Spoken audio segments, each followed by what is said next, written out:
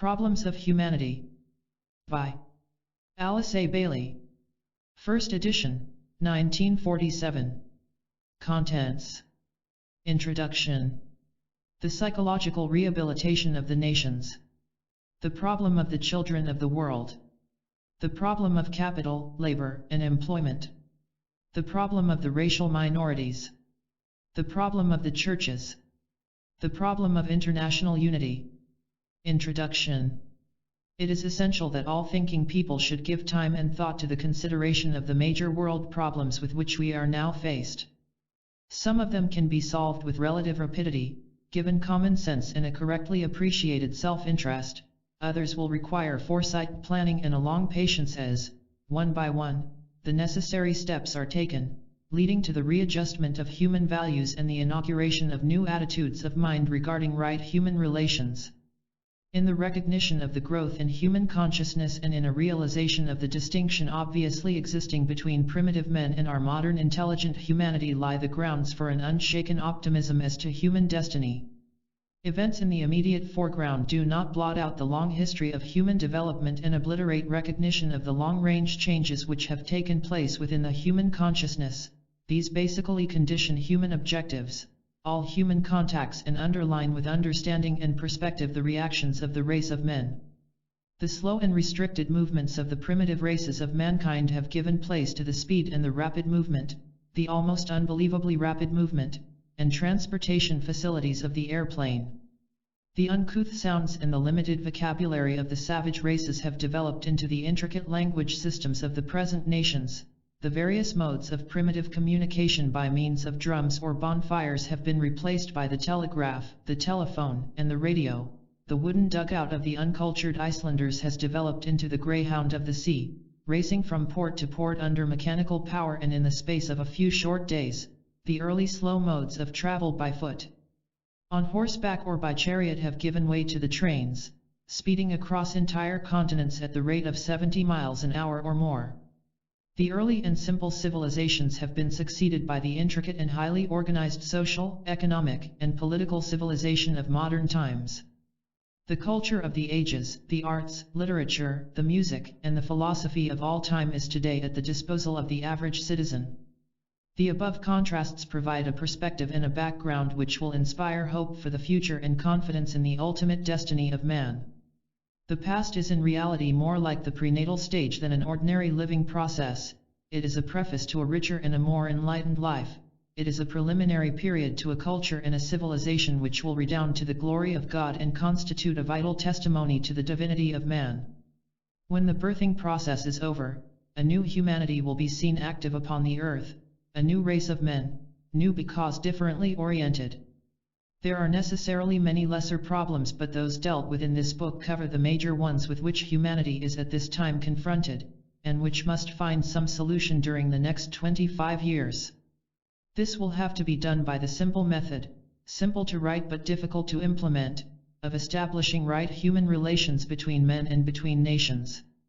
The immediate spiritual problem with which all are faced is the problem of gradually offsetting hate and initiating the new technique of trained, imaginative, creative, and practical goodwill. Goodwill is man's first attempt to express the love of God. Its results on earth will be peace. It is so simple and practical that people fail to appreciate its potency or its scientific and dynamic effect. One person sincerely practicing goodwill in a family can completely change its attitudes.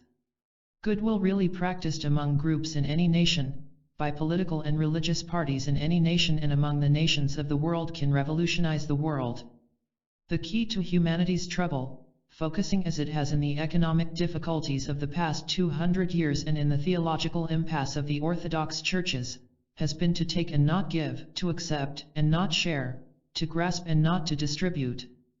This has involved the breaking of a law which has placed humanity in a position of positive guilt. War is the dire penalty which mankind has had to pay for this great sin of separateness. Impressions from the hierarchy have been received, distorted, misapplied, and misinterpreted, and the task of the new group of world servers is to offset this evil. Humanity has never really lived up to the teaching given it. Spiritual impression, whether conveyed by the Christ, by Krishna, or by Buddha, and passed on to the masses by their disciples, has not yet been expressed as it was hoped. Men do not live up to what they already know, they fail to make practical their information, they short-circuit the light, they do not discipline themselves, greedy desire and unlawful ambition control and not the inner knowledge. To put it scientifically and from the esoteric angle, spiritual impression has been interrupted and there has been interference with the divine circulatory flow. It is the task of the disciples of the world to restore this flow and to stop this interference. This is the major problem facing spiritual people at this time. Chapter 1: The Psychological Rehabilitation of the Nations. This problem is far more complicated and deep-seated than might appear at the first glance. Had we only to deal with the national psychoses and the mental conditions induced by the act of war and participation in it, the problem would be acute enough, but it could be solved easily by the restitution of security, by the sound psychological treatment of the differing nationalities, by their physical rehabilitation and by the restoration of liberty, opportunity, leisure and, above all, by the organization of the men and women of goodwill. This latter group would show themselves as willing to carry forward the needed educational processes and, which is far more important, they would endeavor to convey spiritual inspiration, something which humanity sorely needs at this time. There are enough men and women of goodwill in the world today to accomplish this if they can be reached, inspired, and supported in their endeavor, both materially and spiritually. The situation is far more difficult than a casual analysis would make it seem. The psychological problem involved has a background which is centuries old, which is inherent in the soul of each individual nation and which is potently conditioning the minds of all their peoples today. It is here that our major difficulty lies, and it is one which will not easily give way to any effort or to any spiritual endeavor, whether carried out by the organized churches, which show a woeful lack of appreciation of the problem, or by spiritually minded groups and individuals. The work to be done is so acutely needed and the perils of its non-accomplishment are so appalling that it is necessary to indicate certain major lines of danger and certain national aptitudes which carry a menace to the peace of the world. These problems fall naturally into two categories. 1. The internal, psychological problems of the individual nations. 2. Major world problems, such as the relation between nations and business and the forces of labor. Before the world can be a safer, sweeter, saner, and more beautiful place, all the nations must take stock of themselves and begin to handle their own psychological weaknesses and complexes.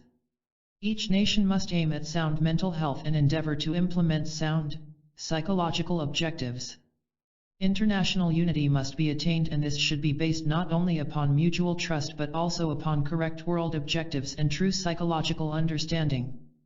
Men and women everywhere are already striving towards individual betterment, groups in every nation are similarly motivated, the urge to move forward into greater beauty of expression, of character, and of living conditions is the outstanding eternal characteristic of mankind. In the earlier stages of racial history, this urge showed itself in a desire for better material circumstances and surroundings. Today, this urge expresses itself in a demand for beauty, leisure, and culture. It voices the opportunity to work creatively and passes gradually but inevitably into the stage where right human relations become of prime importance. Today a great and unique opportunity faces every nation.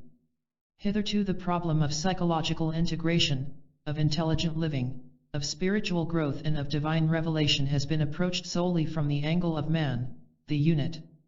Owing to the scientific achievements of mankind, as a result of the unfolding human intellect, it is now possible to think in far wider terms and to see humanity in a truer perspective. Our horizon is extending into infinity, our eyes are no longer focused upon our immediate foreground. The family unit is now recognized in relation to the community, and the community is seen as an integral and effective part of the city, state, or nation. Dimly, and as yet ineffectually, we are projecting this same concept into the field of international relations. Thinkers throughout the world are functioning internationally.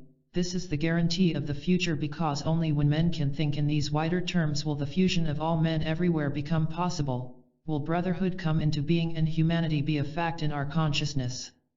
Most men today think in terms of their own nation or group, and this is their largest concept. they have progressed beyond the stage of their individual physical and mental well-being and are visioning the possibility of adding their quota of usefulness and of stability to the national whole. They are seeking to be cooperative, to understand and to further the good of the community. This is not rare but is descriptive of many thousands in every nation. This spirit and attitude will someday characterize the attitude of nation to nation. At present this is not so, and a very different psychology rules. Nations seek and demand the best for themselves, no matter what the cost to others. They regard this as a right attitude and as characteristic of good citizenship. Nations are colored by hatreds and prejudices, many of which are as unwarranted today as foul language in a religious meeting. Nations are split and divided within themselves by racial barriers, by party differences and by religious attitudes. This inevitably brings disorder and finally disaster. An intense spirit of nationalism, assertive and boastful, distinguishes the citizens of most countries, particularly in relation to each other. This breeds dislike, distrust, and the disruption of right human relations. All nations are guilty of these qualities and attitudes, expressed according to their individual culture and genius. All nations, as all families, have also in them groups or individuals who are recognized sources of trouble to the well-intentioned remainder. There are nations within the international community which are and have been for a long time disrupting agencies. The problem of the interplay and interaction of the nations is largely a psychological one. The soul of a nation is potent in its effect. The national thought form, built up over the centuries by the thinking, the goals, and the ambitions of a nation, constitutes its ideal objective and is most effective in conditioning the people. A Pole, a Frenchman, an American, a Hindu, a Britisher or a German are easily recognized, no matter where they may be. This recognition is not based solely upon appearance, intonation, or habits but primarily upon the expressed mental attitude, the sense of relativity and a general national assertiveness. These indications express reaction to the particular national thought form under which the man has been raised. If this reaction makes him a good cooperative citizen within the national boundaries, that is good and to be desired. If it makes him assertive, arrogant, critical of the nationals of other countries and separative in his thinking, he is then contributing to world disunity and, en masse, to international disruption. This menaces the peace of the world. The problem, therefore, becomes one in which all people share. Nations can be, and often are, antisocial, and all nations have within them these antisocial elements. Self-interest distinguishes most men at this time, with attendant weaknesses. Yet, in all countries, there are those who have outgrown these self-centered attitudes and there are many who are more interested in civic and the national good than in themselves. A few, a very few in relation to the mass of men, are internationally minded and preoccupied with the welfare of humanity, as a whole. They eagerly desire recognition of the one world, of the one humanity. The stage of national selfishness and the fixed determination to preserve national integrity, interpreted often in terms of boundaries and the expansion of trade, must gradually fade out. The nations must pass eventually to a more beneficent realization and come to the point where they regard their national cultures, their national resources and their ability to serve mankind as the contributions which they must make to the good of the whole. Emphasis upon worldly possessions or extensive territory is no sign of maturity. Fighting to preserve these or to expand them is a sign of adolescent immaturity. Mankind is now growing up, only now is humanity demonstrating a wider sense of responsibility, of ability to handle its problems or to think in larger terms. The late World War was symptomatic of immaturity, of adolescent thinking, of uncontrolled childish emotions and of a demand, by antisocial nations, for that which does not belong to them. Like children, they cry for more.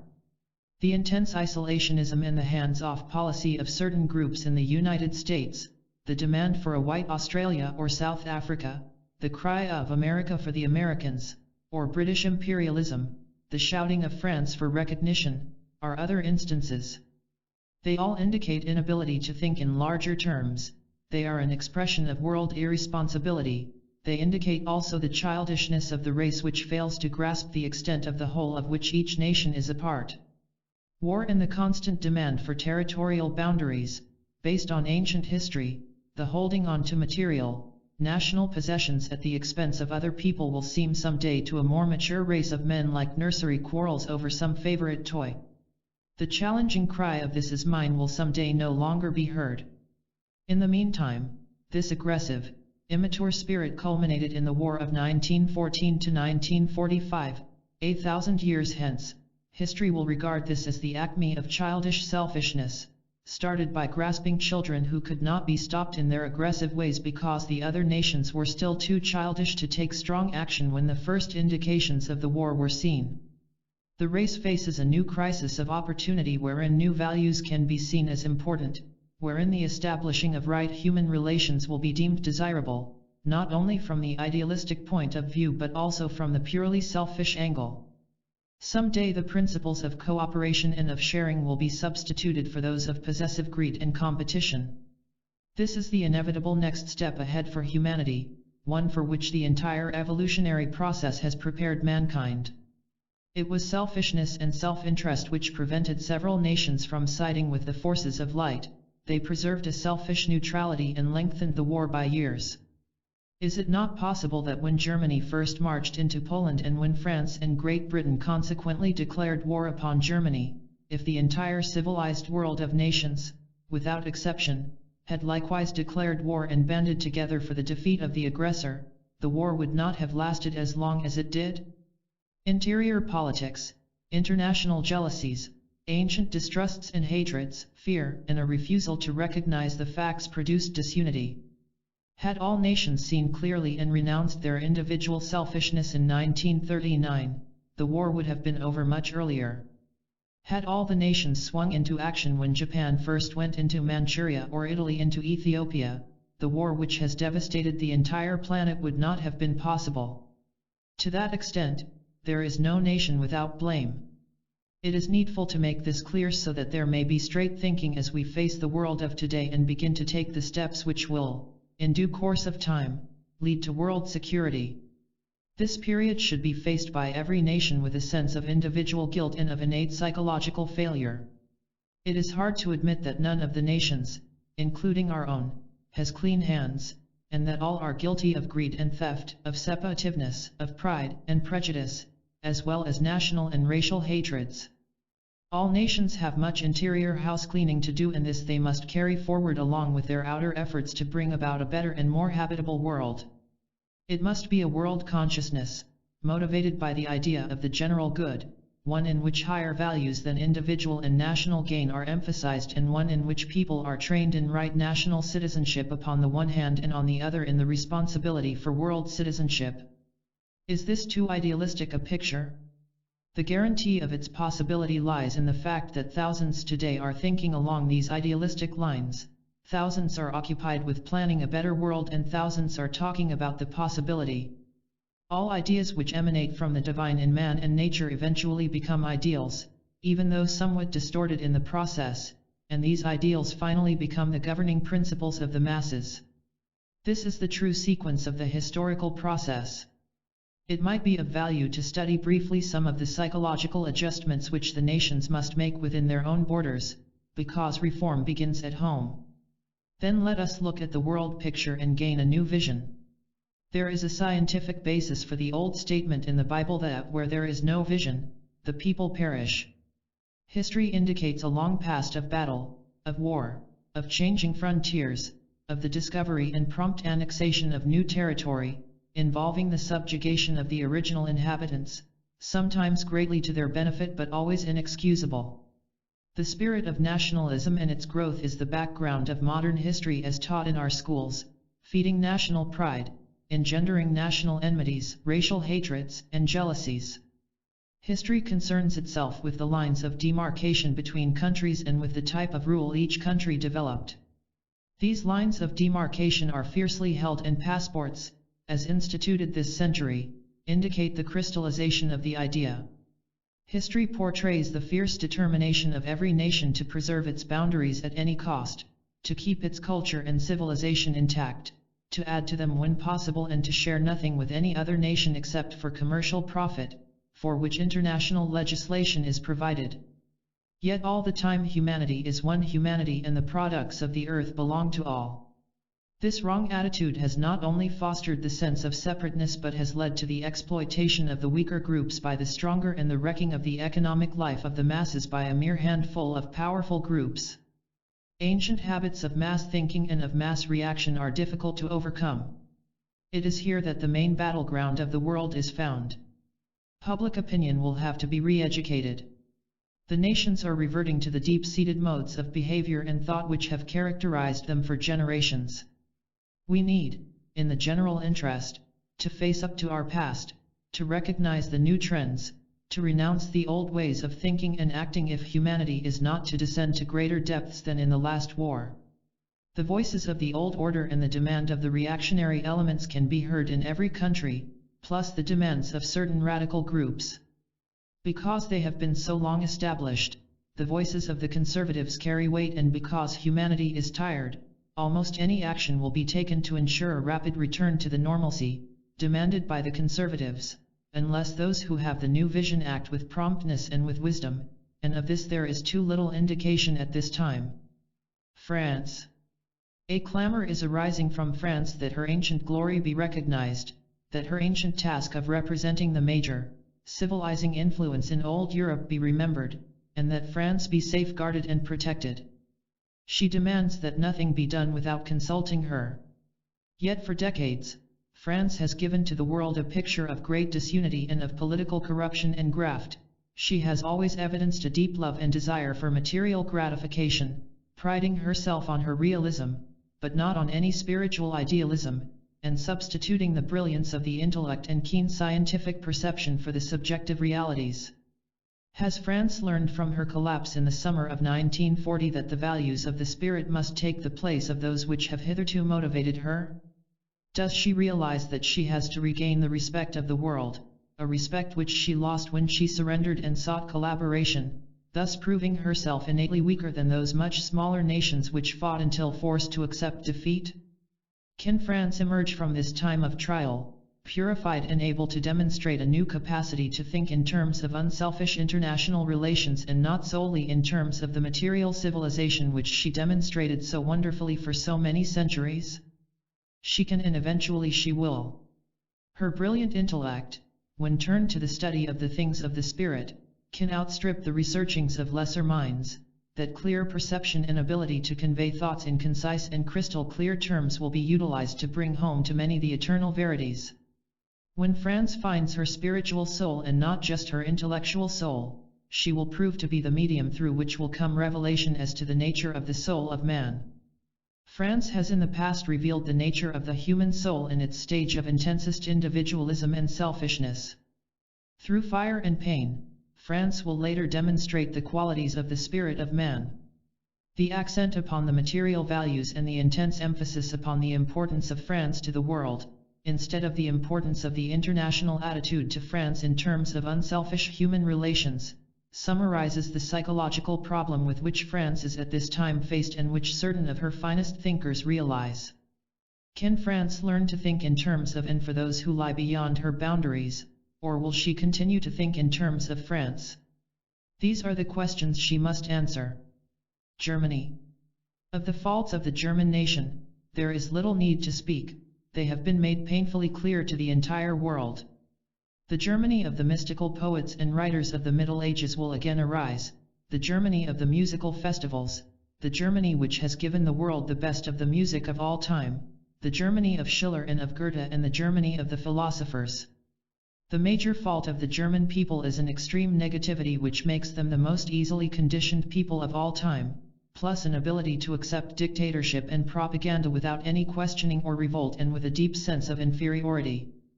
The German people are consequently easily exploited, easily convinced by those who can shout and threaten, they are easily regimented. This negativity must be overcome and attention must be paid to the careful training of the individual to think and act for himself and to set great store by his own ideas, and all in a spirit of goodwill. This should be the keynote of all future education of the German people. Given that and given right idealistic propaganda, the German people can develop right habits of thought as easily as they have been led into evil ways and into separative thinking. The regimentation of the German people must not be stopped for a long time to come, but its motivation must be completely altered. Their main psychological problem is to recognize their relation to all other peoples on equal terms. The major trouble facing the United Nations will be to find the strong and good leader who can enforce that regimentation in a spirit of understanding and goodwill until such time as it is no longer needed and German men and women can think for themselves, and not in response to the propaganda of a group or a military caste. The responsibility of the Allies is great. Will they take advantage of the responsiveness of the German people to propaganda and see that it is properly and spiritually exploited?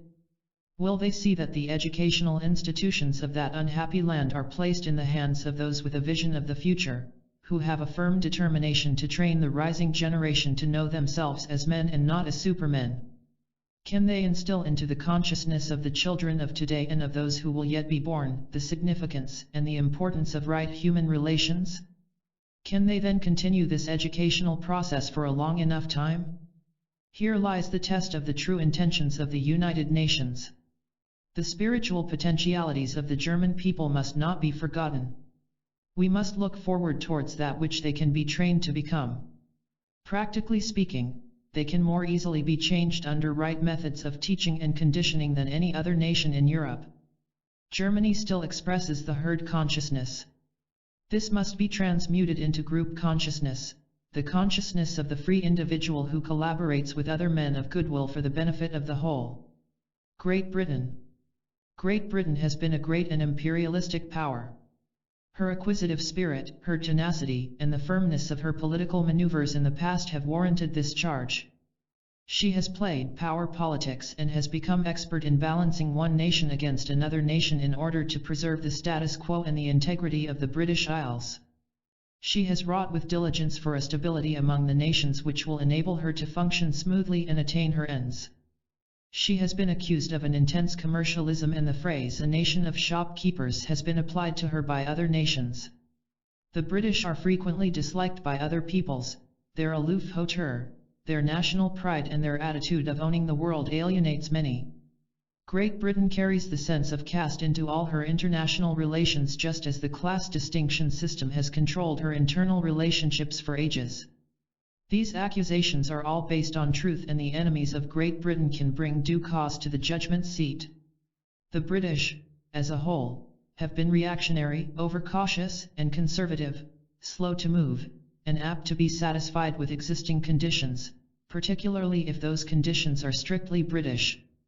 All these characteristics have been the cause of extreme irritation to other people, particularly the nation which emerged from Britain, the United States. This is one side of the picture. But the British are not antisocial. They have led the way in welfare reforms, instituting such measures as the old age pension system long before other nations did so. They are deeply paternalistic in their handling of smaller and less developed nations and have really helped them. Being conservative, it is hard for them to know when to withdraw that paternal help. The motto of the House of Wales is, "I serve." The innate tendency of the British race is to serve the nations and the races which are gathered together under the Union Jack.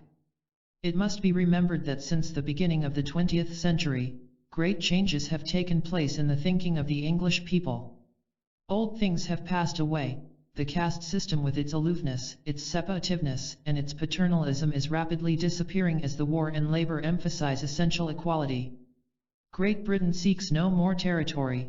She is now a commonwealth of entirely independent nations. The major psychological problem before the British people is to gain the confidence of the world and lead other nations to recognize the existent justice and the good intentions of their thinking and planning. This she had lost during the past few centuries but is now slowly regaining. Her attitude to world affairs today is internationally based. She is desirous of the good of the whole and is prepared to make sacrifices in the interests of the whole. Her intentions are just, and her will is towards cooperation. Her citizens are brave and sound in their thinking and are disturbed at what the history of the past has brought to them of dislike. If the emergence from a shy and proud reticence were given free play, Great Britain and the other nations of the world could walk the way of life together with little disagreement. Russia. Russia remains a great enigma for the rest of the world today. Her potentiality for human service and her ability to impose her will on a large scale upon the entire world outstrips that of any other nation. This in itself breeds distrust. Her territory covers a large part of Europe and the whole of North Asia.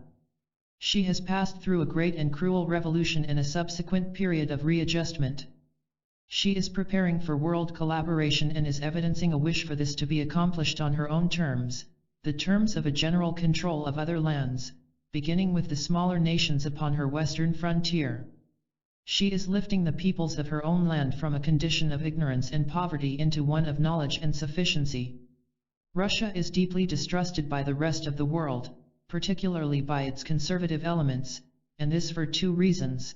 First, the cruelty with which the earliest stages of her revolution started, the period which we glibly call Bolshevism, and, by a subsequent period of a deliberately chosen and determined isolationism behind her closed frontiers. It was, nevertheless, a creative silence. The war then forced Russia to quit her silence for world collaboration. She was forced into participation in the World War. Russia is the home of a germinating revelation of great spiritual value and group significance, a revelation for all mankind. It is the dimly sensed and somewhat inaccurate realization of this which has led to her insidious propaganda. Russia has created fermentation in other countries before she herself really knows what is the revelation of which she is custodian. Her activity is therefore premature. The true secret of brotherhood, one hitherto unknown and unrealized, is hers to give the world, but as yet she knows not what it is. This fact, that Russia is the spiritual custodian of a revelation, is sensed by the other nations in the world, and the first reaction has been fear, based on certain initial mistakes in her premature activity upon the physical plane. Nevertheless, all peoples view Russia with expectation. They dimly realize that from her will come some new thing, for Russia is rapidly maturing and integrating and will demonstrate that she has much to give. The world is witnessing the uprising and the surging forward of a nation which has accomplished in a quarter of a century what other nations have taken many generations to work out. Russia is a giant, getting into his stride, a young giant, aware of great possibility, animated by a deeply religious, though unorthodox spirit, handicapped by a combination of Oriental traits and Occidental purposes, and distrusted by the world, owing to earlier moves falsely taken. These moves were an attempt to infiltrate into other nations, in order to upset their stability and so weaken them that they could be easily swept into the house of humanity which Russia is attempting to build. Russia is inwardly, but as yet unconsciously, motivated by a desire to bring brotherhood into being. Can you accept this diagnosis of that great unknown quantity which is Russia? Time alone can prove the accuracy of this statement, plus wise activity and sound propaganda on the part of Russia. The psychological problem of the USSR is, in the last analysis, to mind her own business, to stabilize and integrate a vast population, and to lead her people still further into the light. Russia must also learn to cooperate with other powers on an equal basis. Russia must not, with ambition and design, seek to sweep the small powers into her arena of activity against their wishes or through undue pressure and force. Russia has still much to do for the immense territories and their inhabitants which are already within her sphere of influence. The other nations must also work out their own destiny and must not be ruled perforce by Russia. Above everything else, the problem before Russia is to give to the other nations of the world such an example of wise rule, free expression of individual purpose, and the use of an inclusive and sound education, that other nations will pattern themselves upon what Russia has demonstrated, yet will at the same time preserve their own cultural approach, their own self-chosen form of government, and their own mode of expressing brotherhood.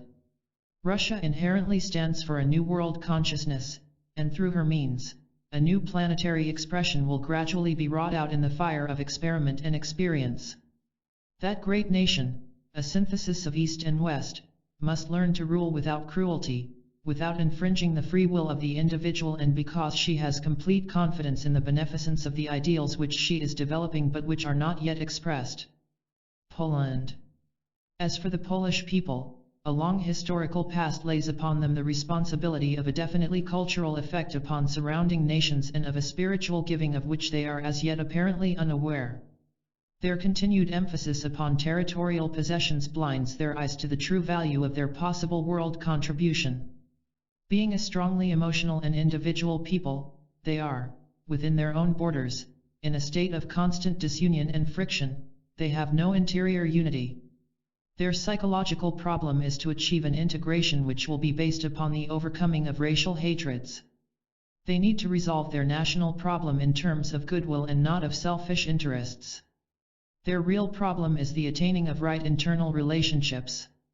Although the problem of boundaries, possessions, territories, colonies, and material undertakings loom large in the eyes of all nations, the fact that the emphasis is so purely material indicates its relative unimportance, when seen in true perspective. The only factor that truly matters at this time is humanity itself, and in the face of human agony, human distress, and human destitution, the emphasis upon boundaries is stupidly over-emphatic. Adjustments have to be made, boundaries will have to be determined. The ultimate decisions, however, must not be made on the basis of history or of ancient glory, but on the basis of what is best for the peoples involved. They themselves must determine the issue. The World War has been presented by the finest minds and the idealists among the Allied nations as being fought ostensibly for human freedom, yet all the great powers entered this war with selfish motives and for self-preservation. This is universally acknowledged. All have a sound and selfless underlying idealism in a greater or lesser degree. This is the freeing of humanity from dictatorship. After war comes the test of the success of victory. If the nations throughout the world reap the benefits of free election, if peoples in disputed areas are permitted by a free plebiscite to decide their own loyalties and adherences, and if freedom of speech, freedom of religion and a truly free press and radio are the outcome of this war, a great step forward will have been made by the entire human family. The United States. The psychological problem with which the United States of America is confronted is that of learning to shoulder worldwide responsibility. Both Great Britain and Russia have already learned that lesson in some form. The American people, as they pass out of the stage of adolescence, must learn the lessons of life through experimentation and resultant experience. This is a lesson that all young people have to learn. The German race is old, the German nation is very young. The Italian people are of ancient origin, the Italian state is historically of very recent date. The accusation of youth, if it is an accusation, is also true of the United States. A great future lies ahead of that nation, but not because of material power or commercial efficiency, as many materially minded people think. The reason lies in a deeply spiritual, innate idealism, enormous humanitarian potentiality and, above all else, because virgin and non-effete stock of largely peasant and middle-class origin is determining the race. Steadily in all nations, the power in government and in determining practical ideologies is rapidly passing into the hands of the people and out of the hands of the so-called ruling classes and the aristocracy. Countries such as Great Britain and France, which have accepted the determining evolutionary tendencies, can move forward with greater ease into the future than can such countries as Spain and Poland, which have been ruled for centuries by a dominant aristocracy and a politically minded church. The United States of America has no such handicap, except in so far as the laws of capital and finance seek control. The same is largely true of Great Britain. The roots of the people in the United States are necessarily in other countries because its citizens have originally come out of those countries. They have no indigenous people except the Red Indian, who has been ruthlessly dispossessed by the onrushing tide from other lands.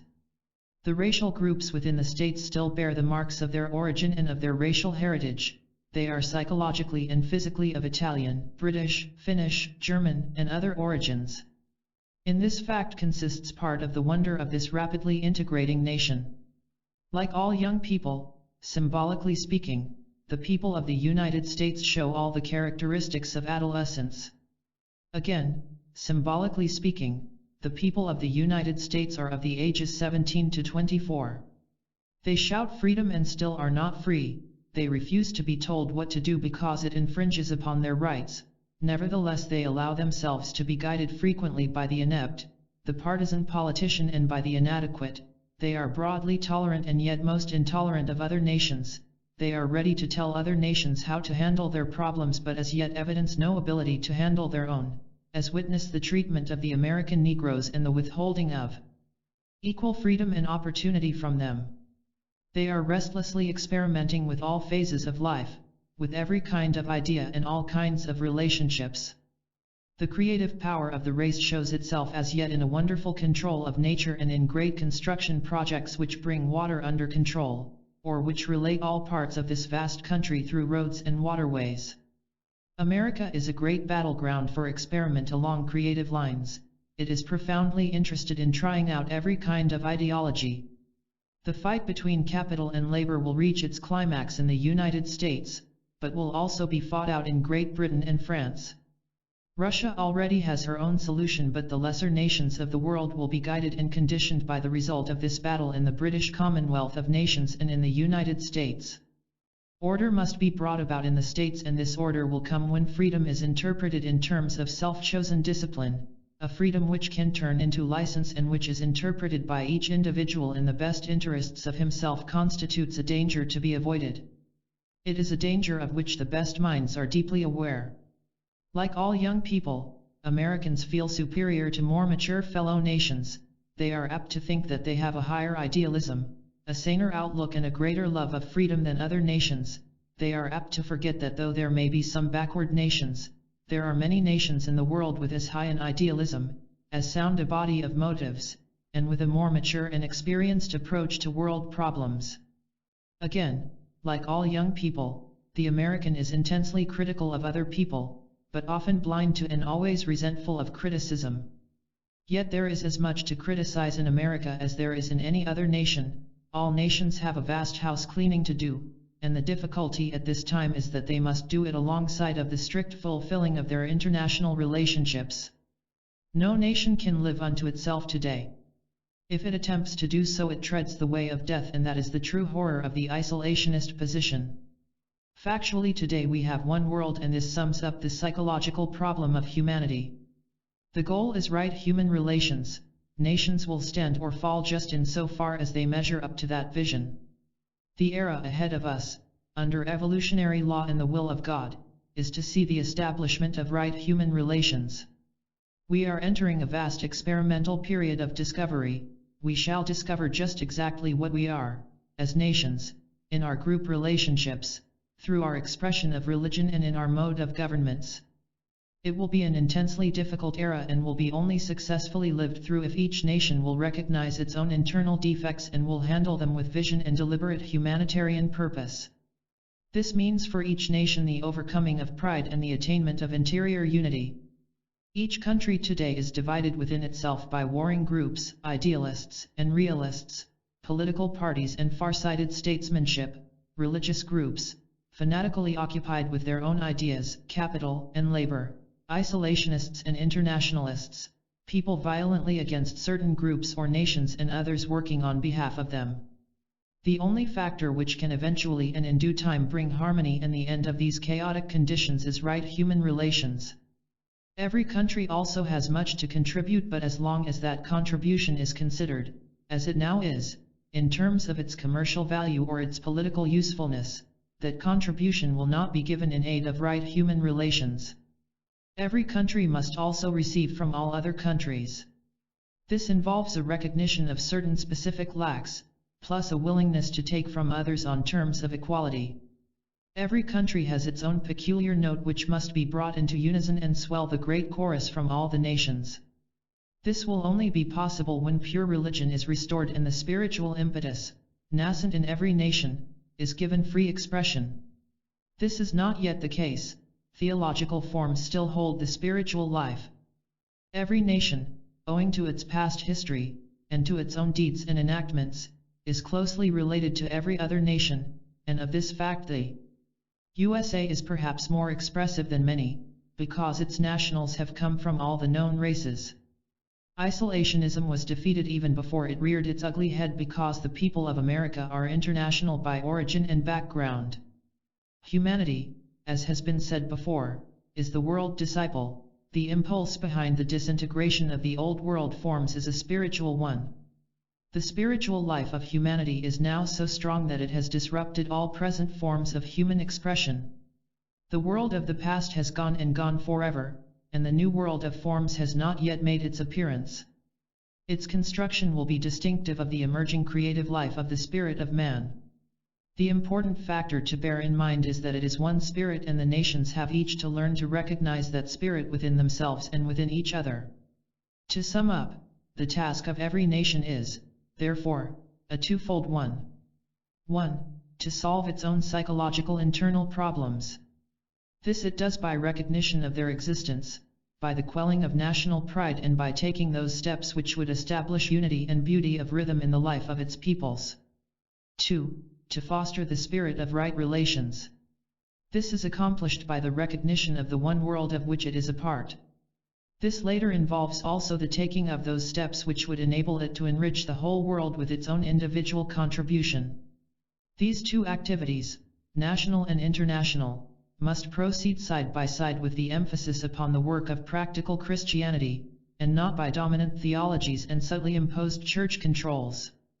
From the angle of the spiritual forces of light, the immediate world process should include 1. The impending crisis of freedom. This involves free elections in all countries to determine the type of government, the national boundaries, where that problem exists, and a plebiscite of the people to determine their nationalities and loyalties. 2.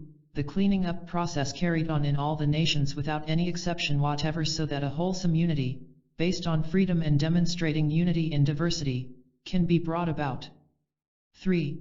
A steadily pursued educational process by which all the peoples in the world can be grounded in the only ideology that will prove finally and generally effective, that of right human relations.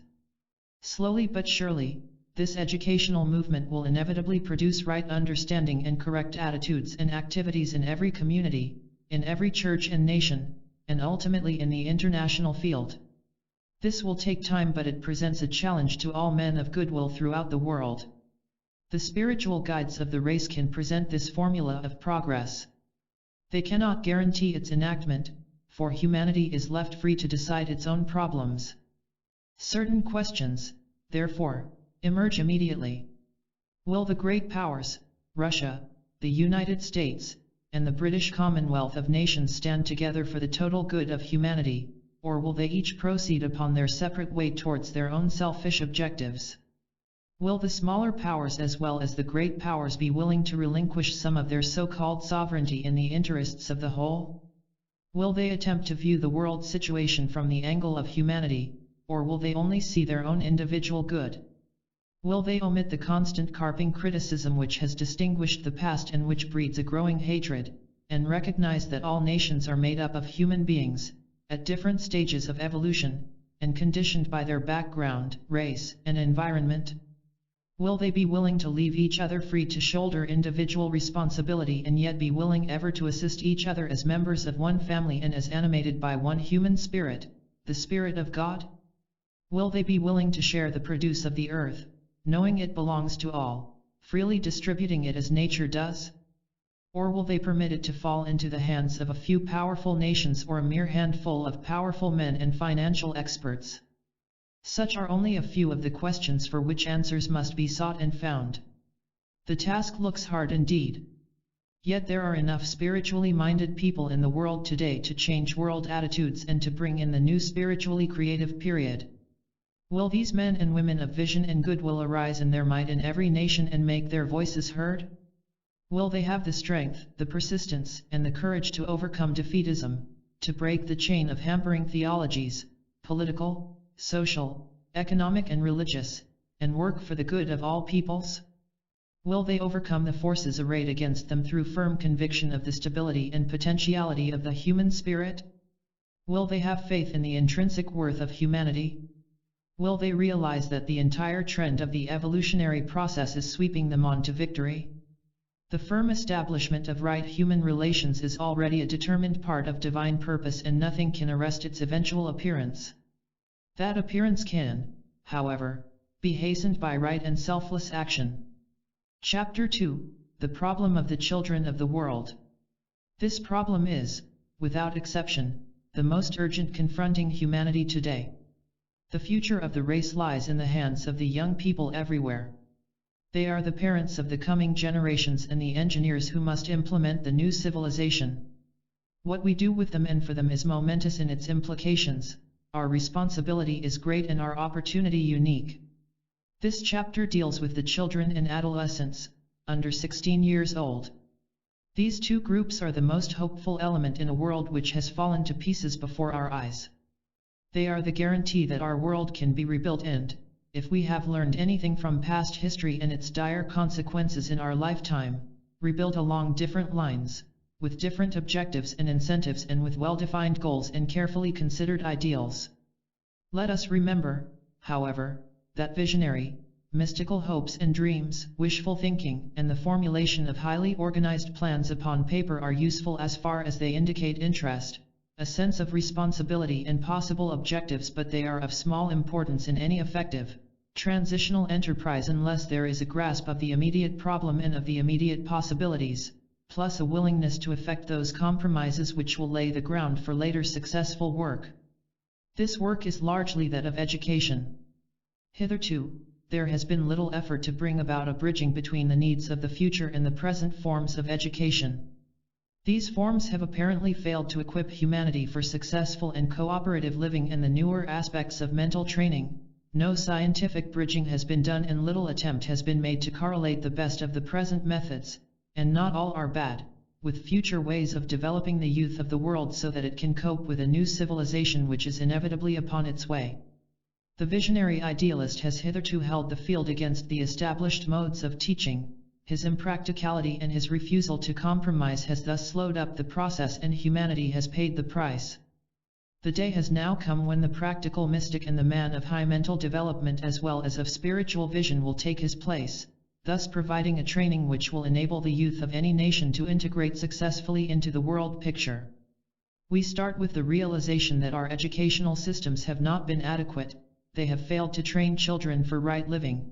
They have not inculcated those methods of thinking and acting which will lead to right human relations, those relations which are so essential to happiness, to success, and to a full experience in any chosen sphere of human enterprise. The best minds and the clearest thinkers in the educational field are constantly endorsing these ideas. The progressive movements in education have done something to remove old abuses and to instill new techniques, but they still constitute so small a minority that they are relatively ineffectual. It is well to bear in mind that had the teaching given to the young during the past few hundred years been of a different nature, the World War might never have happened. Many and differing reasons have been given for the total war which engulfed us. This has raised the question whether the failure of our educational systems or the ineptitude of the churches may not be the basic causes behind the others. But, the war happened. Our old civilization has been swept away. There are those who would like to see that civilization return and the old structure again rebuilt. They yearn for a peaceful return to the situation before the war. They must not be allowed to rebuild along the old lines or to use the old blueprints, even though necessarily we must build upon the old foundations. It is the task of the educators to prevent this. Let us be willing to recognize that those countries in which the old mode of education is still peacefully practiced may be not only dangerous to themselves because they are perpetuating the bad old ways, but that they also constitute a menace to those countries which are in the happy position of being able to change their educational institutions and thus inaugurate a better way of preparing their youth for total living. Education is a deeply spiritual enterprise. It concerns the whole man and that includes his divine spirit. Education in the hands of any church would spell disaster.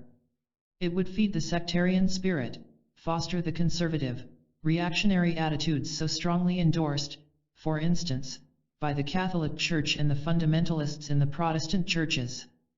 It would train bigots, build barriers between man and eventually lead to a powerful and inevitable swing away from all religion on the part of those who would finally learn to think as they reach adult manhood. This is not an indictment of religion. It is an indictment of the past methods of the churches and of the old theologies which have failed to present Christ as he essentially is, which have worked for riches, prestige, and political power and which have striven with all available means to increase their membership and to imprison the free spirit in man. There are wise and good churchmen today who realize this and who are steadfastly working for the New Age approach to God. but they are relatively few in number. Nevertheless, they are waging war against theological crystallization and academic pronouncements. They will inevitably succeed and thus salvage the religious spirit. Then let us endeavor to see what the goal of the new educational movement should be and what are the signposts on the way to that goal. Let us try to formulate a long-range plan which will meet with no hindrance from the methods immediately employed, which will link the past and the future by using all that is true, beautiful, and good, inherited from the past, but which will emphasize certain basic objectives which have hitherto been largely ignored. These newer techniques and methods must be developed gradually and will hasten the process of integrating the whole man. There is no hope for the future world except in a humanity which accepts the fact of divinity, even whilst repudiating theology, which recognizes the presence of the living Christ, whilst rejecting man-made interpretations of him and of his message, and which emphasizes the authority of the human soul. The future which lies ahead is full of promise. Let us base our optimism upon humanity itself. Let us recognize the self-proven fact that there is a peculiar quality in every man, an innate, inherent characteristic to which one may give the name mystical perception. This characteristic connotes an undying, though oft unrecognized, sense of divinity.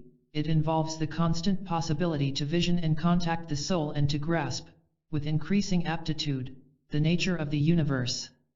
It enables the philosopher to appreciate the world of meaning and, through that perception, to touch reality. It is, above all else, the power to love and to go out towards that which is other than the self. It confers the ability to grasp ideas. The history of mankind is fundamentally the history of the growth of ideas, progressively realized, and of man's determination to live by them. With this power goes the capacity to sense the unknown, to believe in the unprovable, to seek, search and demand the revelation of that which is hidden and undiscovered and which, century after century owing to this demanding spirit of investigation, is revealed. It is the power to recognize the beautiful, the true, and the good, and by means of the creative arts to prove their existence.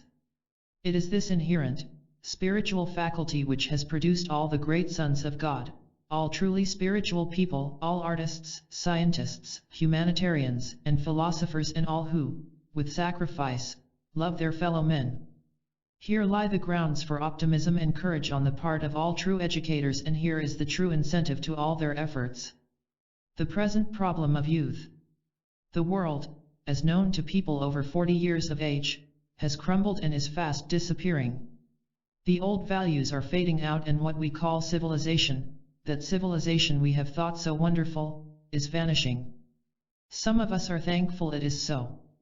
Others regard it as a disaster. All of us are distressed that the means of its dissolution have brought so much agony and suffering to humanity everywhere. Civilization might be defined as the reaction of humanity to the purpose and the activities of a particular world period and its type of thinking. In each age, some idea functions and expresses itself in both racial and national idealisms. Its basic trend down the centuries has produced our modern world, and this has been materialistic. The aim has been physical comfort. Science and the arts have been prostituted to the task of giving man a comfortable and, if possible, a beautiful environment. All the products of nature have been subordinated to giving humanity things. The aim of education, generally speaking, has been to equip the child to compete with his fellow citizens in making a living, in accumulating possessions, and in being as comfortable and successful as possible. This education has also been primarily competitive, nationalistic and, therefore, separative. It has trained the child to regard the material values as of major importance, to believe that his particular nation is also of major importance and that every other nation is secondary. It has fed pride and fostered the belief that he, his group and his nation are infinitely superior to other people and peoples. He is taught consequently to be a one-sided person with his world values wrongly adjusted and his attitudes to life distinguished by bias and prejudice. The rudiments of the arts are taught him in order to enable him to function with the needed efficiency in a competitive setting and in his particular vocational environment. Reading, writing and elementary arithmetic are regarded as minimum requirements, plus some knowledge of historical and geographical events. Some of the literature of the world is also brought to his attention. The general level of civilized information is relatively high, but it is biased and influenced by religious and national prejudices which are instilled into the child from his earliest years, but which are not innate. World citizenship is not emphasized, his responsibility to his fellow men is systematically ignored, his memory is developed through the impartation of uncorrelated facts, most of them unrelated to daily living. Our present civilization will go down in history as grossly materialistic. There have been many material epochs in history, but none so generally widespread as the present or which have involved such untold millions. We are constantly told that the cause of this war is economic. That is surely so, but the reason is that we have demanded so much of comfort and of things in order to live reasonably well. We require so much more than our forefathers needed. We prefer a soft and relatively easy life. The pioneering spirit, which is the background of all nations, has faded, in most cases, into a soft civilization. This is particularly true of the Western Hemisphere. Our standard of civilized living is far too high from the standpoint of possessions and far too low from the angle of the spiritual values or when subjected to an intelligent sense of proportion. Our modern civilization will not stand up to the acid test of value.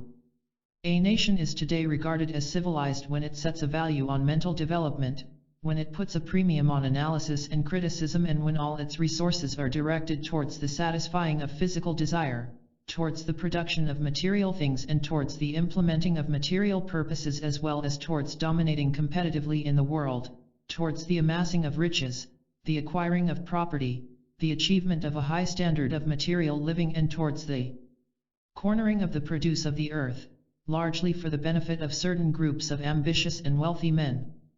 This is a drastic generalization, but it is basically correct in its main implications, though incorrect where individuals are concerned. For this sad and dire situation, entirely of humanity's own making, we pay the penalty of war. Neither the churches nor our educational systems have been sound enough in their presentation of truth to offset this materialistic tendency. The tragedy is that the children of the world have paid and are paying the price of our wrongdoing. War has its roots in greed. Material ambition has motivated all the nations without exception. All our planning has been directed to the organization of the national life so that material possession, competitive supremacy, and individual and national selfish interests would control. All nations, in their own way and degree, have contributed to this. None has clean hands, and hence war. Humanity has the habit of selfishness and an inherent love of material possessions. This has produced our modern civilization, and, for this reason, it is being changed.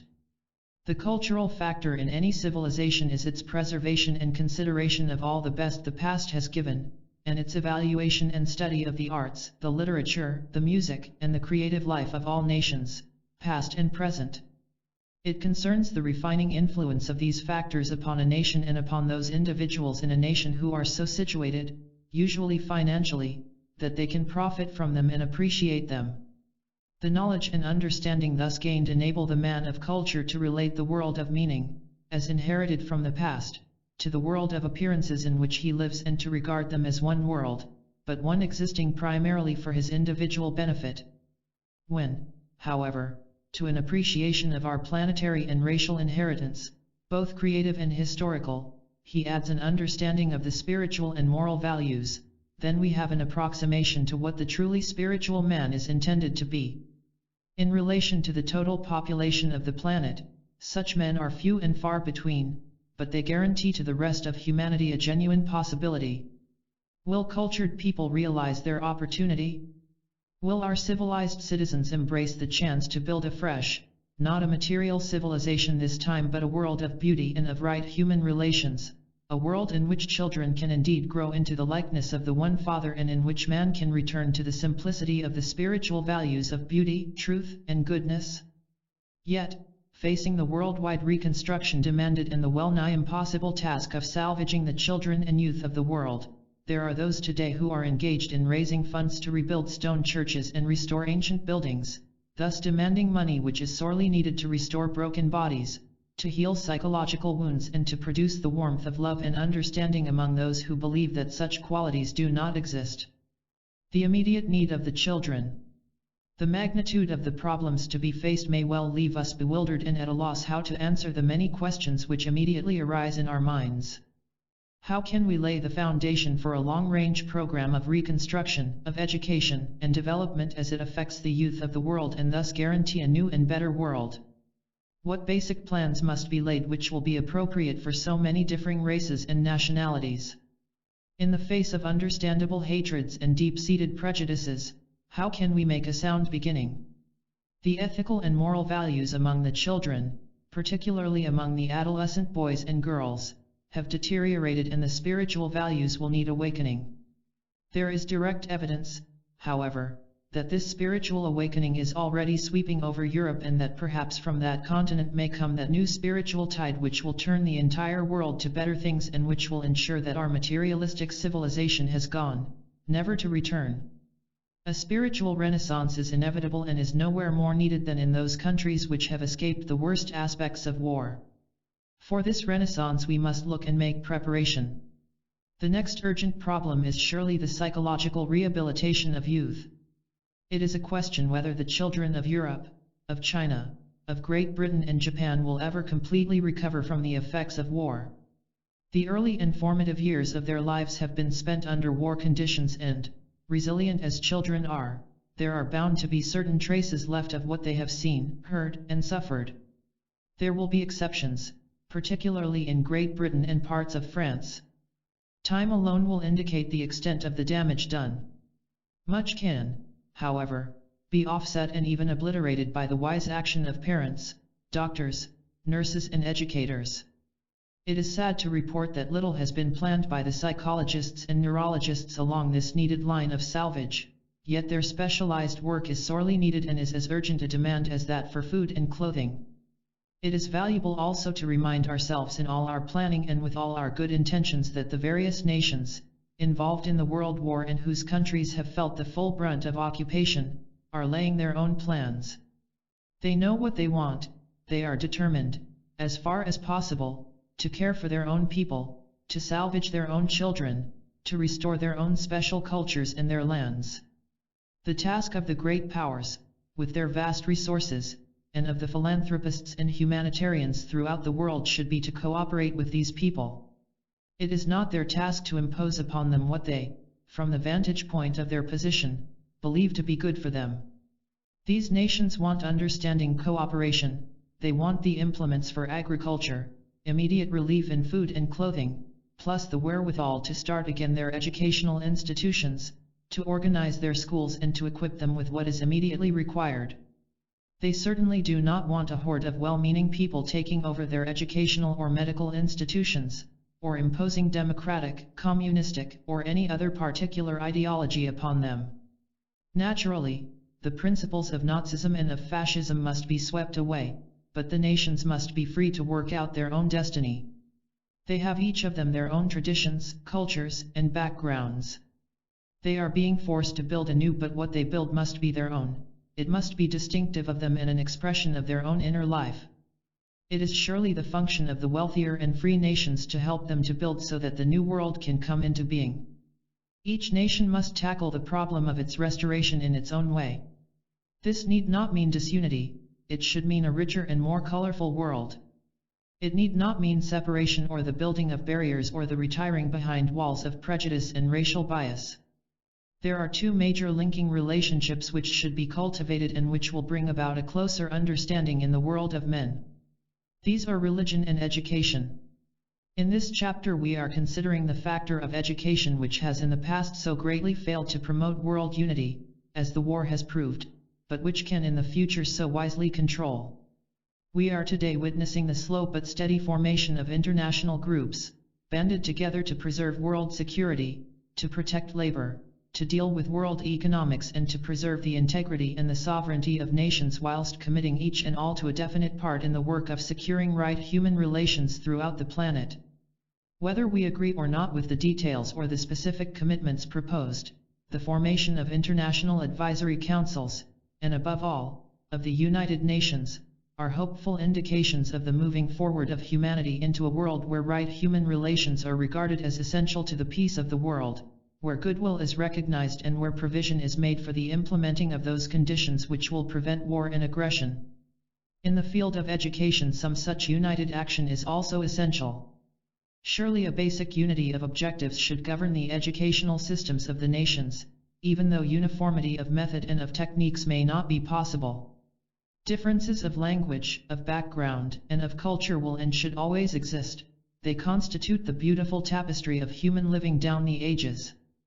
But much that has hitherto militated against right human relations must and should be eliminated. In the teaching of history, for instance, are we to revert to the old ways wherein each nation glorifies itself at the expense frequently of other nations, in which facts are systematically garbled, in which the pivotal points in history are the various wars down the ages, a history, therefore, of aggression, of the rise of a material and selfish civilization, and one which has fed the nationalistic and, therefore, separative spirit, which has fostered racial hatreds and stimulated national prides? The first historical date usually remembered by the average British child is William the Conqueror, 1066. The American child remembers the landing of the Pilgrim Fathers and the gradual taking of the country from its rightful inhabitants, and perhaps the Boston Tea Party. The heroes of history are all warriors: Alexander the Great, Julius Caesar, Attila the Hun, Richard Coeur de Lion, Napoleon, George Washington, and many others. Geography is largely history in another form, but presented in a similar manner, a history of discovery, investigation, and seizure, followed frequently by wicked and cruel treatment of the inhabitants of the discovered lands. Greed, ambition, cruelty, and pride are the keynotes of our teaching of history and geography. The wars, aggressions, and thefts which have distinguished every great nation without exception are facts and cannot be denied. Surely, however, the lessons of the evils which they wrought, culminating in the war 1914-1945, can be pointed out, and the ancient causes of present-day prejudices and dislikes can be shown and their futility emphasized. Is it not possible to build our theory of history upon the great and good ideas which have conditioned the nations and made them what they are? To emphasize the creativity which has distinguished all of them? Can we not present more effectively the great cultural epochs which, suddenly appearing in some one nation, enriched the entire world and gave to humanity its literature, its art, and its vision? The World War has produced great migrations. Armies have marched and fought in every part of the world, persecuted peoples have escaped from one land to another, welfare workers have gone from country to country, serving the soldiers, salvaging the sick, feeding the hungry, and studying conditions. The world today is very small, and men are discovering, sometimes for the first time in their lives, that humanity is one, and that all men, no matter what the color of their skin or the country in which they live, resemble each other. We are all intermingled today. The United States is composed of people from every known country. Over 50 different races or nations compose the USSR. The United Kingdom is a commonwealth of independent nations bound together into one group. India is composed of a multiplicity of peoples, religions, and tongues, and hence her problem. The world itself is a great fusing pot, out of which the one humanity is emerging. This necessitates a drastic change in our methods of presenting history and geography. Science has always been universal. Great art and literature have always belonged to the world. It is upon these facts that the education to be given to the children of the world must be built, upon our similarities, our creative achievements, our spiritual idealisms, and our points of contact. Unless this is done, the wounds of the nations will never be healed, and the barriers which have existed for centuries will never be removed. The educators who face the present world opportunity should see to it that a sound foundation is laid for the coming civilization. They should undertake that it is general and universal in its scope, truthful in its presentation, and constructive in its approach. What initial steps the educators of the different countries take will inevitably determine the nature of the coming civilization. They should prepare for a renaissance of all the arts and for a new and free flow of the creative spirit in man. They should lay an emphatic importance upon those great moments in human history wherein man's divinity flamed forth and indicated new ways of thinking, new modes of human planning, and thus changed for all time the trend of human affairs. These moments produced the Magna Carta, they gave emphasis, through the French Revolution, to the concepts of liberty, equality, and fraternity. They formulated the American Bill of Rights, and on the high seas and in our own time and day they gave us the Atlantic Charter and the Four Freedoms. These are the great concepts which must govern the new age with its nascent civilization and its future culture.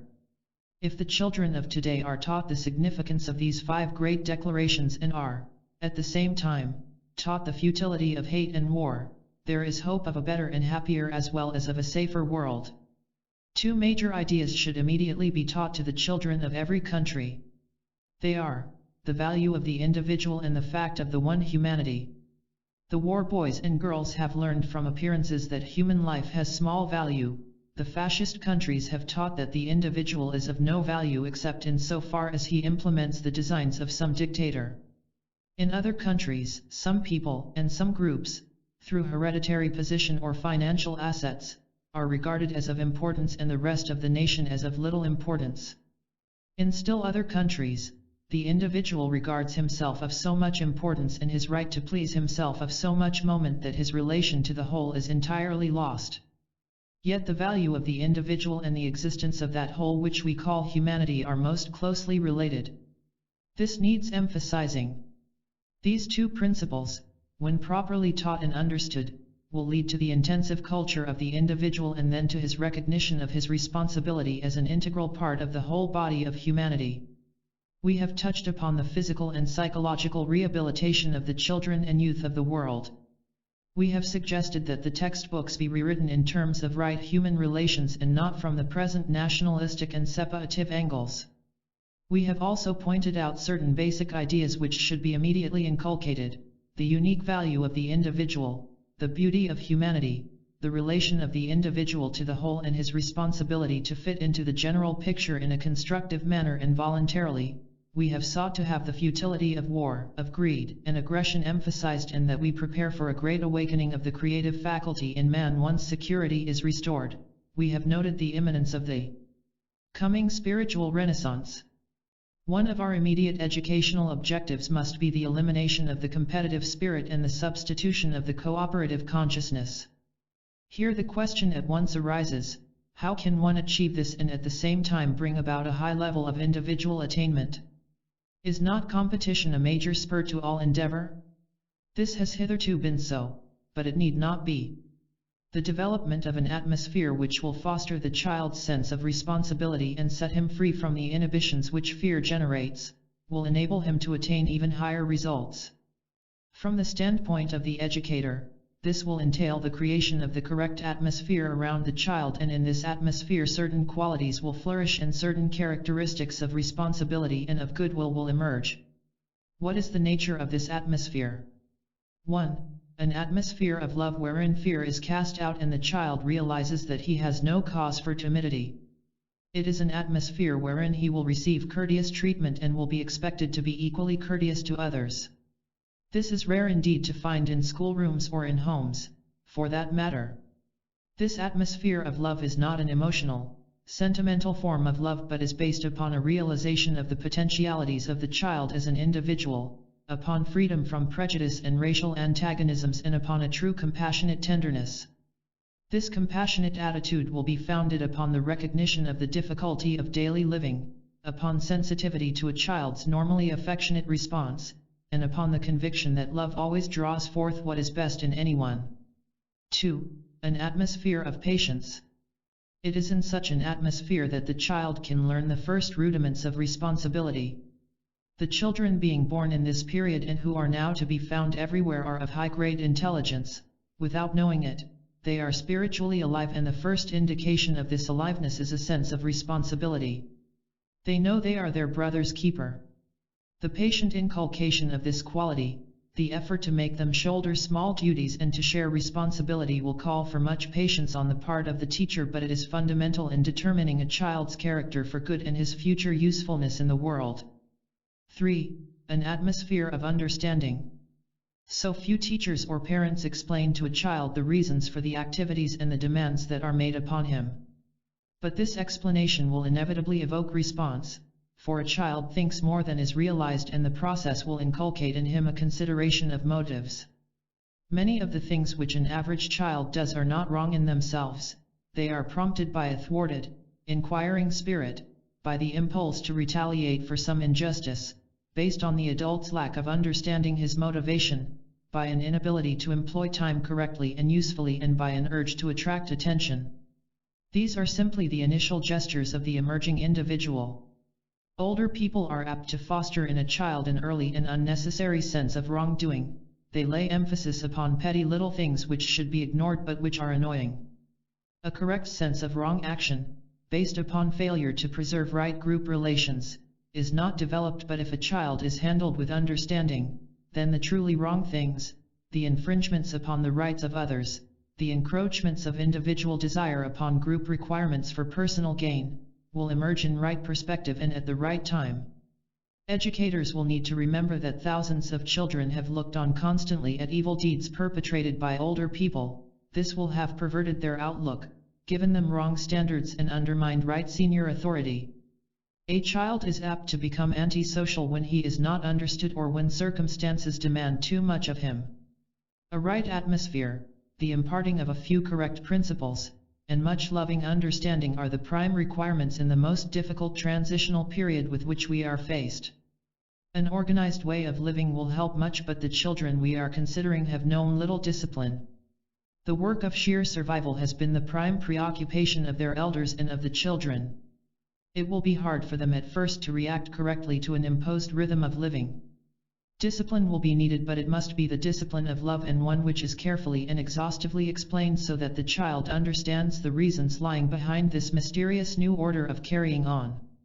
The fatigue, inertia, and lack of interest, incident to war and malnutrition, present definite difficulties at first. Educators and teachers will need to impose upon themselves a discipline of patience, understanding, and love which will not be easy, for it will be paralleled by a profound sense of the difficulties to be overcome and the problems to be faced. Men and women of vision in every country must be found and mobilized, and they are there. They must have the equipment they need and the backing of those whom they can trust. Too much must not be demanded at first, for the immediate need is not the impartation of facts but the dissipation of fear, the demonstration that love does exist in the world, and the inculcation of a sense of security. Then and only then will it be possible to proceed with those more definite processes which will make the long-range plan which some of us have visioned a possibility. The long-range plan. Let us now formulate a more extended plan for the future education of the children of the world.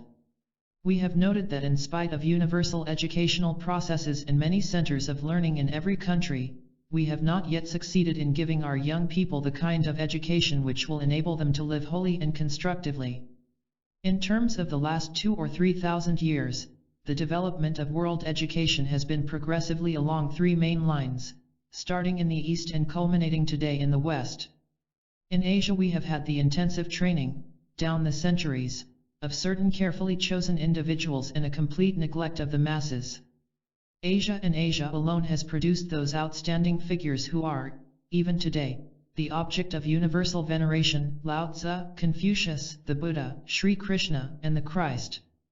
They have set their mark upon millions and still do. Then in Europe, we have had educational attention concentrated upon a few privileged groups, giving them a carefully planned cultural training but teaching only the necessary rudiments of learning to the masses. This produced periodically such important epochs of cultural expression as the Elizabethan period, the Renaissance, the poets and writers of the Victorian era, and the poets and musicians of Germany, as well as the clusters of artists whose memory is perpetuated in the Italian school, the Dutch and the Spanish groups. Finally, in the newer countries of the world, such as the United States, Australia, and Canada, mass education was instituted and was largely copied throughout the entire civilized world. The general level of cultural attainment became much lower, the level of mass information and competency considerably higher. The question now arises, what will be the next evolutionary development in the educational world? What will happen after this complete world breakdown and the recognized failure of the educational systems to avert it? Let us remember one important thing.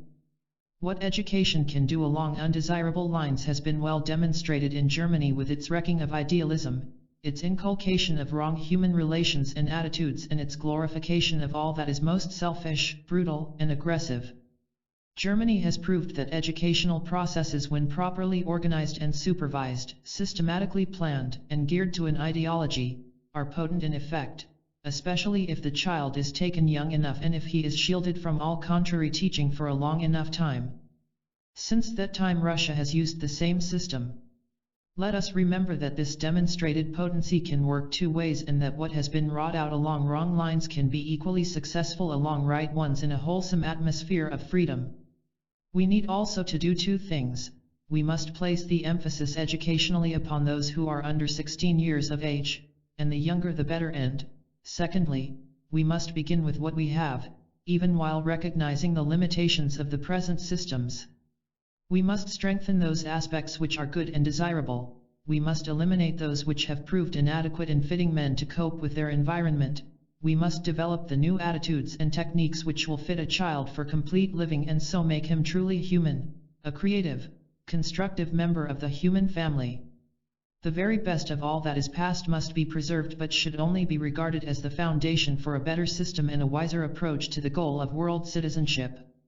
It might be of value at this point to define what education can be, if it is impulsed by true vision and made responsive to sensed world need and to the demands of the times. Education is the training, intelligently given, which will enable the youth of the world to contact their environment with intelligence and sanity, and adapt themselves to the existing conditions. This is of prime importance and is one of the signposts in the world today. Education is a process whereby the child is equipped with the information which will enable him to act as a good citizen and perform the functions of a wise parent. It should take into consideration his inherent tendencies, his racial and national attributes, and then endeavor to add to these that knowledge which will lead him to work constructively in his particular world setting and prove himself a useful citizen. The general trend of his education will be more psychological than in the past, and the information thus gained will be geared to his peculiar situation. All children have certain assets and should be taught how to use them. These they share with the whole of humanity, irrespective of race or nationality. Educators will, therefore, lay emphasis in the future upon 1. A developing mental control of the emotional nature. 2. Vision, or the capacity to see beyond what is to what might be. 3. Inherited, factual knowledge upon which it will be possible to superimpose the wisdom of the future.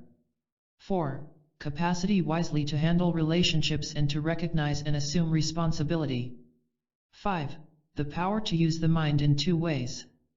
A. Is the common sense, using this word in its old connotation, analyzing and synthesizing the information conveyed by the five senses. B. Is a searchlight, penetrating into the world of ideas and of abstract truth. Knowledge comes from two directions. It is the result of the intelligent use of the five senses, and it is also developed from the attempt to seize upon and understand ideas. Both of these are implemented by curiosity and investigation. Education should be of three kinds, and all three are necessary to bring humanity to a needed point of development. It is, first of all, a process of acquiring facts, past and present, and of then learning to infer and gather from this mass of information, gradually accumulated, that which can be of practical use in any given situation. This process involves the fundamentals of our present educational systems. It is, secondly, a process of learning wisdom as an outgrowth of knowledge and of grasping understandingly the meaning which lies behind the outer imparted facts. It is the power to apply knowledge in such a manner that sane living and an understanding point of view, plus an intelligent technique of conduct, are the natural results. This also involves training for specialized activities, based upon innate tendencies, talents, or genius. It is a process whereby unity or a sense of synthesis is cultivated. Young people in the future will be taught to think of themselves in relation to the group, to the family unit, and to the nation in which their destiny has put them. They will also be taught to think in terms of world relationship, and of their nation in its relation to other nations. This covers training for citizenship, for parenthood, and for world understanding. It is basically psychological and should convey an understanding of humanity. When this type of training is given, we shall develop men and women who are both civilized and cultured and who will also possess the capacity to move forward, as life unfolds, into that world of meaning which underlies the world of outer phenomena, and who will begin to view human happenings in terms of the deeper spiritual and universal values. Education should be the process whereby youth is taught to reason from cause to effect, to know the reason why certain actions are bound inevitably to produce certain results, and why, given a certain emotional and mental equipment, plus an ascertained psychological rating, definite life trends can be determined, and certain professions and life careers provide the right setting for development in a useful and profitable field of experience. Some attempts along this line have been undertaken by certain colleges and schools in an effort to ascertain the psychological aptitudes of a boy or a girl for certain vocations, but the whole effort is still amateurish in nature. When made more scientific, it opens the door for training in the sciences. It gives significance and meaning to history, biography, and learning, and thus avoids the bare impartation of facts and the crude process of memory training which has been distinctive of past methods. The new education will consider a child with due reference to his heredity, his social position, his national conditioning, his environment, and his individual mental and emotional equipment, and will seek to throw the entire world of effort open to him, pointing out that apparent barriers to progress are only spurs to renewed endeavor. They will thus seek to lead him out, the true meaning of the word education, from any limiting condition, and train him to think in terms of constructive world citizenship. Growth and still more growth will be emphasized. The educator of the future will approach the problem of youth from the angle of the children's instinctual reaction, their intellectual capacity, and their intuitional potentiality. In infancy and in the earlier school grades, the development of right instinctual reactions will be watched and cultivated. In the later grades, in what is equivalent to the high schools or the secondary schools, the intellectual unfoldment and control of the mental processes will be emphasized, whilst in the colleges and universities the unfoldment of the intuition, the importance of ideas and ideals, and the development of abstract thinking and perception will be fostered. This latter phase will be soundly based upon the previous sound intellectual foundation. These three factors, instinct, intellect, and intuition, provide the keynotes for the three scholastic institutions through which every young person will pass, and through which, today, many thousands do pass. In the modern schools, grammar or primary schools, high or secondary schools, colleges, or universities, there can be seen an imperfect but symbolic picture of the triple objectives of the coming education: civilization, culture, and world citizenship or unity. The primary schools might be regarded as the custodians of civilization. They should begin to train the child in the nature of the world in which he should play his part, teaching him his place in the group and preparing him for intelligent living and right social relations. Reading, writing, and arithmetic, elementary history, with the emphasis upon world history, geography, and poetry will be taught, and certain basic and important facts of living imparted, plus the inculcation of self-control. The secondary schools will regard themselves as the custodians of culture. They should emphasize the larger values of history and literature and give some understanding of art. They should begin to train the boy or girl for that future profession or mode of life which it is obvious will condition them. Citizenship will then be taught in larger terms, and the world of true values be pointed out, and idealism consciously and definitely cultivated. The practical application of ideals will be emphasized. Our colleges and universities should be a higher extension of all that has been already done. They should beautify and complete the structure already erected, and should deal more directly with the world of meaning. International problems, economic, social, political, and religious, should be considered, and the man or woman related still more definitely to the world as a whole. This in no way indicates neglect of individual or national problems or undertakings, but it seeks to incorporate them into the whole as integral and effective parts, and thus avoids the separative attitudes which have brought about the downfall of our modern world. It might prove later, when true religion is again restored, that this training will be fundamentally spiritual, using that word to mean understanding, helpfulness, brotherhood, right human relations, and a belief in the reality of the world behind the phenomenal scene.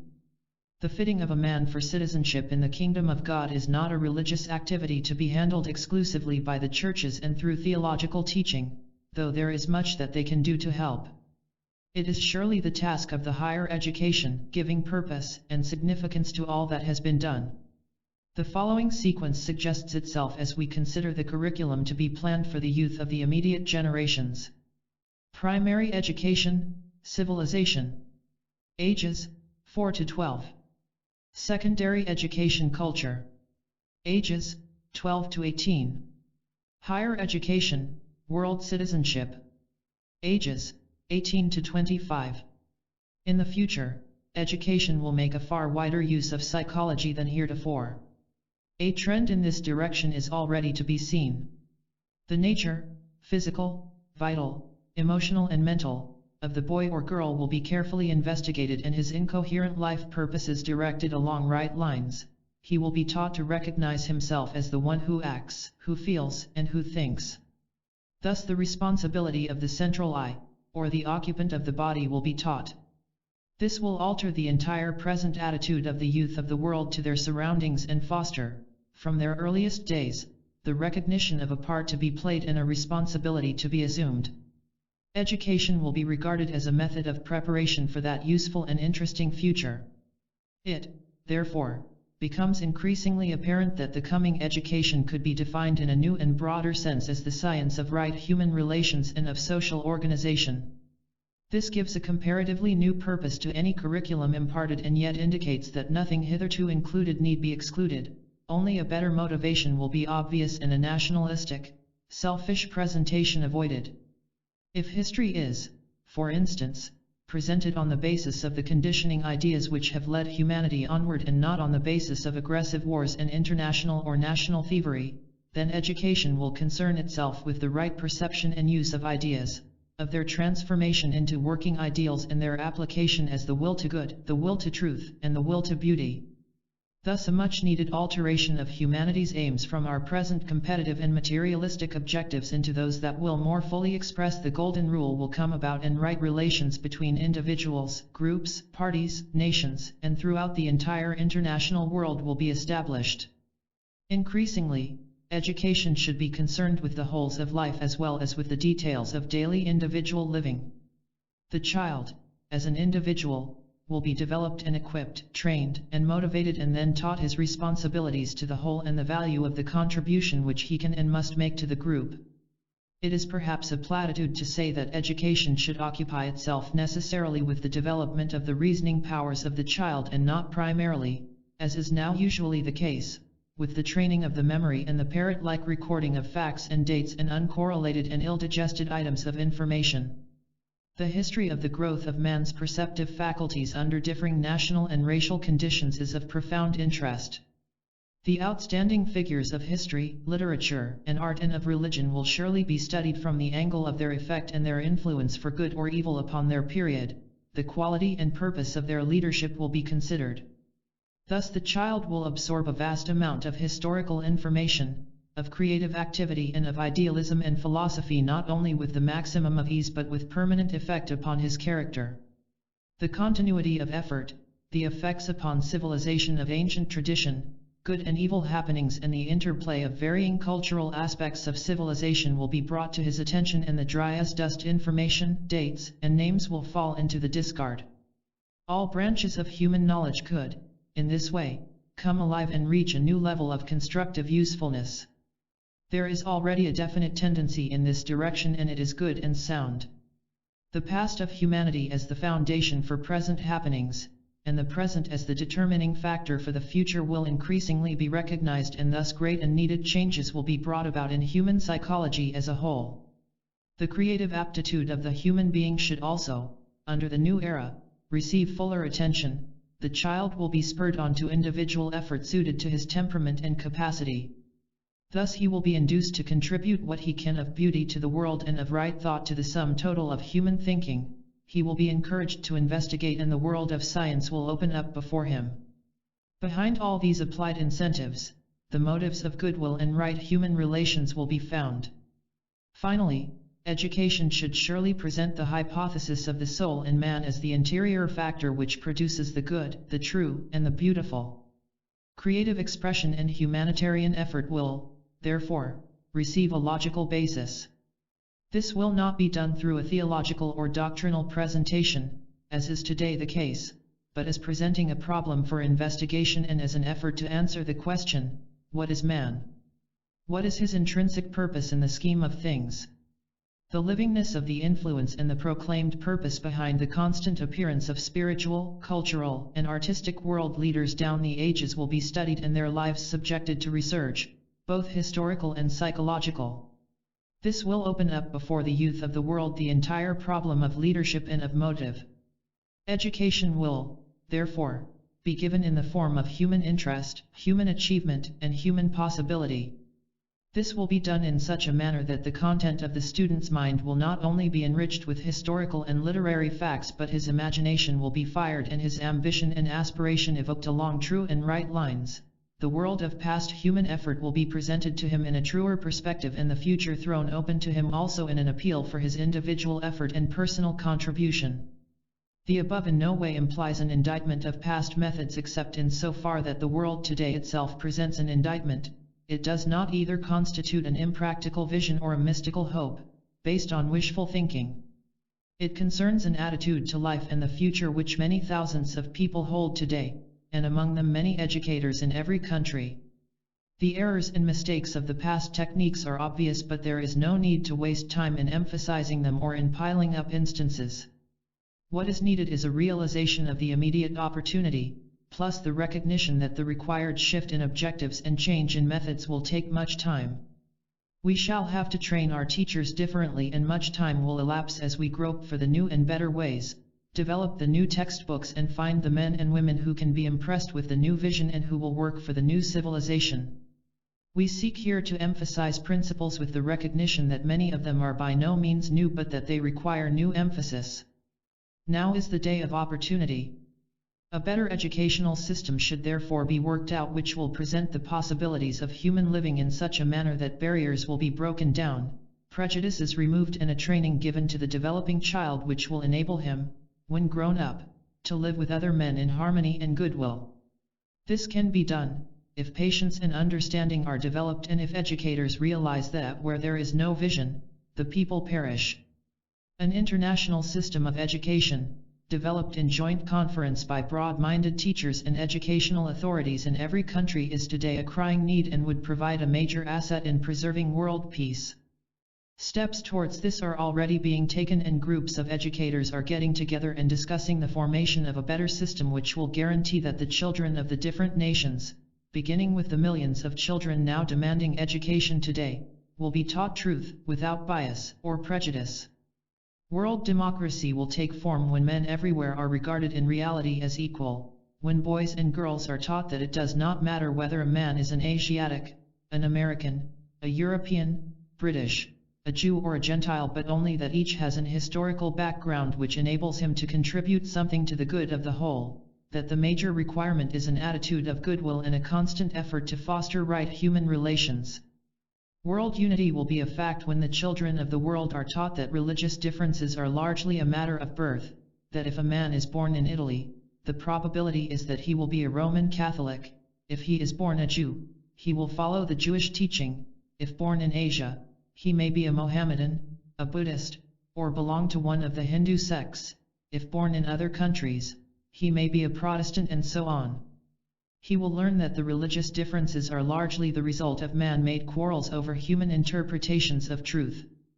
Thus gradually, our quarrels and differences will be offset and the idea of the one humanity will take their place.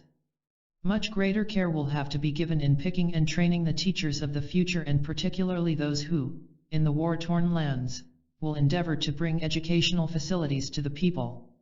Their mental attainments and their knowledge of their particular subject will be of importance, but more important still will be the need for them to be free from prejudice and to see all men as members of a great family. The educator of the future will need to be more of a trained psychologist than he is today. Besides imparting academic knowledge, he will realize that his major task is to evoke out of his class of students a real sense of responsibility, no matter what he has to teach: history, geography, mathematics, languages, science in its various branches, or philosophy. he will relate it all to the science of right human relations and will try to give a truer perspective on social organization than has been done in the past. When the young people of the future, under the proposed application of principles, are civilized, cultured and responsive to world citizenship, we shall have a world of men awakened, creative, and possessing a true sense of values and a sound and constructive outlook on world affairs. It will take a long time to bring this about, but it is not impossible, as history itself has proved. Someday an analysis will be made of the contribution of the three great continents, Europe, Asia, and America, to the general unfoldment of humanity. The progressive revelation of the glory of the human spirit still needs expression in writing, its composite glory, and not just those aspects of it which are strictly national. It consists in the fact that every race and all nations have always produced those who have expressed the highest possible point of attainment for their day and generation, men who have united within themselves that basic triplicity, instinct, intellect, and intuition.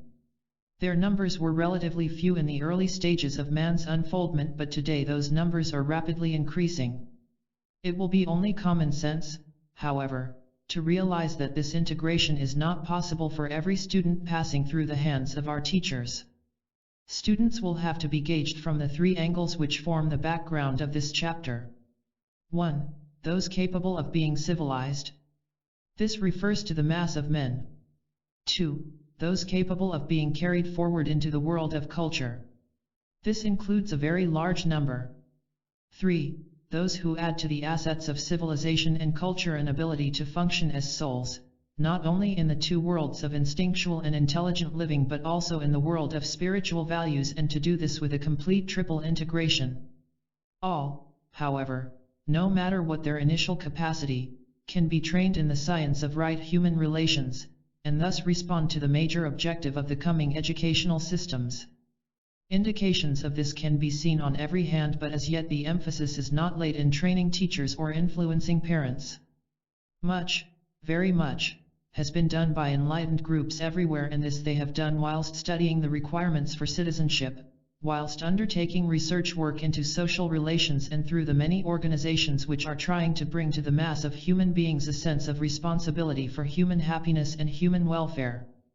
This work should be started in infancy so that the consciousness of the child, so easily directed, can from its earliest days assume an unselfish attitude towards its associates. It is bridging work which has now to be done, bridging between what is today and what can be in the future. If, during the coming years, we develop this technique of bridging the many cleavages found in the human family and in offsetting the racial hatreds and the separative attitudes of nations and people, we shall have succeeded in constructing a world in which war will be impossible and humanity will be realizing itself as one human family and not as a fighting aggregate of many nations and peoples, competitively engaged in getting the best of each other and successfully fostering prejudices and hatred. This has, as we have seen, been the history of the past. Man has been developed from an isolated animal, prompted only by the instincts of self-preservation, eating and mating, through the stages of family life, tribal life, and national life to the point where today a still broader ideal is grasped by him, international unity or the smooth functioning of the one humanity. This growing idealism is fighting its way into the forefront of the human consciousness in spite of all separative enmities. It is largely responsible for the present chaos and for the banding together of the United Nations. It has produced the conflicting ideologies which are seeking world expression. It has produced the dramatic emergence of national saviors, so-called world prophets and world workers, idealists, opportunists, dictators, and investigators and humanitarians. These conflicting idealisms are a wholesome sign, whether we agree with them or not. They are definite reactions to the human demand, urgent and right, for better conditions, for more light and understanding, for greater cooperation, for security and peace and plenty in the place of terror, fear and starvation. Conclusion. It is difficult for modern man to conceive of a time when there will be no racial, national, or separative religious consciousness present in human thinking. It was equally difficult for prehistoric man to conceive of a time when there would be national thinking. This is a good thing for us to bear in mind. The time when humanity will be able to think in universal terms still lies far ahead, but the fact that we can speak of it, desire it, and plan for it is surely the guarantee that it is not impossible. Humanity has always progressed from stage to stage of enlightenment and from glory to glory. We are today on our way to a far better civilization than the world has ever known, and towards conditions which will ensure a much happier humanity and which will see the end of national differences, of class distinctions, whether based on an hereditary or a financial status, and which will ensure a fuller and richer life for everyone. It will be obvious that very many decades must elapse before such a state of affairs will be actively present, but it will be decades and not centuries, if humanity can learn the lessons of the World War, if the reactionary and the conservative peoples in every nation can be prevented from swinging civilization back onto the bad old lines. But a beginning can immediately be made. Simplicity should be our watchword, for it is simplicity which will kill our old materialistic way of living. Cooperative goodwill is surely the first idea to be presented to the masses and taught in our schools, thereby guaranteeing the new and better civilization. Loving understanding, intelligently applied, should be the hallmark of the cultured and wiser groups, plus effort on their part to relate the world of meaning to the world of outer efforts, for the benefit of the masses. World citizenship as an expression of both goodwill and understanding should be the goal of the enlightened everywhere and the hallmark of the spiritual man. In these three, you have right relations established between education, religion, and politics. The keynote of the new education is essentially right interpretation of life, past and present, and its relation to the future of mankind. The keynote of the new religion must and should be a right approach to God, transcendent in nature and immanent in man, whilst the keynote of the new science of politics and of government will be right human relations, and for both of these education must prepare the child. Chapter 3: The Problem of Capital, Labor, and Employment. In a unique sense, we stand today at the dawn of an entirely new economic age. This is increasingly obvious to all thinking people. Because of the triumph of science, the release of the energy of the atom, the future of mankind and the type of the incoming civilization is unpredictable. The changes which are imminent are so far-reaching that it is apparent that the old economic values and the familiar standards of living are bound to pass away. No one knows what will take their place. Conditions will be basically altered, along certain lines, such as the distribution of coal and oil for lighting, heating, and transportation. Is it not possible that in the future neither of these planetary resources will be required? These are two instances of the fundamental changes which the use of atomic energy may make in future civilized living. Two major problems will grow out of this discovery, one immediate in nature and the other to be later developed. The first is that those whose large financial interests are bound up in products which the new type of energy will inevitably supersede will fight to the last ditch to prevent these new sources of wealth from benefiting others. Secondly, there will be the steadily growing problem of the release of manpower from the grueling labor and the long hours today required in order to provide a living wage and the necessities of life.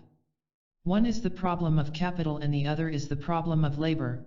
One is the problem of established control of the purely selfish interests which have for so long controlled the life of humanity, and the other is the problem of leisure and its constructive use. One problem concerns civilization and its correct functioning in the new age, and the other concerns culture and the employment of time along creative lines. It is not useful here to prophesy the uses to which the most potent energy hitherto released for man's helping can or will be put. Its first constructive use was to end the war. Its future constructive use lies in the hands of science and should be controlled by the men of goodwill to be found in all nations. This energy must be safeguarded from moneyed interests. It must be turned definitely into the usages of peace and employed to implement a new and happier world. An entirely new field of investigation opens today before science, and one which they have long wished to penetrate. In the hands of science, this new potency is far safer than in the hands of capital or of those who would exploit this discovery for the increase of their dividends. In the hands of the great democracies and of the Anglo-Saxon and Scandinavian races, this discovery is safer than in other hands. It cannot, however, be kept in these hands indefinitely. Other nations and races are discovering this secret of release, and the future security of humanity is, therefore, dependent upon two things. 1. the steady and planned education of the people of every nation in right human relations and the cultivation of the spirit of goodwill. This will lead to a complete revolution of the present political regimes, which are largely nationalistic in their planning and selfish in their purposes. True democracy, at present only a dream, will be founded on education for goodwill. 2. The education of the children of the future in the fact of human unity and the use of the world's resources for the good of all. Certain nations, because of their international character and the multiplicity of races which compose them, are normally more inclusive in their thinking and planning than are the others. They are more prone to think in terms of humanity as a whole than are the others. Such nations are the United States, the British Commonwealth of Nations and the United Soviet Socialist Republics. Many nations and races constitute these three great powers, the central triangle at the heart of the coming new world. Hence their opportunity to guide mankind at this time and their innate responsibility to act as world leaders. Other races have no such inherent capacity.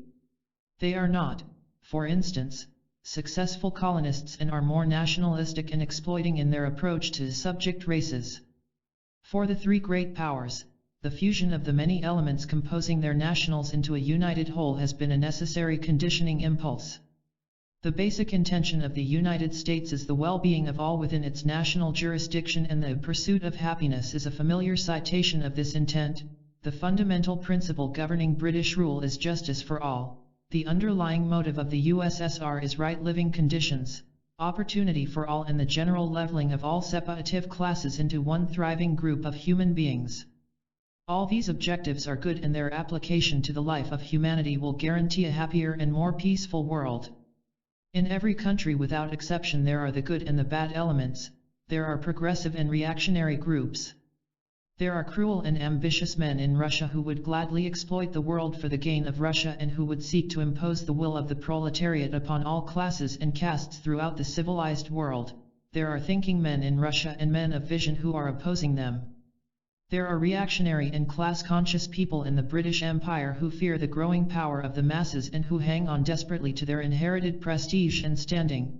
They would hold back the British people from progress and would like to see the restoration of the old hierarchical, paternalistic, and feudal system. The mass of the people, speaking through the voice of labor, will have none of it. In the United States there is isolation, the persecution of such minorities as the Negro race, and an ignorant and arrogant nationalism, voiced by some senators and representatives with their racial hatreds, their separative attitudes and their unsound political methods. Fundamentally, however, these three great powers constitute the hope of the world and form the basic spiritual triangle behind the plans and the shaping of the events which will inaugurate the new world. The other powerful nations, little as they may like to realize it, are not in so strong a position. They have not the same idealism or the same vast national resources. Their national preoccupation limits their world vision. They are conditioned by narrower ideologies, by a greater struggle for national existence, by their fights for boundaries and material gains, and by a failure to offer full cooperation with humanity as a whole. The smaller nations have not quite the same attitude. They are relatively cleaner in their political regimes and constitute basically the nucleus of that federated world which is inevitably taking shape around the three great powers. These federations will be based upon cultural ideals and will be formed to guarantee right human relations. They will not eventually be founded on power politics. They will not be combinations of nations banded together versus other combinations for selfish ends. Boundaries and regional controls and international jealousies will not be controlling factors.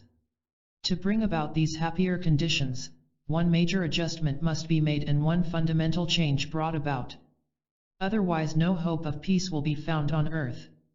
The relation between capital and labor and between both of these groups and humanity as a whole must be worked out. The problem is one with which we are all familiar. It is one which evokes violent prejudices and partisanships, and in the clamor of all that is being said and in the violence of the battle it might serve a useful purpose to approach the subject from a more universal angle and with an eye to the emerging spiritual values. First of all, it must be recognized that the cause of all world unrest, of the world wars which have wrecked humanity and the widespread misery upon our planet can largely be attributed to a selfish group with materialistic purposes who have for centuries exploited the masses and used the labor of mankind for their selfish ends. From the feudal barons of Europe and Great Britain in the Middle Ages through the powerful business groups of the Victorian era to the handful of capitalists, national and international, who today control the world's resources, the capitalistic system has emerged and has wrecked the world. This group of capitalists has cornered and exploited the world's resources and the staples required for civilized living. They have been able to do this because they have owned and controlled the world's wealth through their interlocking directorates and have retained it in their own hands. They have made possible the vast differences existing between the very rich and the very poor. They love money and the power which money gives. They have stood behind governments and politicians. They have controlled the electorate. They have made possible the narrow nationalistic aims of selfish politics. They have financed the world businesses and controlled oil, coal, power, light, and transportation. They control publicly or sub rosa the world's banking accounts. The responsibility for the widespread misery to be found today in every country in the world lies predominantly at the door of certain major interrelated groups of businessmen, bankers, executives of international cartels, monopolies, trusts and organizations and directors of huge corporations who work for corporate or personal gain. They are not interested in benefiting the public except in so far that the public demand for better living conditions will enable them, under the law of supply and demand, to provide the goods, the transportation, light, and power which will in the long run bring in heavier financial returns. Exploitation of manpower, the manipulation of the major planetary resources and the promotion of war for private or business profit are characteristic of their methods. In every nation, such men and organizations, responsible for the capitalistic system, are to be found. The ramifications of their businesses and their financial grasp upon humanity were, prior to the war, active in every land, and though they went underground during the war, they still exist. They form an international group, closely interrelated, working in complete unity of idea and intention and knowing and understanding each other. These men belong to both the Allied nations and the Axis powers.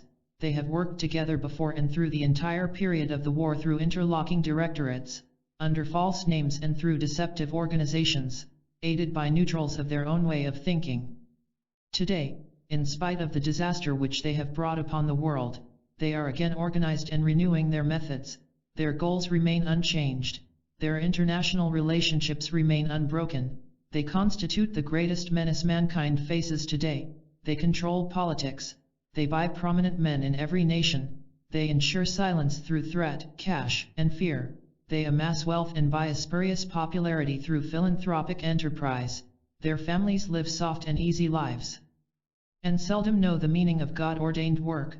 They surround themselves with beauty, luxury, and possessions and shut their eyes to the poverty, stark unhappiness, lack of warmth and decent clothing, the starvation, and the ugliness of the lives of the millions by whom they are surrounded. They contribute to charities and church agencies as a salve to their consciences or to avoid income taxes.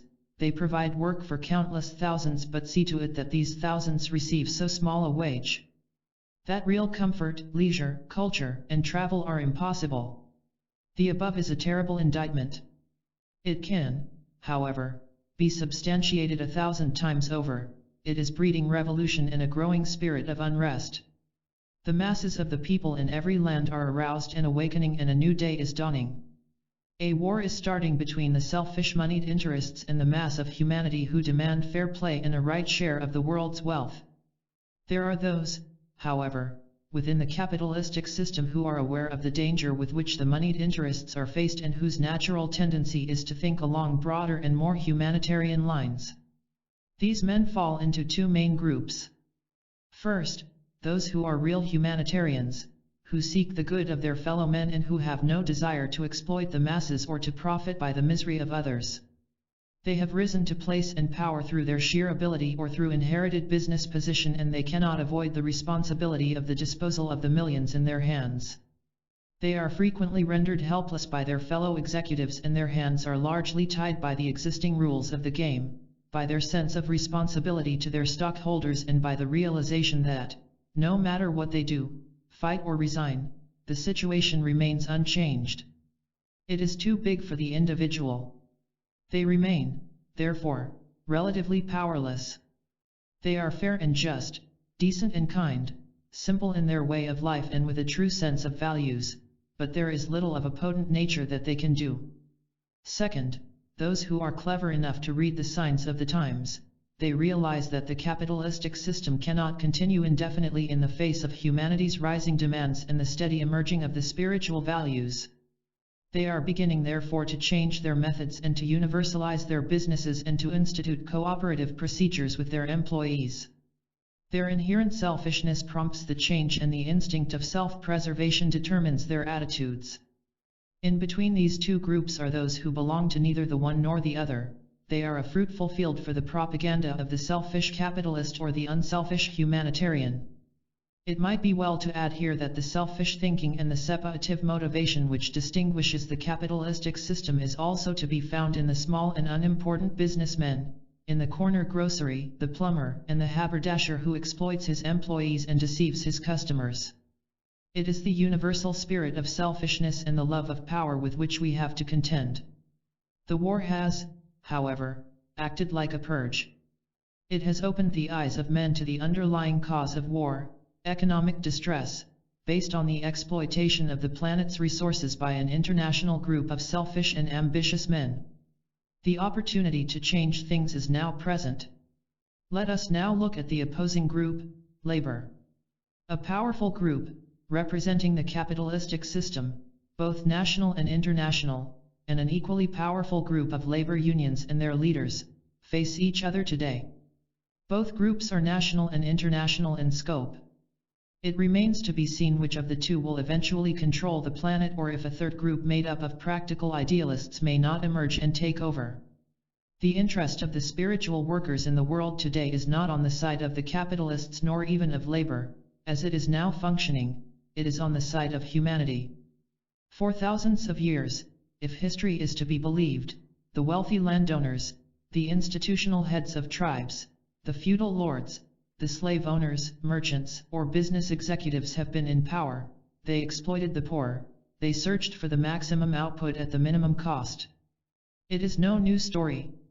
In the Middle Ages, the exploited workmen, the skilled craftsmen and cathedral builders began to form guilds and lodges for mutual protection, for joint discussion and frequently to promote the finest type of craftsmanship.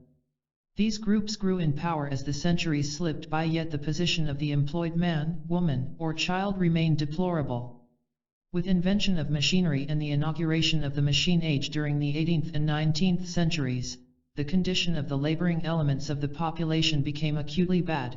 Living conditions were abominable, unsanitary, and dangerous to health, owing to the growth of urban areas around factories. They still are, as witness the housing problem of munitions workers during the past several years and the situation around the coal fields both in the States and Great Britain. The exploitation of children increased. The sweatshop flourished. Modern capitalism came into its own and the sharp distinction between the very poor and the very rich became the outstanding characteristic of the Victorian era.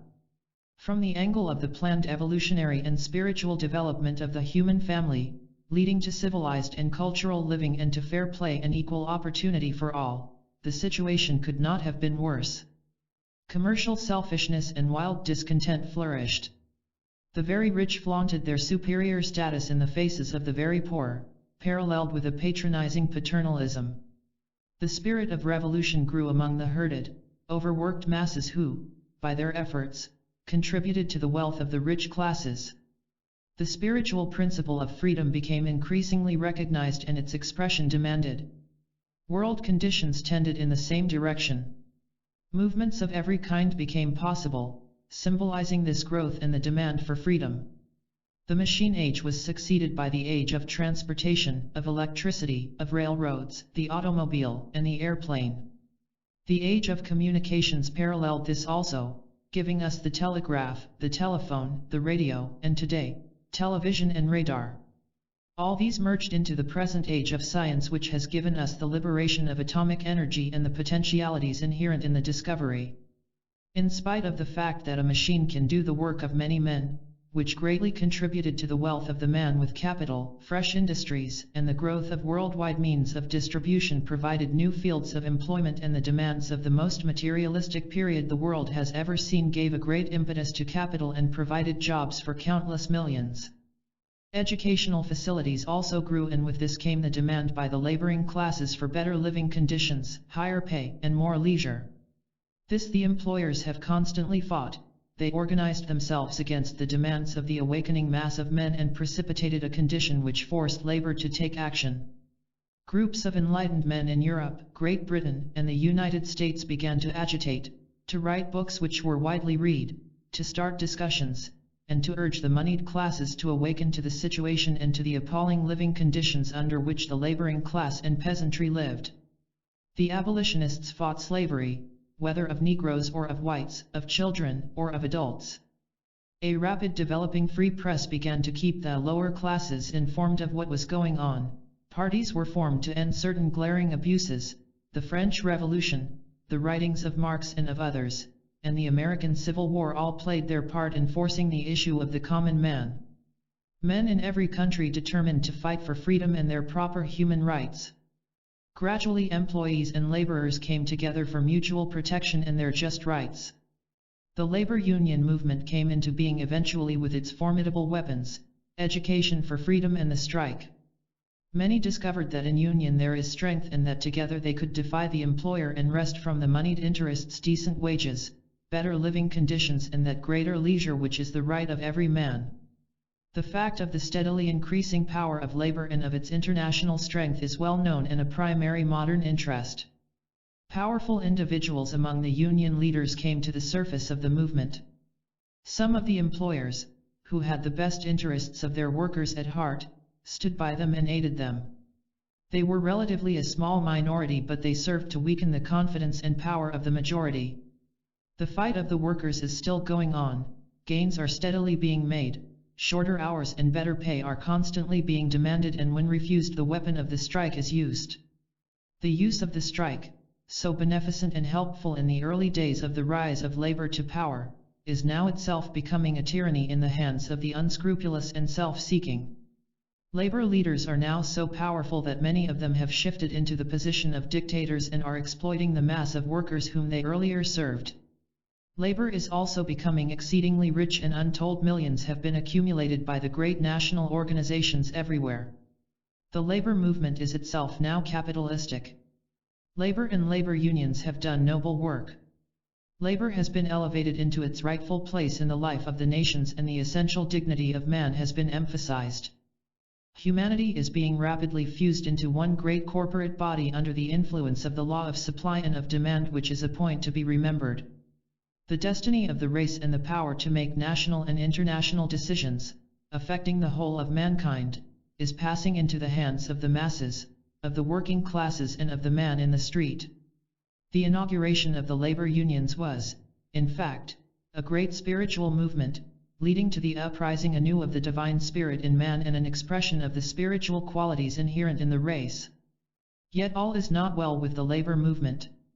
The question arises whether it is not sorely in need of a drastic house-cleaning.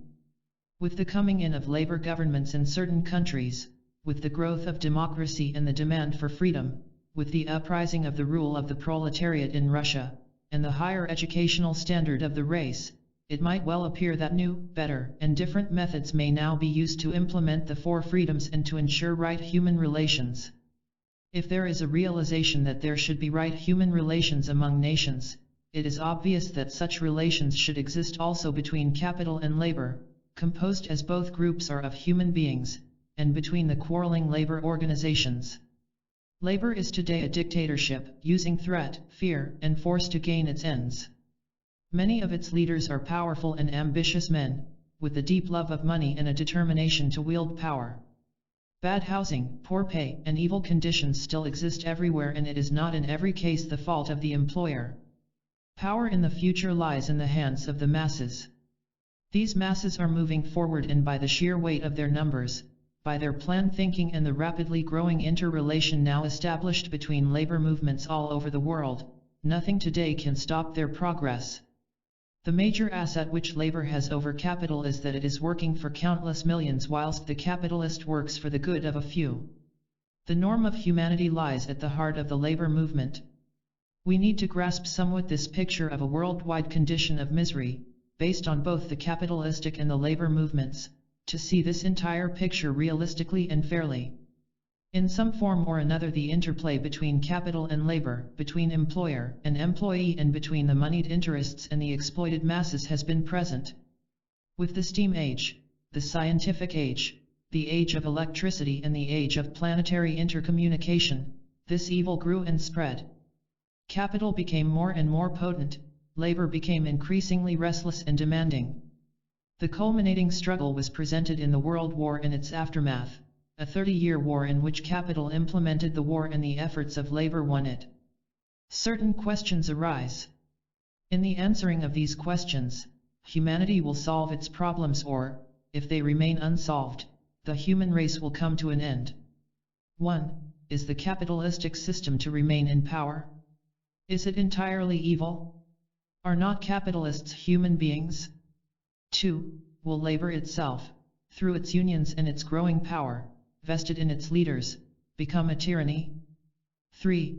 Can labor and capital form a working agreement or amalgamation? Do we face another type of war between these two groups? 4. In what way can the law of supply and demand be implemented so that there is justice for all and plenty for all? 5. Must some form of totalitarian control be adopted by the various world governments in order to meet the requirements of supply and demand? Must we legislate for material ends and comfort? 6. What standard of living will, in the new age, seem essential to man? Shall we have a purely materialistic civilization, or shall we have a spiritual world trend? 7. What must be done to prevent the moneyed interests from again mobilizing for the exploitation of the world? 8. What really lies at the very heart of the modern materialistic difficulty? This last question can be answered in the well-known words, "The love of money is the root of all evil." This throws us back on the fundamental weakness of humanity, the quality of desire. Of this, money is the result and the symbol. From the simple process of barter and exchange, as practiced by the primeval savage, to the intricate and formidable financial and economic structure of the modern world, desire is the underlying cause. It demands the satisfaction of sense need, the desire for goods and possessions, the desire for material comfort, for the acquisition and the accumulation of things, the desire for power and the supremacy which money alone can give. This desire controls and dominates human thinking. It is the keynote of our modern civilization. It is also the octopus which is slowly strangling human life, enterprise, and decency. It is the millstone around the neck of mankind. To own, to possess, and to compete with other men for supremacy has been the keynote of the average human being.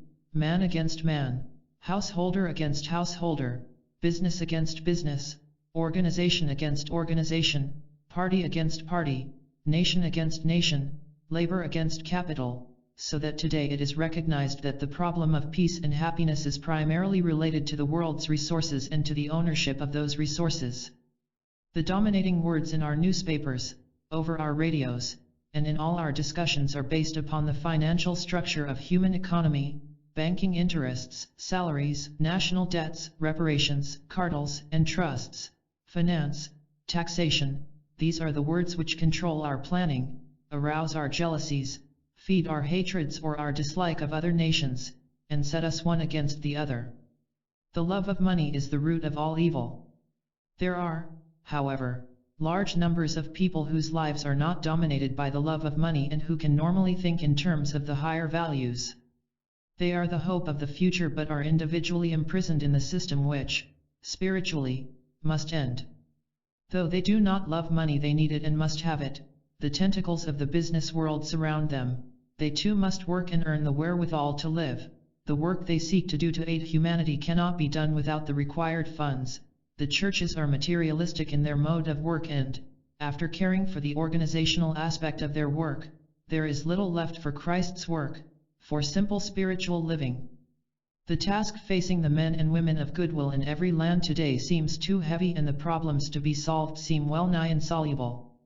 Men and women of goodwill are now asking the question, can the conflict between capital and labor be ended and a new world be thereby reborn? Can living conditions be so potently changed that right human relations can be permanently established? These relationships can be established, and for the following reasons. 1. Humanity has suffered so terribly during the past 200 years that it is possible to bring about the needed changes, provided that the correct steps are taken before the pain and agony are forgotten and their effects have passed out of man's consciousness. These steps must be taken at once whilst patent evidences of the past are still present, and the aftermath of World War is before our eyes. 2. The release of the energy of the atom is definitely the inauguration of the new age. It will so completely alter our way of life that much of the planning at present being done will be found to be of an interim nature. It will simply help humanity to make a great transition out of the materialistic system now dominating into one in which right human relations will be the basic characteristic. This new and better way of life will be developed for two main reasons. The purely spiritual reasons of human brotherhood, of peaceful cooperative enterprise, and the constantly unfolding principle of the Christ consciousness in the hearts of men. This may be deemed a mystical and visionary reason. It is already more controlling in its effects than is believed. The frankly selfish motive of self-preservation. The release of atomic energy has not only put into human hands a potent force which will inevitably bring in a new and better way of life, but also a terrible weapon, capable of wiping the human family off the face of the earth. 3. The steady and selfless work of the men and women of goodwill in every land. This work is non-spectacular but surely founded on right principles, and it is one of the main agencies for peace. On account of this energy discovery, capital and labor are each faced with a problem, and both these problems will reach a point of crisis in the next few years.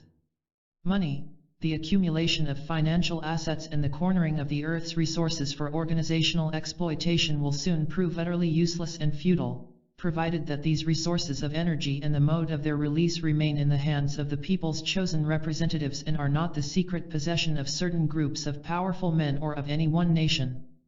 Atomic energy belongs to humanity as a whole.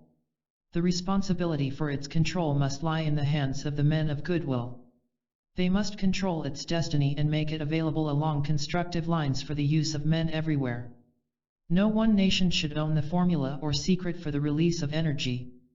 Until mankind, however, has moved forward in its understanding of right human relations, an international group of men of goodwill, trusted and chosen by the people, should safeguard these potencies. If this energy is released into constructive channels and if it remains safely guarded by the right men, the capitalistic system is doomed. The problem of labor will then be the major problem of unemployment, a dreaded word which will be meaningless in the golden age which lies ahead. The masses will then be faced by the problem of leisure. This is a problem which, when faced and solved, will release the creative energy of man into channels undreamed of today. The release of atomic energy is the first of many great releases in all the kingdoms of nature. The great release still ahead of humanity will bring into expression mass creative powers, spiritual potencies, and psychic unfoldments which will prove and demonstrate the divinity and the immortality of man. All this will take time. The time factor must govern as never before the activities of the men of goodwill and the work of those whose task it is to educate not only the children and the youth of the world but also to train humanity in the major undertaking of right human relations and in the possibilities immediately ahead. The note to be struck and the word to be emphasized is humanity. Only one dominant concept can today save the world from a looming economic fight to the death, can prevent the uprising again of the materialistic systems of the past, can stop the re-emerging of the old ideas and concepts, and can bring to an end the subtle control by the financial interests and the violent discontent of the masses. A belief in human unity must be endorsed. This unity must be grasped as something worth fighting and dying for. It must constitute the new foundation for all our political, religious, and social reorganization and must provide the theme for our educational systems. Human unity, human understanding, human relationships, human fair play and the essential oneness of all men, these are the only concepts upon which to construct the new world, through which to abolish competition and to bring to an end the exploitation of one section of humanity by another and the hitherto unfair possession of the earth's wealth. As long as there are extremes of riches and poverty, men are falling short of their high destiny. The kingdom of God can appear on earth, and this in the immediate future, but the members of this kingdom recognize neither rich nor poor, neither high nor low, neither labor nor capital, but only the children of the one Father, and the fact, natural and yet spiritual, that all men are brothers. Here lies the solution of the problem with which we are dealing. The spiritual hierarchy of our planet recognizes neither capital nor labor, it recognizes only men and brothers. The solution is, therefore, education, and still more education, and the adaptation of the recognized trends of the times to the vision seen by the spiritually minded and by those who love their fellow men. Chapter 4: The Problem of the Racial Minorities. The racial problem is badly obscured by its historical retrospect and presentation, much of which is unsound and untrue. It is obscured also by ancient hatreds and national jealousies. These are inherent in human nature, but are fed and fostered by prejudice and those who are animated by ulterior and selfish intentions. New and rapidly arising ambitions are also fomenting the difficulty. These ambitions are right and sound, particularly in the case of the Negro. These ambitions are often exploited and distorted by selfish political interests and trouble-making agencies. Still other factors conditioning the racial problem are the economic distress under which so many labor today, the imperialistic control of certain nations, the lack of educational attainments, or a civilization so ancient that it is showing signs of degeneration. These and many other factors are everywhere present, conditioning human thinking, deluding the many affected by the problem, and greatly handicapping the efforts of those who are seeking to bring about right action and develop a more balanced and constructive attitude among these minorities. Minorities, along with the rest of mankind, are subject to the unerring forces of evolution and are struggling towards a higher and better existence, towards more wholesome living conditions, towards more individual and racial freedom and a much higher level of right human relations. The sensitivity of these minorities, the inflammatory condition of their immediate and expressed ambition, and the violence and prejudice of some of those who speak and fight for them prevent the majority from approaching their problem with the calmness, the cool calculation, and the recognition of relation to the whole of humanity which their problem fundamentally requires. Racial faults are more widely recognized than racial virtues. Racial qualities find themselves in conflict with national characteristics or world trends, and these still further increase the difficulty. The efforts of well-meaning citizens, and they are many, and the plans of the convinced humanitarian to aid these minorities are too often based solely upon a good heart, Christian principles, and a sense of justice. These fine qualities are, however, often implemented by a profound ignorance of the true facts, of the historical values, and of the various relationships involved. They are also often impulsed by a fighting fanaticism which borders on a hatred for the majority who, as the fighting protagonist sees it, are responsible for the cruel injustices under which the racial minority labors. They fail to recognize that the minority itself is not free from faults but is in a measure also responsible for some of the difficulties. These racial faults and difficulties are usually frankly ignored by the minority itself and its friends.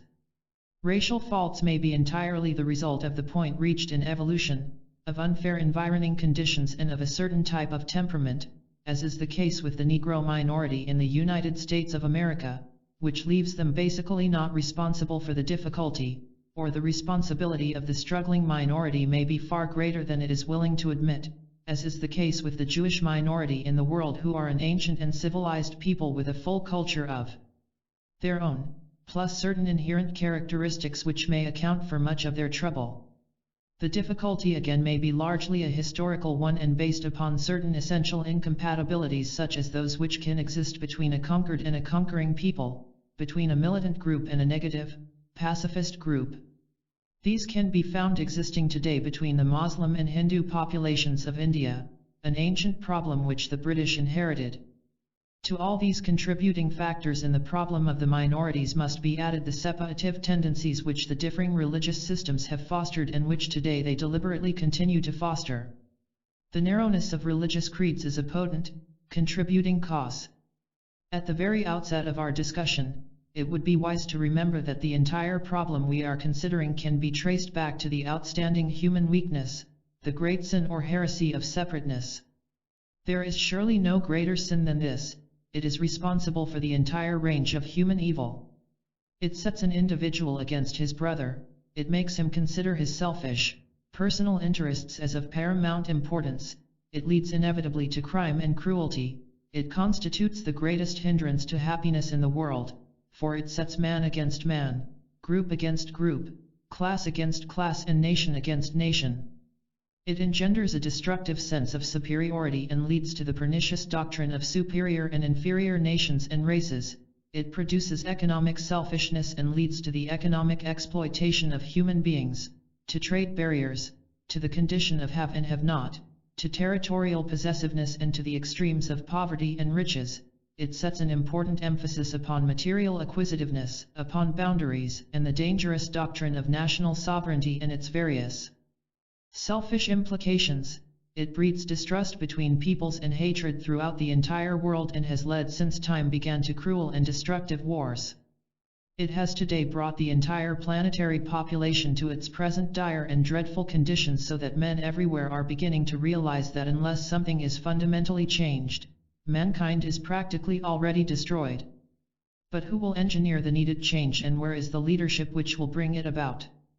It is a state of affairs which mankind itself must face as a whole, and by meeting and facing this basic expression of universal wrongdoing, humanity can bring about the needed change and is offered a new opportunity for right action, leading to right human relations.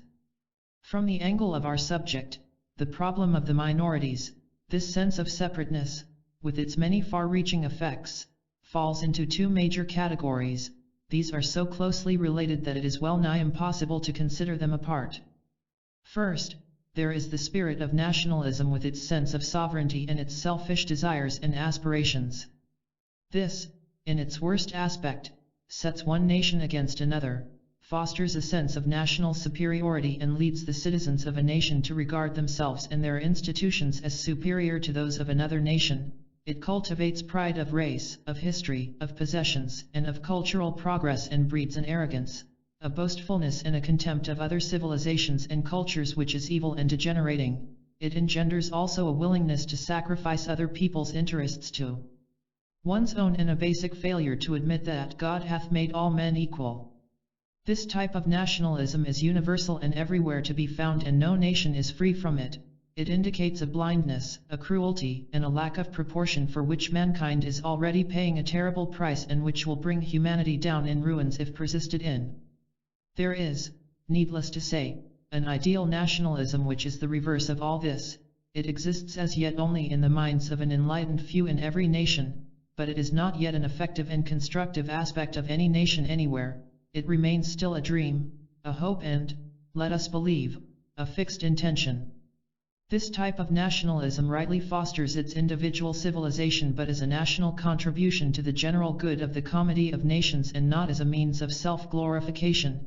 It defends its constitution, its lands, and its people through the rectitude of its living expression, the beauty of its mode of life, and the selflessness of its attitudes.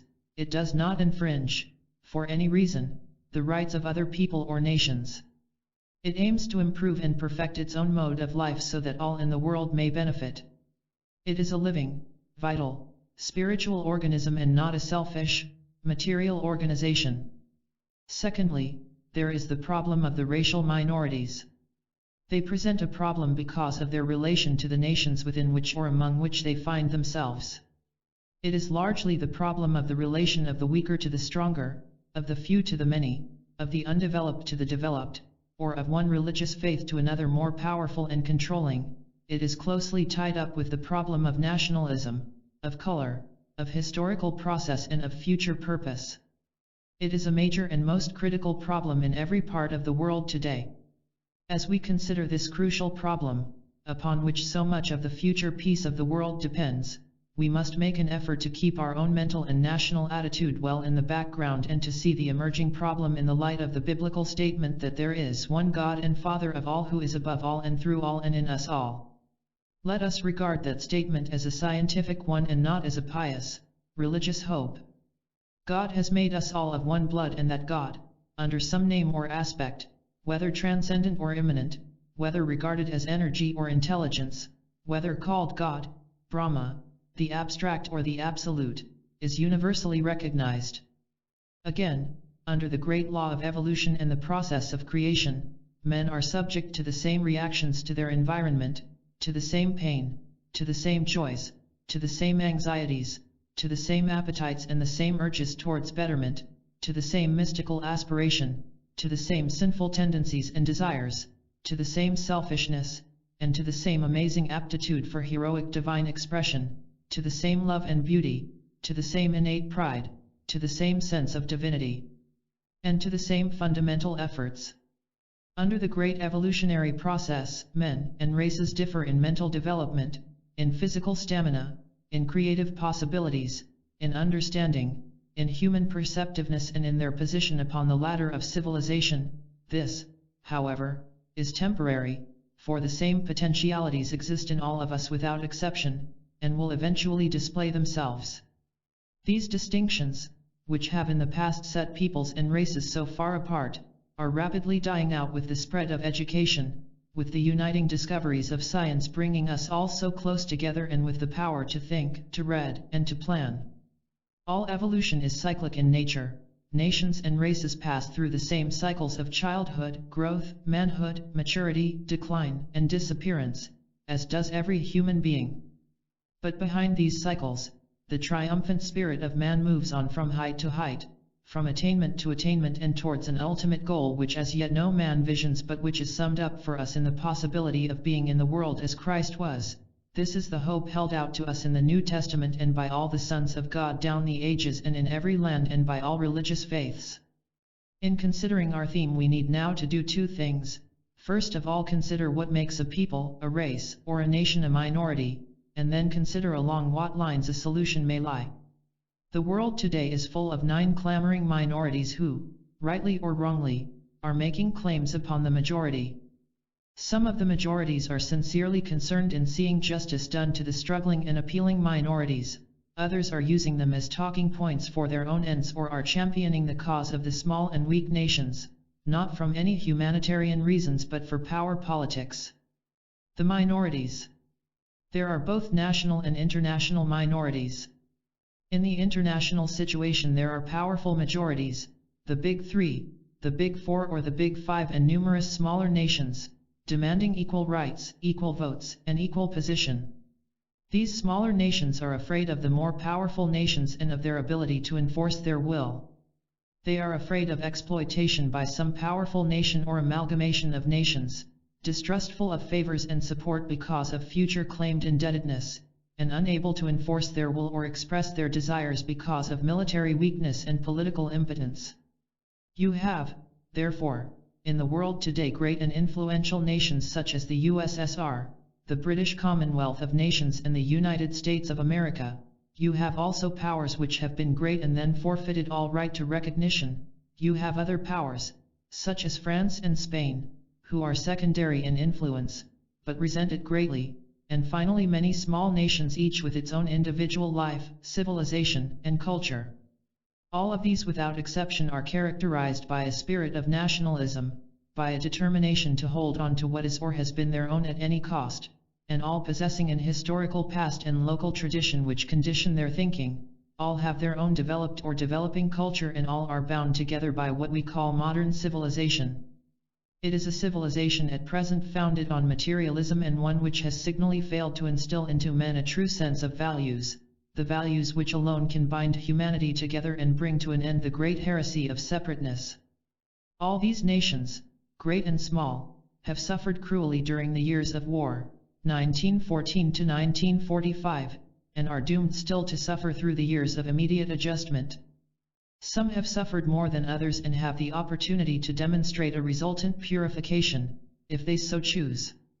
Others chose an easy way during the war and abstained from taking sides, losing thereby a great spiritual opportunity. Based upon the principle of sharing, they will need to learn the lessons of pain in other ways and more slowly. Nations in the Western Hemisphere have not suffered in any acute manner, for their territories have been spared, and their civilian populations have lived in comfort, ease and plenty. They too have lost something and will also need to learn in other ways humanity's great lesson of identification and non-separateness. Great and small today face a new world. Great and small have lost faith in the old ways, and few really wish to see the old manner of life restored. All the nations, great and small, are fighting diplomatically, politically, and economically for all they can get for themselves. Distrust and criticism are widespread. There is no true sense of security, especially among the minorities. Some of the great nations, with the sound realization that there is no peace for the world unless there is justice for all, are struggling to create an organization which will give place and opportunity to all nations, but their efforts are largely based on a selfish common sense. They are founded also upon the knowledge that material security and a sufficiency of material supplies must be the result of a compromise between that which has been and the, as yet, impossible vision of the idealist. Their objectives, however, are still material, physical and tangible, and are presented idealistically but with selfish motives. This is, however, a great step forward. The ideal is universally recognized even if it remains as yet a dream. As we face the world picture today, we must see it in its true colors and must realize that if the best possible steps, spiritual and material, were to be taken for the smallest and least important of the minorities, it would create a situation which would completely reverse world politics and usher in an entirely new and more enlightened cultural and civilized age. This, however, is not likely to happen. So close are the interlocking selfish interests that the use of a system of perfect justice and fairness in any one case would upset major material interests, infringe the so-called rights of powerful nations, encroach on settled boundaries, and outrage powerful groups even in most distant lands. Today, on an international scale, the battle of the minorities is going on. Russia is reaching out after influence in many directions. The United States of America is seeking to hold the place of paramount control in South America and in the Far East commercially and politically, and is earning a name in those countries, rightly or wrongly, as imperialistic. Great Britain is endeavoring to protect her lifeline to the East by political moves in the Near East. France is attempting to regain her lost power by obstructing the work of the UN and by championing the cause of the smaller nations in Europe. As the great powers play politics and angle for place and position, the masses of the people in every land, great and small, are full of fear and questioning. They are worn by the war, sick of insecurity, underfed and frightened as they look toward the future, tired to their very souls of fighting and quarreling, weary of the tyranny of striking workmen, and wanting only to live in safety, to own the necessities of existence, to raise their children in a certain measure of civilized culture, and to live in a land where there are sound economics, a living religion, and an adequate educational system. In every country the great sin of separateness is again rearing its ugly head. Minorities abound and are abused. Cleavages are everywhere to be found. Parties are clamoring for attention and adherence. Religious groups are spreading dissension and seeking to gain in membership at the expense of other groups. The rich are organizing so as to control the finances of the world. The poor are fighting for their rights and better living conditions. The tyranny of selfish politics permeates both capital and labor. This is a true and tragic picture. It is, happily, not the only one. There is another. A study of this other picture will lead to renewed optimism and to constant faith in divine planning and the beauty of the human being. In every nation there are those who see a better vision of a better world, who are thinking and talking and planning in terms of humanity, and who realize that those who form the various groups, political, religious, educational and labor, are men and women and essentially, if unconsciously, brothers. They see the world whole and are working towards an inevitable unification. They recognize the problems of the nations, great and small, and the difficult situation in which the minorities today find themselves. They know that the use of force produces results which are not truly effective, for the cost is far too great, and are usually transient. They realize that the only true hope is an enlightened public opinion, and that this must be the result of sound educational methods and just and exact propaganda. It will be obvious that it will not be possible to take up the tale of all the minorities in the international field and deal, for instance, with the struggle of the little nations for recognition and for what they consider, rightly or wrongly, their just rights. The story of the little nations would take years to write and years to read. It would be the story of humanity. All we can do is to recognize that they have a case to be presented and a problem to be solved, but that justice and fair play, full opportunity, and equal sharing of the world's economic resources will only be possible when certain broad and general principles have been enforced by the weight of public opinion. The problems of two minorities are attracting at this time much public attention. If they can be solved, a tremendous step forward will have been made towards world understanding. They are: 1. The Jewish problem. The Jews constitute an international minority of great aggressiveness, exceedingly vocal, and they also constitute a minority in practically every nation in the world. Their problem is, therefore, unique. 2. The Negro problem. This is another unique problem, with the Negro constituting a majority in that great, and as yet undeveloped, continent of Africa, and at the same time constituting a minority in the United States of America, and one which is attracting great attention. This problem is unique in the sense that it is essentially the problem of the white people, and one which they must solve because they produced it and have perpetuated it. If we can get some idea of the significance of these problems, materially and spiritually, and can gain some insight into the responsibilities involved, much of usefulness may be gained. In the case of the Jews, the sin of separateness is deeply inherent in the race itself, as well as among those among whom they live, but for the perpetuation of the separation the Jews are largely responsible. In the case of the Negro, the separative instinct derives from the white people. The Negro is struggling to end it, and, therefore, the spiritual forces of the world are on the side of the Negro. 1. The Jewish problem. This problem is so old and so well known that it is difficult to say anything about it which will not be in the nature of a platitude, that will not indicate a bias of some kind, from the point of view of the reader, and that will not arouse in the Jewish reader above all an undesirable reaction.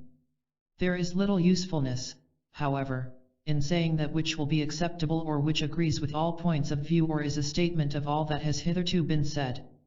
There are things to be said which are not so familiar and which have seldom been said, or have been said in a spirit of criticism or of anti-Semitism instead of in a spirit of love, as is attempted here. Let us look for a moment at the situation of the Jews, prior to the bitter and unpardonable attack made upon them by Hitler and prior to the war 1939 to 1945. They were to be found in every land and claimed citizenship in every country, within the nation of their birth. They preserved intact their own racial identity, their own peculiar way of life, their own national religion, which is everybody's privilege, and a close adherence to those of their own race. Other groups have done this but to a much lesser degree and have been eventually absorbed and assimilated by the land of their citizenship. The Jews have always constituted a nation within a nation, though this has been less marked in Great Britain, Holland, France, and Italy than elsewhere, and therefore, in none of these countries has there been any strong anti-Semitic feeling. In every country and down the ages, the Jew has turned to commerce and has worked with money. They are a strictly commercial and urban people and have shown little interest in agriculture, except lately under the Zionist movement in Palestine. To their extremely materialistic tendencies they have added a great sense of the beautiful and an artistic conception which has added much to the world of art. They have ever been the patrons of the beautiful, and have also been amongst the world's great philanthropists, and this in spite of undesirable and devious business methods, which have made them greatly disliked and mistrusted in the world of business. They are and remain an essentially Oriental people, which the Occidental is apt to forget. If he remembered it he would realize that the Eastern approach to truth and honesty and to the use and possession of money is widely different to that of the Western, and herein is to be found a part of the difficulty. It is not so much a question of right and wrong as one of different standards and inherent racial attitudes which are shared with the whole of the East. The modern Jew is also the product of many centuries of persecution and of migrations. He has wandered from country to country and from city to city, and in the course of these wanderings he has inevitably developed certain habits of living and thinking which, again, the Occidental fails to recognize and for which he makes no allowance. The Jews are, for instance, the product of centuries of tent dwelling, and hence the untidy effect they have on any community in which they live and which the more organized Westerner, a cave dweller, fails to recognize. They are also the product of their need, down the centuries, to live off the people among whom they wander, to seize the presented chance to take what they want, to see to it that their children get the best of everything available, no matter what the cost to others, to cling to their own people in the midst of the alien races among whom they cast their lot, and to preserve inviolate, as far as may be, their national religion, their national taboos and the ancient landmarks. This has been essential to their existence under persecution. It has been compulsory for them to preserve these factors in their ancient forms as far as possible, so as to provide evidence to other Hebrews in new lands and cities that they were Jews as they claimed to be. It is this that makes them the most reactionary and conservative race in the world. Racial characteristics have become increasingly pronounced owing to the inevitable intermarriage during the past centuries and the emphasis laid by the Orthodox Jew in the past upon racial purity. The young and modern Jew lays no emphasis upon this and has usually no objection to intermarriage with the Gentiles, but this is only a late development which meets with no approval from the older generation. The Gentile also objects in many cases. The Jew is a good citizen, law-abiding, kindly and decent in his ways, anxious to play his part in community life and ready with his money when asked for it, but he still remains apart. The ghetto tendency, as one might call it, can be seen spreading everywhere, particularly in the larger cities in the different countries. Down the ages, the Jews for measures of protection and for communal happiness tended to herd together and to seek each other out, and the Gentiles among whom they found themselves fostered this tendency, thus habits of association were formed which still control. Added to this, and due to the separative action of the Gentile world, restricted areas and cities began to appear in many countries in which no Jew was permitted to reside or to purchase property or to settle. Because of the aptitude of the Jew to live off other people and to live within a nation, benefiting by its customs, culture, and civilization but retaining a separate identity and not becoming a true part of the national life, the Jew has ever been subjected to persecution. As a race, he is nowhere liked and people are on guard against him and his methods. This general statement is often untrue where the individual Jew is concerned. There are Jews in every nation and locality who are deeply loved by all who know them, whether Jew or Gentile, who are respected by all around them, who are sought after and valued. These belong to the great spiritual aristocracy of humanity, and though they function in Jewish bodies and bear Jewish names, they join forces with men and women gathered out of all nations who belong to humanity and who have outgrown national and racial characteristics. These men and women are, as a group, the hope of humanity, the guarantee of the new and better world for which we all wait. Their numbers are increasing daily. In a broad generalization about any race or nation, the individual necessarily suffers, but the statements made about the race or nation as a whole are correct, true, and verifiable. Perhaps the major factor which has made the Jew separative and which has cultivated in him the superiority complex which distinguishes him, under an outer inferiority, in his religious faith. This faith is one of the oldest in the world. It is older than Buddhism by centuries, older than many of the Hindu faiths, and much more ancient than Christianity, and there are features in it which have definitely made the Jew what he is. It is a religion of taboos, built up carefully to protect the wandering Jew as he drifted from one community to another. It is a religion with a distinctly material basis, emphasizing the land flowing with milk and honey. This was not symbolic in the days of its use, but a presented objective of his travels. The coloring of the religion is separative. God is the God of the Jews. The Jews are God's chosen people. They must be preserved in physical purity and their well-being is of major importance to Jehovah. They have a messianic destiny, and Jehovah is jealous of their contacts and interest in any other people or God. To these divine requirements they have, as a people, been obedient and hence their plight in a modern world. The word love as it concerns relation to other people is lacking in their religious presentation. The love of Jehovah is taught with due threats. The concept of a future life, dependent upon conduct and behavior to others and on right action in the world of men, is almost entirely lacking in the Old Testament, and teaching on immortality is nowhere emphasized. Salvation is apparently dependent upon the keeping of numerous physical laws and rules related to physical cleanliness. They go so far as to establish retail shops where these rules are kept, in a modern world where scientific methods are applied to purity in food. All these and other factors of less importance set the Jew apart, and these he enforces no matter how obsolete they are or inconvenient to others. These factors demonstrate the complexity of the problem from the Jewish angle and its irritating and frictional nature to the Gentile. This irritating factor is something which the Jew seldom if ever recognizes. The Gentile today neither remembers nor cares that the Jews were instrumental in having Christ put to death. According to the New Testament, he is more apt to remember that Christ was a Jew and to wonder why the Jew was not the first to claim and love him. He remembers far more acutely Jewish business methods, the fact that the Jew, if orthodox, regards Gentile food as impure for him and that the Jew considers his citizenship as secondary to his racial obligations. He regards the Jew as a follower of an obsolete religion. He intensely dislikes the cruel and jealous Jehovah of the Jews and looks upon the Old Testament as the history of a cruel and aggressive people, apart from the Psalms of David, which all men love. These are points to which the Jew at no time seems to pay attention, and yet it is these things in their aggregate which have set the Jew apart from the world in which he wants to live and be happy, and in which he is the victim of an inheritance which could with profit be modernized. Nowhere is the emergence of a new world religion more greatly needed than in the case of the Jew in the modern world. Yet, God has made all men equal. The Jew is a man and a brother, and every right that the Gentile owns is his also, inalienably and intrinsically his. This the Gentile has forgotten, and great is his responsibility for wrongdoing and cruel action. The Jew for ages has not been wanted by his Gentile brother. He has been chased from place to place.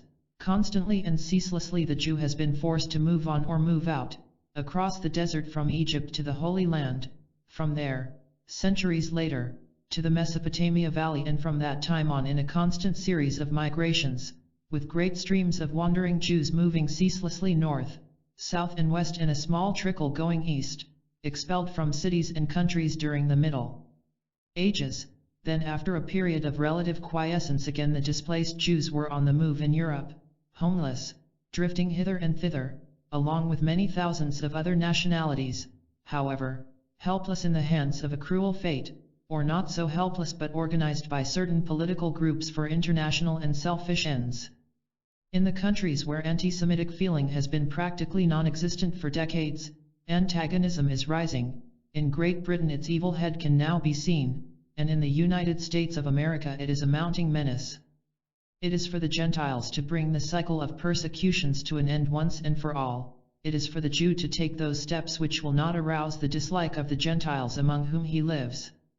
The need of the Jew at this time is for a solution of this ancient problem which has disturbed the peace of countries down the centuries. The responsibility of the non-Jews, in the light of humanitarian demand, is vital. The record of the persecution of the Jews is a grievous and ghastly story, only paralleled by the Jewish treatment of their enemies, as related in the Old Testament. The fate of the Jews in the World War is a terrible tale of cruelty, torture and wholesale murder, and the treatment of the Jews down the ages is one of the blackest chapters in human history.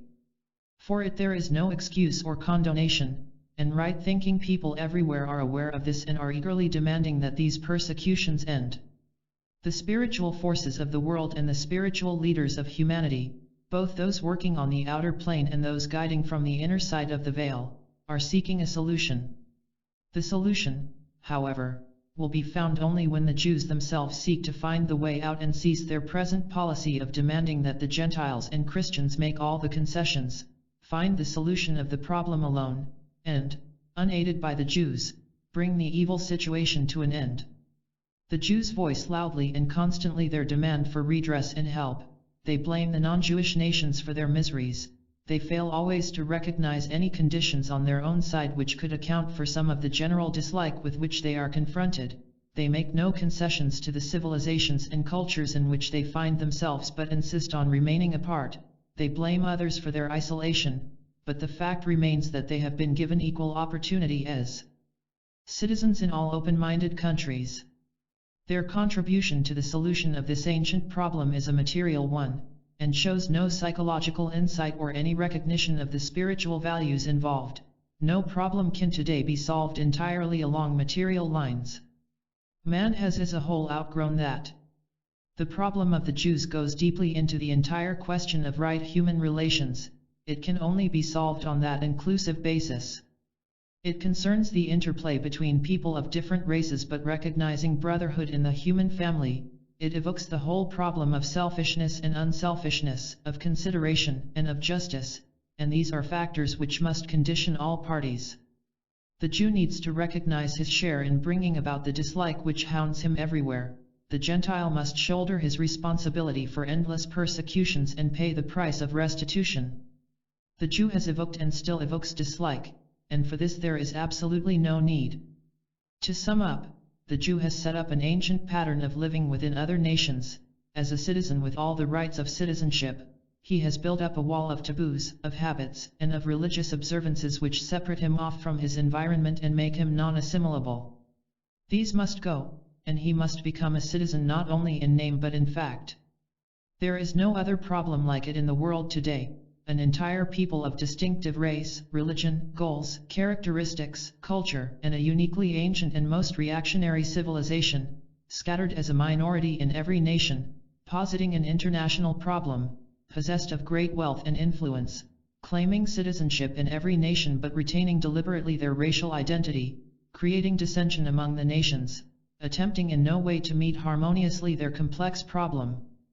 On any large scale with due psychological understanding or consideration of the Gentile environment to which they ceaselessly make appeal, proffering only material solutions and constant, almost abusive, demands for the Gentile to shoulder the entire blame and end the difficulty.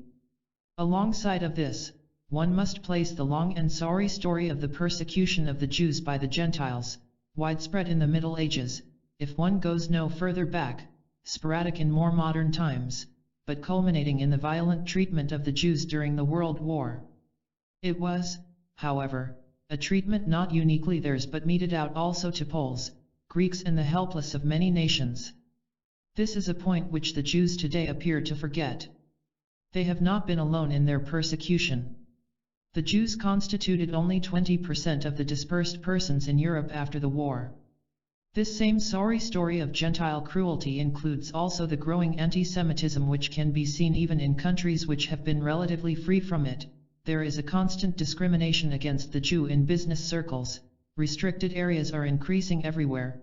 The plight of Jewish school children in the USA, for instance, who are discriminated against, hooted at, and abused, is shocking to contemplate.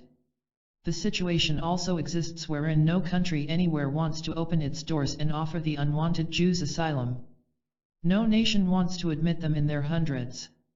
Right-thinking people in every nation are seeking and will continue to seek a solution, and one will be found. This problem child within the family of nations is a child of the one Father and spiritually identified with all men everywhere. People know that there is neither Jew nor Gentile, as St. Paul expressed it, facing 2,000 years ago the same sad problem, and men and women in both groups have constantly and increasingly proved the truth of this statement. 0.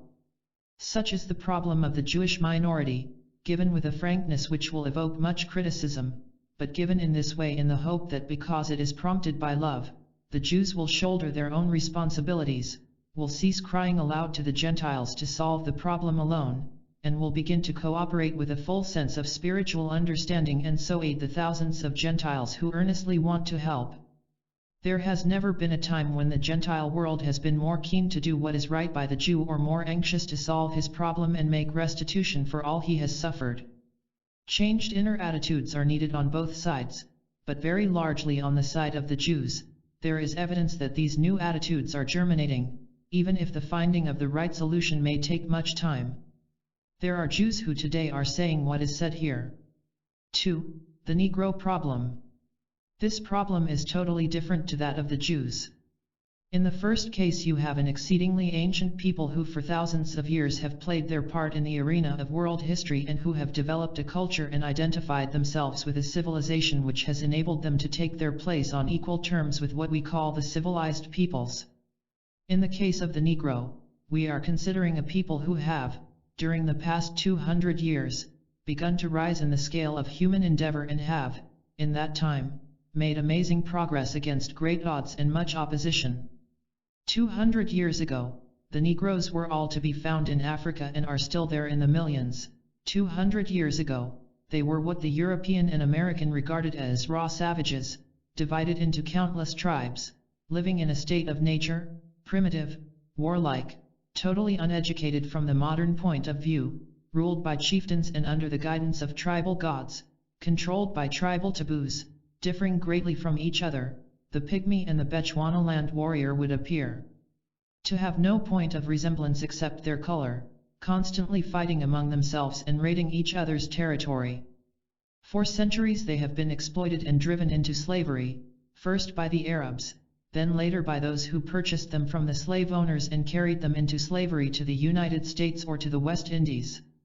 They have been exploited also by the European nations who seized vast territories in Africa and enriched themselves on the produce of those countries and the labor of their inhabitants, the French in the French Sudan, the Belgians in the Belgian Congo, the Dutch and the British in South Africa and the west coast of Africa, the Germans in German East Africa and the Italians in Eastern Africa. It is a sorry story of cruelty, theft, and exploitation on the part of the white race, though much good also came out of it for the black race. The story of these relationships is still unfinished, and unless it is conducted in the future with righteousness and justice, may terminate in tragedy. There is, however, much improvement in the internal history of these territories, and there is much reason for optimism. The problem of the Negro falls into two divisions: the problem of the future of the African Negro and the problem of the future of the Negro in the Western Hemisphere. Africa is potential and the destiny of its countless millions of inhabitants is still in the embryonic stage. The relationship of its true inhabitants to the alien races who seek to dominate them remains still in the realm of political maneuvering and commercial greed. It should, however, be recognized that in spite of the many attendant evils which follow ever on the trail of the exploiting white man, the impact of the white races on the black continent has brought great evolutionary development and benefits: education, medical aid, the ending of the ceaseless tribal wars, sanitation, and a more enlightened religious system in the place of the barbaric cults and crude religious practices. Much evil followed the explorer, the missionary and the trader, but much good also followed in their steps, particularly in those of the missionary. The Negro is naturally religious and mystically inclined, and the major tenets of the Christian faith have a definite appeal to his nature. The emotional aspects of the Christian presentation, with the emphasis upon love and goodness and the life hereafter, is understood by the emotionally focused Negro. Behind the many separative religious cults of that dark land, there emerges a fundamental and pure mysticism, ranging all the way from nature worship and a primitive animism to a deep occult knowledge and an esoteric understanding which may someday make Africa the seat of the purest form of occult teaching and living. This, however, lies several centuries ahead. In considering the problem of the African Negro, it is the long-range vision with which we must deal and the steady rising into power of millions of people who have, as yet, only made the first steps towards modern civilization and culture, but are taking others with an almost frightening rapidity. The undesirable aspects of civilization are present, but the benefits conferred far outweigh these, and the Negro, in spite of his natural and understandable antagonism, should recognize them as a debt he owes to the aggressive and acquisitive white nations. Contact with them has stimulated his intellectual perception.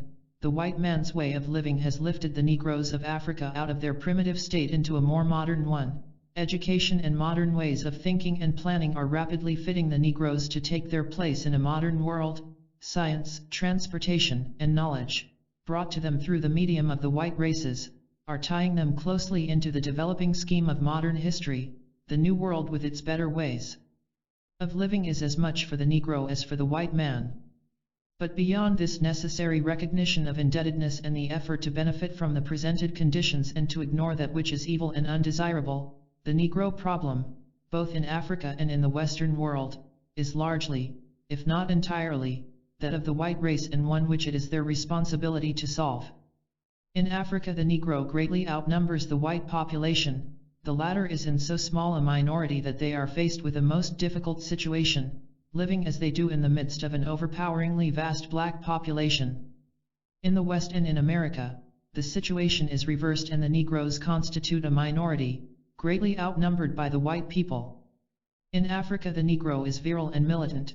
In America and the West Indies he has been somewhat emasculated and psychologically defeated by years of forced labor and slavery. Slavery exists also in Africa, but it has been of a different kind and has not produced quite the same results as it has in the West. The problem facing the white races now in Africa is so to train the Negroes that they will be fitted for true self-government. They must be helped to take over their own destiny, they must be given a sense of trained responsibility, they must be taught to realize that Africa can belong to its own people and at the same time be a cooperating partner in world enterprise. This can only happen when the antagonism between the white people and the black races is ended. Between the two of them goodwill must be demonstrated. Right human relations must be firmly established between the emerging Negro Empire and the rest of the world. The new ideals and the new world trends must be fostered in the receptive Negro consciousness, and in this way darkest Africa will become a radiant center of light, ready for self-government and expressing true freedom. Increasingly these Negro races will forsake their emotional reaction to circumstances and events, and meet all that transpires with a mental grasp and an intuitive perception which will put them on a par and perhaps ahead of the many who today condition the environment and the circumstances of the Negro. We might express the possibilities as follows. Will the Negroes of Africa arrive at control of their own continent by violently ejecting the governing white races and by a long cycle of wars between the different Negro groups which people that continent? Or will the matter be settled by an understanding far-sighted policy on the part of the white people, plus cooperative planning for the future? Will this be paralleled by an ability on the part of the Negro races to move slowly and wisely, to avoid bloodshed and rancor, to see through the devious ways of selfish political agents, seeking to exploit them, and demonstrate also such an outstanding capacity to handle their own affairs and produce their own leaders that naturally and automatically, without conflict or violence, they will gather the reins of government into their own hands and gradually eliminate white control? Will the white nations who today commercially exploit Africa, holding on to their land tenure, relinquish their so-called rights, based on the fact that possession is 9/10 of the law, and substitute the new age methods of right human relations and intelligent cooperation, the sharing of resources, so rich and varied in that wonderful continent, and contribute their trained skill, their proved commercial benefits and their scientific knowledge to all that Africa has to offer of usefulness and productive materials to the world? The European nations and the British peoples are now following a program leading to the release of Africa into the hands of its own people. At the same time, a sane patience should lead the African peoples to concentrate on educational processes, and agricultural and economic developments. The destiny of this great land will clarify itself and Africa will take its place as a great center of cultural light, shining within a civilized land. Unless both races, the black and the white, approach the problem of their relationship with sanity, with long-range vision, with patience, and without hatred or fear, the cultural history of our planet will be retarded for many years. The hitherto unused and unorganized power of the countless millions of Africa is something that the white race should carefully consider. They can place the Negro peoples as rapidly as possible on an equality of opportunity, of constitutional and human rights, and help them to pass through the stage of adolescence in which they are now to be found to that full and useful maturity in which they will handle their own problems and territory. This process is now going forward and Africa will thus take its place, through its many possible national groups, in the great family of nations and bring into the world arena a race with an amazing contribution to make of spiritual assets, cultural values, and creative possibilities. The innate endowment of the Negro is very rich in content. He is creative, artistic, and capable of the highest mental development when taught and trained, as capable as is the white man. This has been proved again and again by the artists and the scientists who have come out of the Negro race and by the fact of their aspirations and their ambitions. The time has come when the white man must cease to look upon the Negro as a field laborer, a factory hand, a beast of burden, or one only capable of housework or unskilled labor and accord him the respect and the opportunity which is due him. The Negro of Africa is emerging fast, and when a few more years of education, study, and travel have played their part, the problem of Africa will become even more acute than it already is. It need not become dangerous if the white race demonstrates wisdom, understanding, selfless thinking, and a willingness to give complete freedom to the Negro races. The future peace of the world depends today upon enlightened, far-seeing statesmanship and an appreciation of the fact that God has made all men free. The problem of the Negro in the Western Hemisphere constitutes a very ugly story, seriously implicates the white man and provides an outstanding disgrace. Brought to the United States and to the West Indies more than 2 centuries ago and forced into slavery, the Negro has never had a fair deal or any true opportunity. Under the Constitution of the United States, all men are regarded as free and equal. The Negro, however, is not free or equal, particularly in the southern states. The situation in the West Indies more closely resembles that in the northern states, where conditions are somewhat better but where there is still no equality of opportunity and much racial discrimination. The treatment of the Negro in the southern states is a blot upon the country. There the fight is to keep the Negro consistently down, to refuse him equality of education and of opportunity, to keep his standard of living at the lowest possible level and well below that of the white, to refuse him political recognition and, in a democratic country where all men are entitled to vote, he is prevented from sharing in this constitutional privilege. In the northern states these conditions do not exist to the same extent, but the Negro is steadily discriminated against, is refused equal opportunity and has to fight for every privilege. A few corrupt and ignorant senators consistently outrage the good intentions of the mass of American people by perpetuating these evil conditions and fighting by every possible means to prevent their being changed. They play upon the fears of their constituents and block every move made to bring about a better and cleaner situation which would be in line with the Constitution. These short-sighted politicians attempt to sidetrack the issue and throw dust in the eyes of their constituents by fighting for the freedom of distant small nations in Europe. At the same time they steadily defy their own constitution by refusing freedom and liberty to the Negroes of their own country. For their attitude and conduct there is today no possible excuse. It remains a mystery in the minds of other enlightened nations why the broad-minded people of the United States, vociferous in their demand for their own personal freedom and insistent upon the defense of the Constitution, permit this condition to exist and perpetuate in office these men who bring about a constant infringement of the constitutional rights of American citizens. The cry of the South that the Negro is not educationally fitted to vote is negated by the fact that he can and does vote in the northern states, in many cases as wisely as his white brother, and though his vote can often be purchased by electioneering politicians, so also can that of the white voter. The cry that white women must be protected from the animal instincts of the Negroes means nothing, for they need equal protection from the animal instincts of the white man, and this statistics will adequately prove. The cry that paternalism is what the Negro needs and that only the Southerner understands how to handle the Negro is disproved by the Negro himself, who wants none of it. His repudiation of it demonstrates a sound sense of values and that he knows the distinction between paternalism, which keeps the Negro backward, uneducated and under obligation to the white, and the freedom which he wants to share with all men in the world. The Negro is naturally easy, accommodating, kindly and anxious to like people and be liked. If today so many Negroes are arrogant, vindictive, full of hate and anxious to assert themselves, it is because they have been made so by the white people.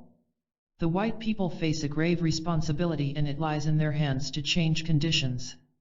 When they do so, they will find the Negro as responsive to good and fair treatment, equal opportunity, and right living conditions as he is responsive sometimes in the wrong way to the evil educational, political and living conditions under which he now labors. This applies to the entire Negro problem in the Western Hemisphere. The Negro cannot be discriminated against for all time. He cannot be asked to defend his country and then have his country refuse him the ordinary rights of citizenship. Public opinion is on the side of the Negro, and there is a steadily growing determination among the white citizens of the Western Hemisphere that he be given his constitutional rights, equal commercial and business opportunities, equal educational facilities and equally good living conditions. It is for the people of America to speak with a clear voice and demand that Negroes be given their just rights. Every white American should shoulder his responsibility for this minority and study the Negro problem. He should learn to know the Negro personally as a friend and a brother. He should see to it that he plays his part in changing the present condition. On the subject of intermarriage, the best and soundest thinkers in both the white and black races at this time deplore mixed marriages. They mean no happiness for either party. When considering this subject, it should be remembered, however, that intermarriage between the white peoples and the yellow races, the Chinese and the Japanese, is equally unfortunate and, with the rarest exception, seldom proves successful and is never satisfactory where the children of such unions are concerned. The World War, 1914 to 1945, has itself produced a great admixture of races. Where marching armies go, there is inevitable promiscuity and a resultant new population. The world today is producing and will produce the results of these, so-called, illicit unions between the soldiers of all nations and the peoples of the countries in which they find themselves. These children of mixed race, as well as the half-castes and the Eurasians, may be the answer to a large part of the problem. There will be hundreds of thousands of these children of mixed parentage, forming part of the world population in the next generation and immediate cycle, and they are a group with which we will have to reckon. The solution. It will be obvious that a finding of a solution to the problem of the minorities is essentially the finding of a solution to the great heresy of separateness. This is immensely difficult not only because of humanity's predisposing tendency in this direction, but because that same human nature cannot be easily or rapidly changed. Also, this change and the breaking down of the spirit of separateness has to be brought about in a world of men which is today full of distrust and fear and hardly aware of what is really needed, able only to cry in unison, "Give us peace in our time." If by an act of immediate legislation the Negro minority gained its full rights, the problem would remain the same, for the hearts and minds of men would not have been altered and the solution would be entirely superficial. Although the Jews have gained their desire and Palestine was handed over to them, the anti-Semitic feeling present, with practically no exception, in every nation remains exactly the same as before, plus the bloodshed in Palestine. The problem goes far deeper than is often estimated. It is inherent in human nature and is the product of countless centuries of fostered growth and the wrong type of education of the masses. Nation is still pitted against nation in the political arena, group against group and, within the nations, party against party and man against man. The wise and the far-seeing, those prompted by a sane and unselfish common sense, the idealist and the men and women of goodwill are everywhere and are struggling to find a solution, to build a new world structure of law, order, and peace, which will ensure right human relations, but they are, in turn, a tiny minority in comparison to the vast multitude of human beings peopling our earth. Their task is hard, and from the point at which they must work, appears to them at times as presenting nigh insuperable difficulties. Certain questions inevitably arise in the minds of the men of goodwill everywhere. Can the great powers be trusted to function selflessly in the interests of the little powers and of humanity as a whole? Can power politics and the various national imperialisms be forgotten and ended? Can a world policy be devised which will ensure justice for all, whether great or small? Can world opinion be sufficiently strong in the interests of right human relations that it can tie the hands of the selfishly aggressive and open the door of opportunity to those who have as yet had little?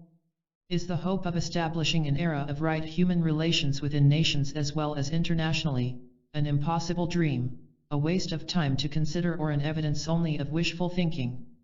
Does the goal of right human relations, equal rights, and opportunity for all men everywhere provide an entirely possible goal for which all well-intentioned men can work with some hope of success? What are the first steps which should be taken to promote such right endeavors and to lay a secure foundation of world goodwill? How can public opinion be sufficiently aroused so that the many steps to promote right human relations will be faced by legislators and politicians everywhere?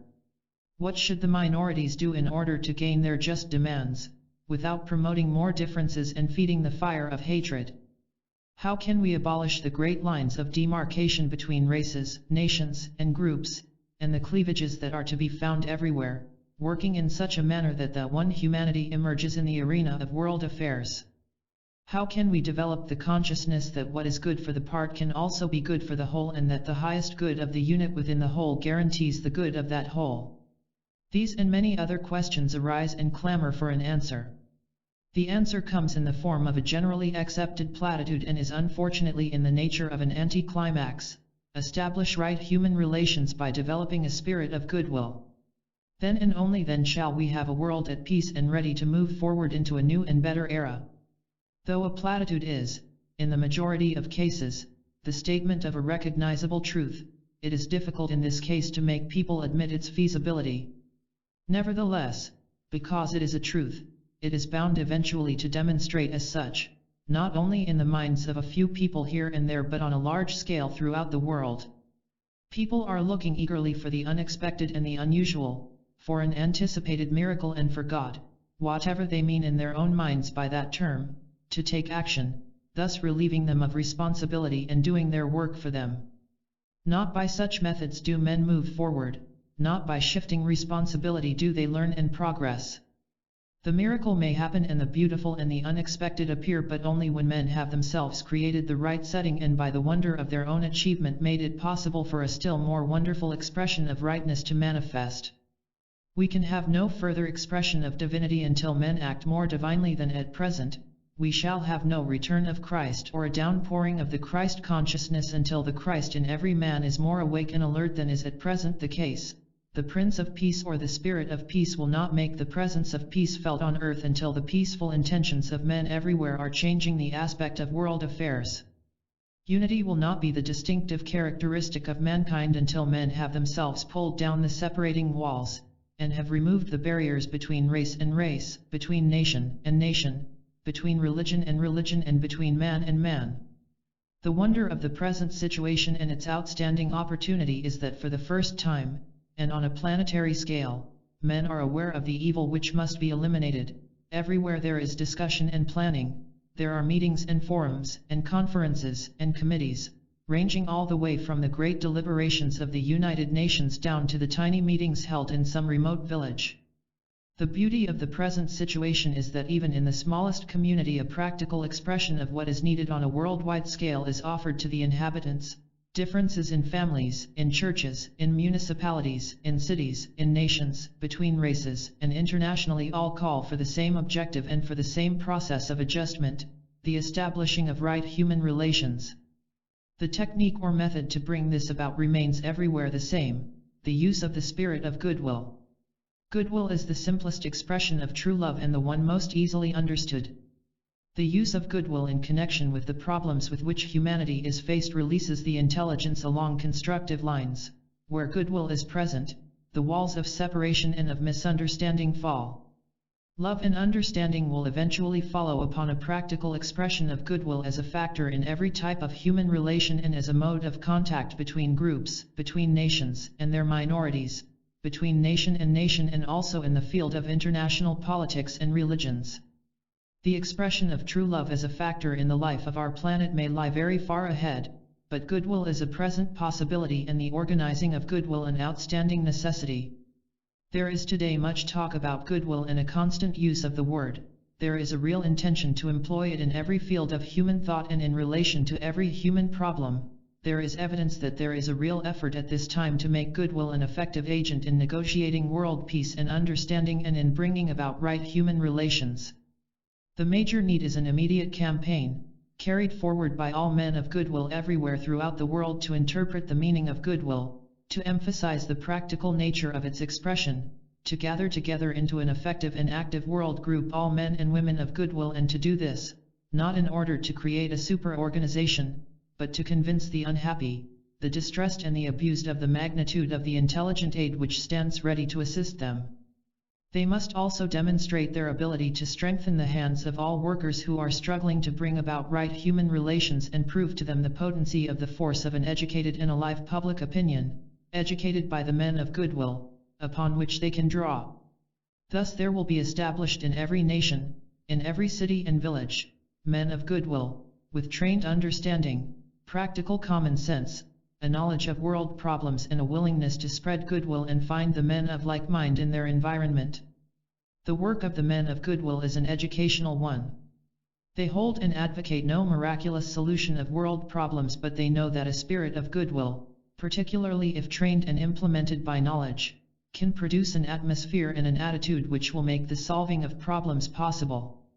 When men of goodwill meet, no matter what their political party, nation, or religion, there is no problem which they cannot eventually solve to the satisfaction of the various parties involved. It is the production of this atmosphere and the evocation of this attitude which is the principal work of the men of goodwill, and not the presentation of some cut and dried solution. This spirit of goodwill can be present even where there is fundamental disagreement between parties. But this is seldom the case today. There is a real spirit of goodwill controlling quite a few of the discussions of the United Nations organization on quite difficult and touchy points, and this is becoming increasingly apparent. There is absolutely no reason to believe that the growth of goodwill in the world need be a slow and gradual affair. The reverse can be the case if the men and women who today feel within themselves a genuine goodwill and who are free from prejudice will seek each other out and work together to spread goodwill. A prejudiced person, a religious fanatic, or a staunch nationalist have a hard task in developing true goodwill within themselves. They can accomplish it if they care enough for their fellow man, and seek to leave him free, but they will have to seek for the dark area in their own minds where a wall of separativeness exists and tear it down. They will have to develop, with deliberation, true goodwill, not tolerance, towards the object of their prejudice, towards the man of an alien religion and towards the nation or race to which they feel antagonistic or upon which they look down. A prejudice is a first brick in a separating wall. Goodwill is far more widespread throughout the world than people think. It simply needs to be discovered, educated, and set to work. It must not be exploited, however, by groups working for their own ends, no matter how honestly, correctly, or sincerely. It would, if that was done, be diverted into a partisan effort. The men of goodwill stand midway between opposing groups where such exist, in order to create a condition in which discussion and compromise can become happily possible. They tread constantly the noble middle path of the Buddha which runs between the pairs of opposites, straight to the very heart of God. They tread the narrow way of love of which Christ spoke, and they indicate they are treading it by an expression of the only aspect of love which humanity can at present understand, goodwill.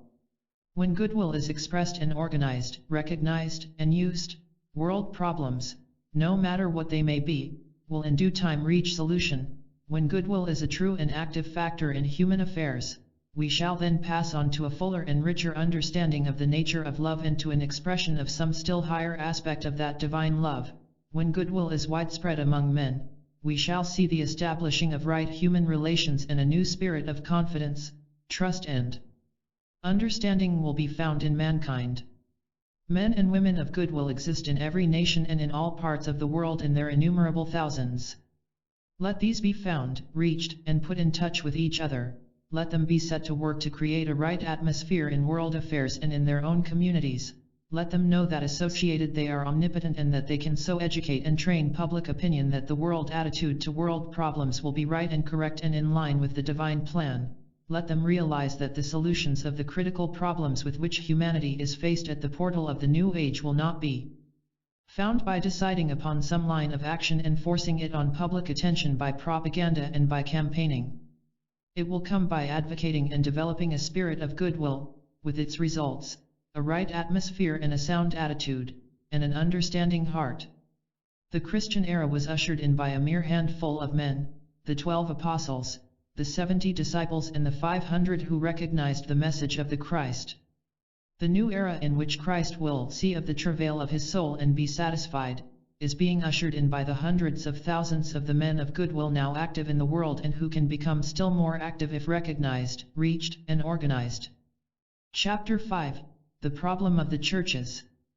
The title of this chapter is not called The Problem of Religion but simply the problem of those people and organizations who attempt to teach religion, who claim to represent the spiritual life, to direct the spiritual approach of the human soul to God and to lay down the rules for the spiritual life. In writing on this theme we are treading on dangerous ground. There is no justifiable quarrel with the religious spirit, it exists and is essential to a full and true life on earth. We can recognize the timelessness of faith and the witness of the Spirit, down countless ages, to the fact of God. Christ lives and guides the people of the world and he does this not from any vague or distant center called the right hand of God, a symbolic phrase, but from close at hand and near to humanity whom he eternally loves. When he said, "Lo, I am with you all the days, even unto the end of the world," he meant exactly what he said. The approach of the human spirit to its source, to that spiritual center where divinity rules and to those who guide and direct that approach, will inevitably go on. The way stands eternally open to pilgrims and all such pilgrims, all souls, find their way eventually into the Father's home. The fact of God, the fact of Christ, the fact of men's spiritual approach to divinity, the fact of the deathlessness of the spirit, the fact of spiritual opportunity, and the fact of man's relation to God and to his fellow men. Upon these we can take our stand. We should emphasize also the evolutionary presentation of truth and its constant adaptation to the need of humanity at any given period in history. Christianity is an expression, in essence, if not yet factually, of the love of God, immanent in his created universe. Churchianity has, however, laid itself open to attack, and the mass of thinking people know this.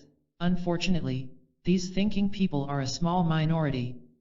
For the sake of clarity and in order that the outline of the facts and of the potentialities may emerge clearly, we will divide this subject into the following sections, beginning with the most unpleasant and controversial and ending on a note of hope, of purpose, and of vision. 1. The failure of the churches. Would you, in all truthfulness and in the light of world events, say that the churches had succeeded? 2. The opportunity of the churches. Do they recognize it? 3. The essential truths which humanity needs and intuitively accepts. What are they? 4. The regeneration of the churches. Is it possible? 5. Today the immediate need of mankind is emerging with clarity, and the steps which the churches propose taking to meet that need are also becoming clear. It seems essential, therefore, that we face the situation exactly as it is, and that we isolate those truths which are essential to man's progress and enlightenment and eliminate factors which are controversial and unimportant. It is necessary also that we define the way of salvation which the churches should follow. If the churches are working and the churchmen are thinking in a Christ-like way, then the salvation of humanity is assured.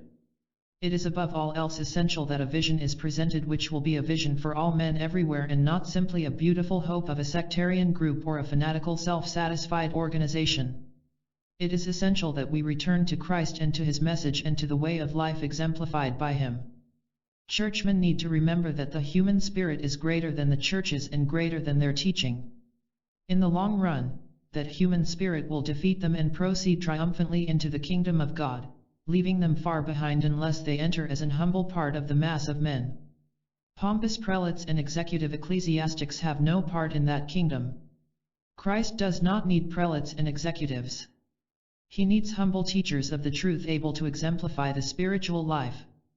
Nothing under heaven can arrest the progress of the human soul on its long pilgrimage from darkness to light, from the unreal to the real, from death to immortality, and from ignorance to wisdom. If the great organized religious groups of churches in every land and composing all faiths do not offer spiritual guidance and help, humanity will find another way. Nothing can keep the spirit of man from God. 1. The failure of the churches. Let us remember, Christ has not failed. It is the human element which has failed and which has thwarted his intentions, and prostituted the truth which he presented. Theology, dogma, doctrine, materialism, politics, and money have created a vast dark cloud between the churches and God. They have shut out the true vision of God's love, and it is to this vision of a loving reality and to a vital recognition of its implications that we must return. Is there any chance that a renewal of the faith as it was in Christ will return? Are there enough men of vision in the churches to save the day, a vision of meeting the need of man and not a vision of the growth and aggrandizement of the churches? Such men do exist in every religious organization, but they are deplorably few. Even if united, which seems as yet sadly impossible because of doctrinal differences, they present a somewhat feudal group versus the organized power, the materialistic splendor, the vested interests and the fanatical determination of the reactionary ecclesiastics of all faiths. It is usually the struggling minority, in this case the spiritually minded few, who guard the true vision and finally bring it into being. They are the ones who walk the torrid, unhappy streets with agonizing humanity and who, therefore, recognize in an acute sense the need for the regeneration of the churches. Our religious platforms, our pulpits, and our religious periodicals and magazines are full of appeals for men to turn again to God and to find in religion a way out of the present chaotic conditions. Yet, humanity has never before been so spiritually inclined or so consciously and definitely oriented to the spiritual values and to the need for spiritual revaluations and realizations. The appeals going out should be made to the church leaders and to the ecclesiastics of all faiths and to church workers everywhere. It is they who should return to the simplicity of the faith as it is in Christ. It is they who need regeneration. Men are everywhere demanding light. Who is to give it to them? There are two major factors which are responsible for the failure of the churches. 1. Narrow theological interpretations of the scriptures. 2. Material and political ambitions. In every land down the ages, men have sought to foist their personal, religious interpretations of truth, of the scriptures and of God upon the mass of men. They have taken the Bibles of the world and have attempted to explain them, passing the ideas they find through the filter of their own minds and brains, and in the process inevitably stepping down the meaning. Not content with this, their followers have forced these man-evolved interpretations upon the unthinking and the ignorant. Every religion, Buddhism, Hinduism in its many aspects, Mohammedanism, and Christianity, has produced a flock of outstanding minds who have sought, usually quite sincerely, to understand what God is supposed to have said, who have formulated doctrines and dogmas on this basis of what they thought God meant, and their words and ideas have, therefore, become religious law and the irrefutable truths of countless millions. In the last analysis, what have you? The ideas of some human mind, interpreted in terms of his period, tradition, and background, about what God said in some scripture which has been subjected during the centuries to the difficulties and the mistakes incident to constant translation, a translation often based on oral teaching. The doctrine of the verbal inspiration of the scriptures of the world, deemed particularly applicable to the Christian Bible, is today completely exploded, and with it the infallibility of interpretation.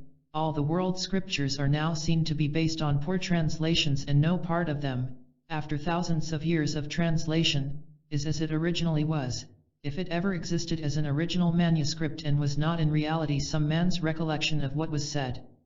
At the same time, it must be remembered that the general trend and the basic teaching, as well as the significance of the symbols, is usually correct, though again, symbolism itself must be subjected to modern translation and not to the misinterpretation of ignorance. The point is that dogmas and doctrines, theology and dogmatic affirmations, do not necessarily indicate the truth as it exists in the mind of God, with whose mind the majority of dogmatic interpreters claim familiarity. Theology is simply what men think is in the mind of God. The more ancient the scripture, the greater, necessarily, the distortion. The doctrine of a vengeful God, the doctrine of retribution in some mythical hell, the teaching that God only loves those who interpret him in terms of some particular school of theological thought, the symbolism of the blood sacrifice, the appropriation of the cross as a Christian symbol, the teaching about the virgin birth and the picture of an angry deity only appeased by death are the unhappy results of man's own thinking, of his own lower nature, of his sectarian isolationism, fostered by the Jewish Old Testament, but not generally found in the Oriental faiths, and of his sense of fear, inherited from the animal side of his nature. All these are fostered and inculcated by theology but not by Christ, or the Buddha or Sri Krishna. The little minds of men at their past and present stages of evolution cannot today and never have comprehended the mind and the purposes of the one in whom we live and move and have our being. They have interpreted God in terms of themselves. Therefore, when men unthinkingly accept a dogma, they are only accepting the point of view of some other fallible human being, and are not accepting a divine truth at all. It is this truth that theological seminaries must begin to teach, training their men to think for themselves and to remember that the key to truth lies in the unifying power of comparative religion. Only those principles and truths which are universally recognized and which find their place in every religion are truly necessary to salvation. The secondary and controversial line of presented truths is usually unnecessary or significant only in so far as it buttresses the primary and essential truth. It is this distorted presentation of truth which has led humanity to the formulation of a body of doctrines about which Christ apparently knew nothing. Christ cared only that men should recognize that God is love, that all men are the children of the one Father and, therefore, brothers, that man's spirit is eternal and that there is no death. He longed that the Christ within every man, the innate Christ consciousness which makes us one with each other and with Christ, should flower forth in all its glory. he taught that service was the keynote of the spiritual life and that the will of God would be revealed. These are not the points about which the mass of commentators have written. They have discussed ad nauseam how far Christ was divine and how far he was human, the nature of the virgin birth, the function of St. Paul as a teacher of Christian truth, the nature of hell, salvation through blood, and the authenticity and historicity of the Bible. Today men's minds are recognizing the dawn of freedom. They are realizing that every man should be free to worship God in his own way. This will not mean, in the coming New Age, that every man will pick a theological school to which he will choose to adhere. His own God-illumined mind will search for truth and he will interpret it for himself. The day of theology is over and that of a living truth is with us. This the Orthodox churches refuse to recognize. Truth is essentially non-controversial. Where controversy emerges, the concept is usually secondary in importance and consists largely of men's ideas about truth. Men have gone far today in the rejection of dogmas and doctrine, and this is good and right and encouraging. It signifies progress, but, as yet, the churches fail to see in this the workings of divinity.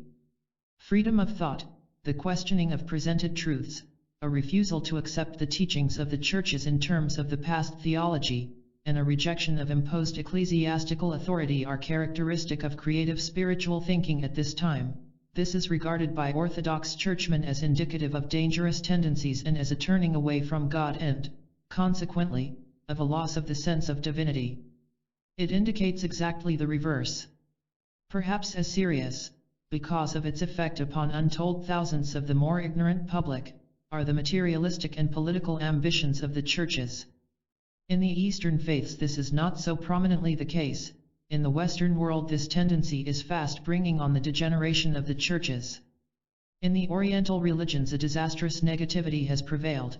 The truths given out have not sufficed to better the daily life of the believer or to anchor the truths creatively upon the physical plane. The effect of the Eastern doctrines is largely subjective and negative as to daily affairs.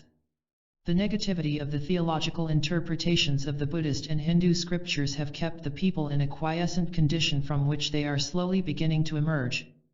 The Mohammedan faith is, like the Christian, a positive presentation of truth though very materialistic. Both these faiths have been militant and political in their activities.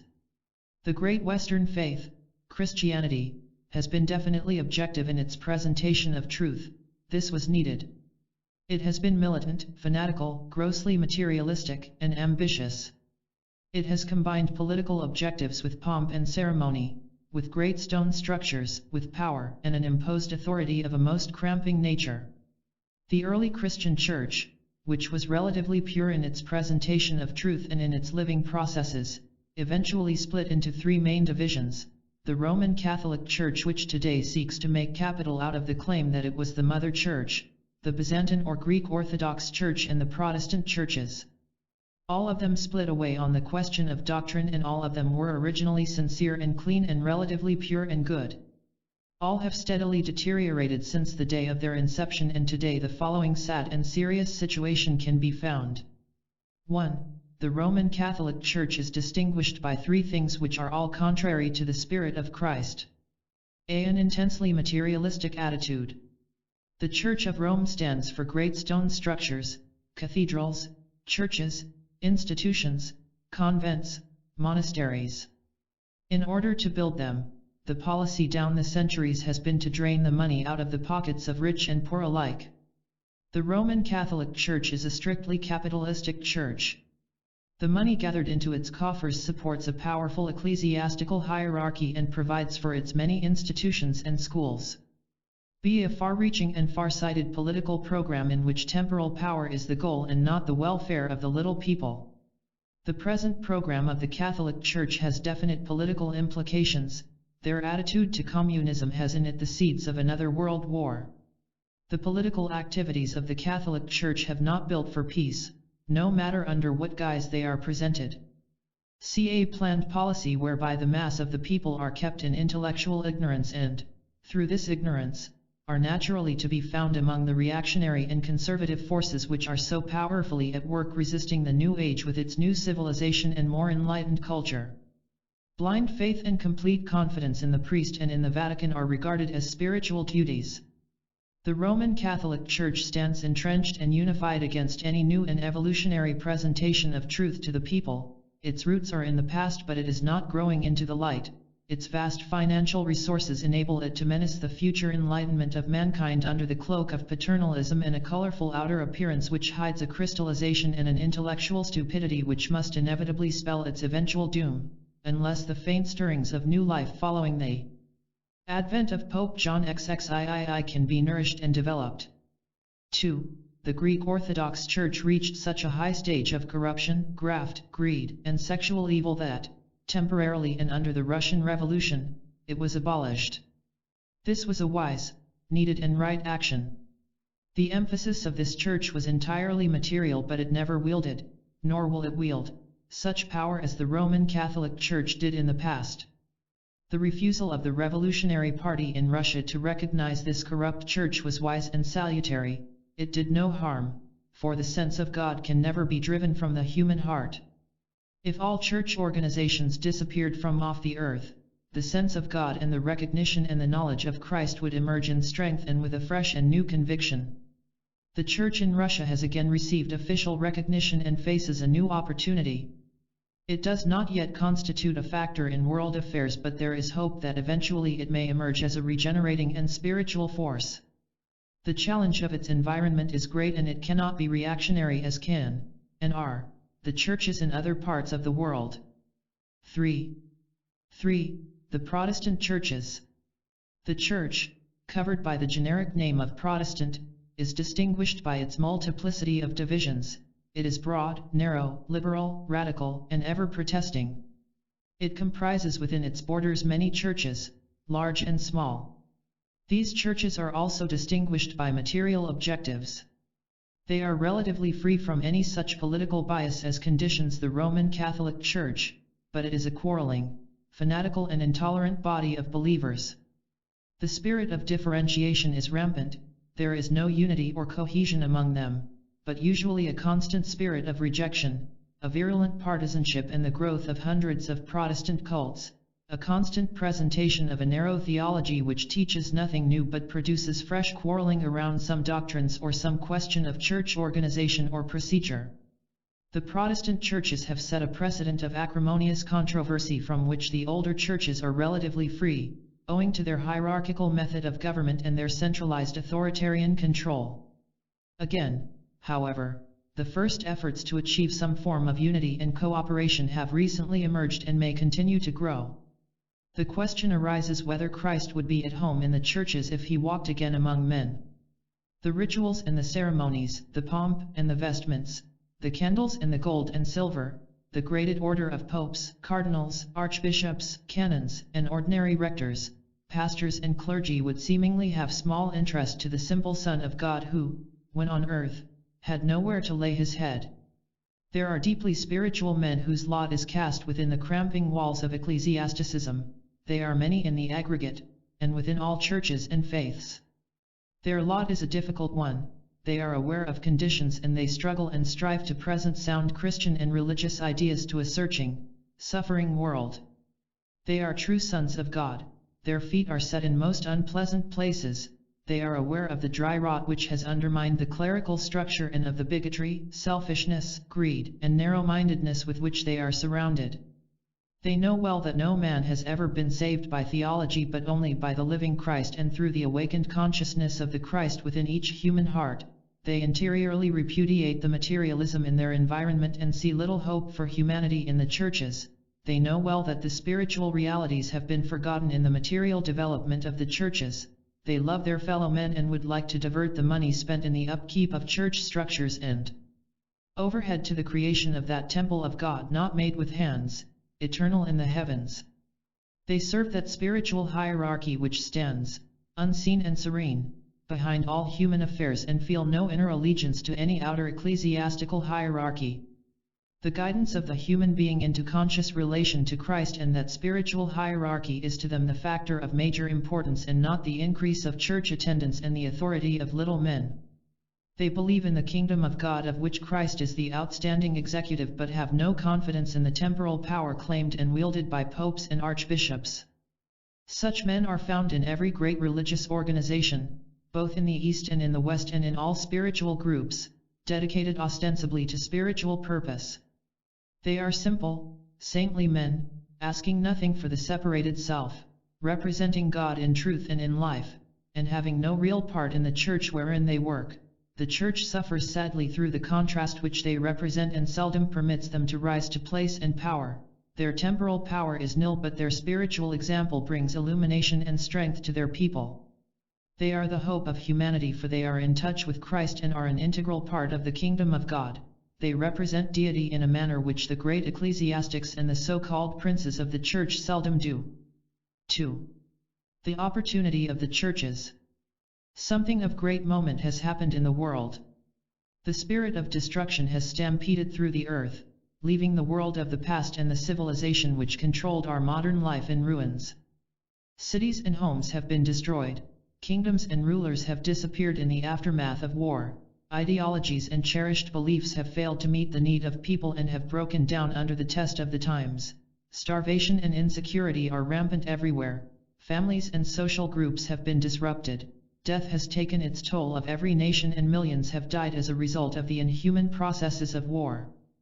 Broadly speaking, everyone has known terror, fear, and hopelessness as they face the future. Everyone is questioning what that future has in store, and there is no surety anywhere. The voice of humanity is demanding light, peace, and security. Some seek it in the formation of new ideologies. Some look for it along political lines and hope for relief and release through some form of government action or some political creed or party. Others demand the emergence of a leader, and there are few leaders anywhere to be seen at this time. The leadership provided is coming from groups of well-meaning people and a few statesmen who seem as bewildered as those they seek to help. They are rendered well-nigh impotent by the very magnitude of the task with which they are faced. For the issue at stake is the rebuilding, the reconditioning, and the re-educating of the entire world. Still others, more patient, are planning new educational processes and systems which will attempt to prepare the present generation of children for full living in the world of tomorrow, a world whose faint outlines are only dimly to be seen. Some are sinking back into a state of despair, escaping into isolationism and waiting, as philosophically as possible, for the release which death will bring, asking only a little food, some warmth, a few books and sufficient clothing. Many are refusing altogether to think and are instead filling their lives with relief work. All are experiencing the reaction which follows in the aftermath of war and are not familiar with the processes of peace, because peace has never truly been known and is obviously still far away. Above everything else, men throughout the world in their countless millions are registering a deep spiritual need, are conscious of the stirrings of the spirit and are recognizing it for what it is. They may express this need in many forms and use many differing terminologies. They may look in diverse directions for the satisfaction of their longings, but everywhere there is a demand for things of truer value than those which conditioned the past, and for the appearance of those virtues, spiritual impulses, and incentives which men appear to have lost and which are the sum total of the forces which drive humanity on towards spiritual living. Everywhere people are ready for the light, they are expectant of a new revelation and of a new dispensation. Humanity has advanced so far on the way of evolution that these demands and expectations are not couched in terms of material betterment only, but in terms of a spiritual vision, true values, and right human relations. They are demanding teaching and spiritual help along with the necessary requests for food, clothes, and the opportunity to work and live in freedom. They face famine in large areas of the world and yet are registering with equal dismay the famine of the soul. The great tragedy is, however, that they know not where to turn or to whose voice they should listen. The hope within them is spiritual and undying. This hope and this demand have reached the attentive ear of the Christ and his disciples in the place where they live, and work and watch over humanity. Through what agency will these forces of the Spirit work for the restoration of the world? By what means will the spiritual guides of the race lead men forward into greater light and the opportunity of the new age? Mankind faces towards the way of resurrection. Who shall lead him on that way? Will the organized religions and the churches throughout the world recognize the opportunity and respond to the appeal of Christ and to the spiritual demand of countless millions? Or will they work for organizations and the churches? Will the institutional aspect of the world religions loom more largely in the consciousness of churchmen than the need of the people for a simple presentation of life-giving truth? Will the interest and the power of the churches be turned to the rebuilding of the material structures, the re-establishing of financial security, the recovery of the status of outgrown theologies and the attainment anew of temporal power and prestige? Or will the churches have the vision and the courage to let the bad old ways go and turn to the people with the message that God is love, proving the existence of that love by their own lives of simple loving service? Will they tell the people that Christ forever lives and bid them turn their eyes away from the old doctrines of death and blood and divine appeasement and center them upon the source of all life and upon the living Christ who waits to pour out upon them that life more abundantly for which they have so long waited and which he promised should be theirs? Will they teach that the destruction of the old forms was needed and that their disappearance is the guarantee that a new and fuller unlimited spiritual life is now possible? Will they remind the people that Christ himself said that it is not possible to put new wine into old bottles? Will the potentates of the churches and the proud ecclesiastics relinquish publicly their wrong and material aims, their money and their palaces and sell all that they have and follow Christ on the path of service? Or will they, like the rich young man in the gospel story, turn sadly away? Will they spend the available money in alleviating pain as Christ did, teaching the children the things of the kingdom of God as Christ did, and setting an example of simple faith, confident joy, and assured knowledge of God as Christ did? Can churchmen of all faiths in both hemispheres attain that inner spiritual light which will make them light bearers and which will evoke that greater light which the new and anticipated revelation will surely bring? Can the materialism for which the churches have stood and the failures of their representatives to teach the people aright be swept away? These were the things which were responsible for the World War, 1914 to 1945. There could have been no war if greed, hate and separativeness had not been rampant upon the earth and in the hearts of men. These disastrous faults were there because the spiritual values had no place in the life of the people, and this was due to the fact that for centuries they have had small place in the life of the churches. The responsibility rests squarely upon the churches. These are the questions with which the organized churches are confronted. Within the churches today there are men responding to the new spiritual idealism, to the urgency of the opportunity and to the need for change. But the opportunity is controlled by reactionary minds. The movements towards the reorganization of the churches which are now proceeding all over the world still remain in the hands of the church dignitaries and synods and conclaves. The plans internationally being formed at this time would indicate that the authority is still vested in the wrong people. There is no indication on any large scale within the churches of a basic change of attitude towards theological teaching or church government. There is no indication that the great Oriental religions are taking an active lead in producing a new and better world. And still humanity waits. Humanity wants above all else assurance that God is and that there is a divine plan, a plan which fits into the scheme of things and which holds within it both hope and strength. Men want the conviction that Christ lives, that the coming one, for whom all men wait, will come, and that he will not be Christian, Hindu or Buddhist but will belong to all men everywhere. Men want to be assured that a great spiritual revelation is due and cannot be arrested, and that there lies ahead of them a spiritual future as well as a material one. It is with this demand and this opportunity that the churches are faced. What is the solution of this intricate and difficult relationship throughout the world? A new presentation of truth, because God is not a fundamentalist, a new approach to divinity, because God is ever accessible and requires no outer intermediaries today, a new mode of interpreting the ancient spiritual teaching, because man has evolved and what was suitable for infant humanity is today unsuitable for adult mankind. These are imperative changes. Nothing can prevent the new world religion from eventually emerging. It always has down the ages and it always will. There is no finality in the presentation of truth, it develops and grows to meet man's growing demand for light. It will be implemented and developed by the spiritually minded in all churches, whose minds are open to the new inspirations of God's mind, who are liberal and kind and whose individual lives are pure and aspiring. It will be hindered by the fundamentalists, the narrow-minded and the theologians in all the world religions, by those who refuse to let go the old interpretations and methods, who love the old doctrines and men's thoughts about them, and by those who lay the emphasis upon forms, upon rites and ceremonies, upon ritual and pomp, on authority and the building of stone edifices in these days of man's extremity, his starvation, and his need. The Roman Catholic Church here faces her greatest opportunity and also her greatest crisis.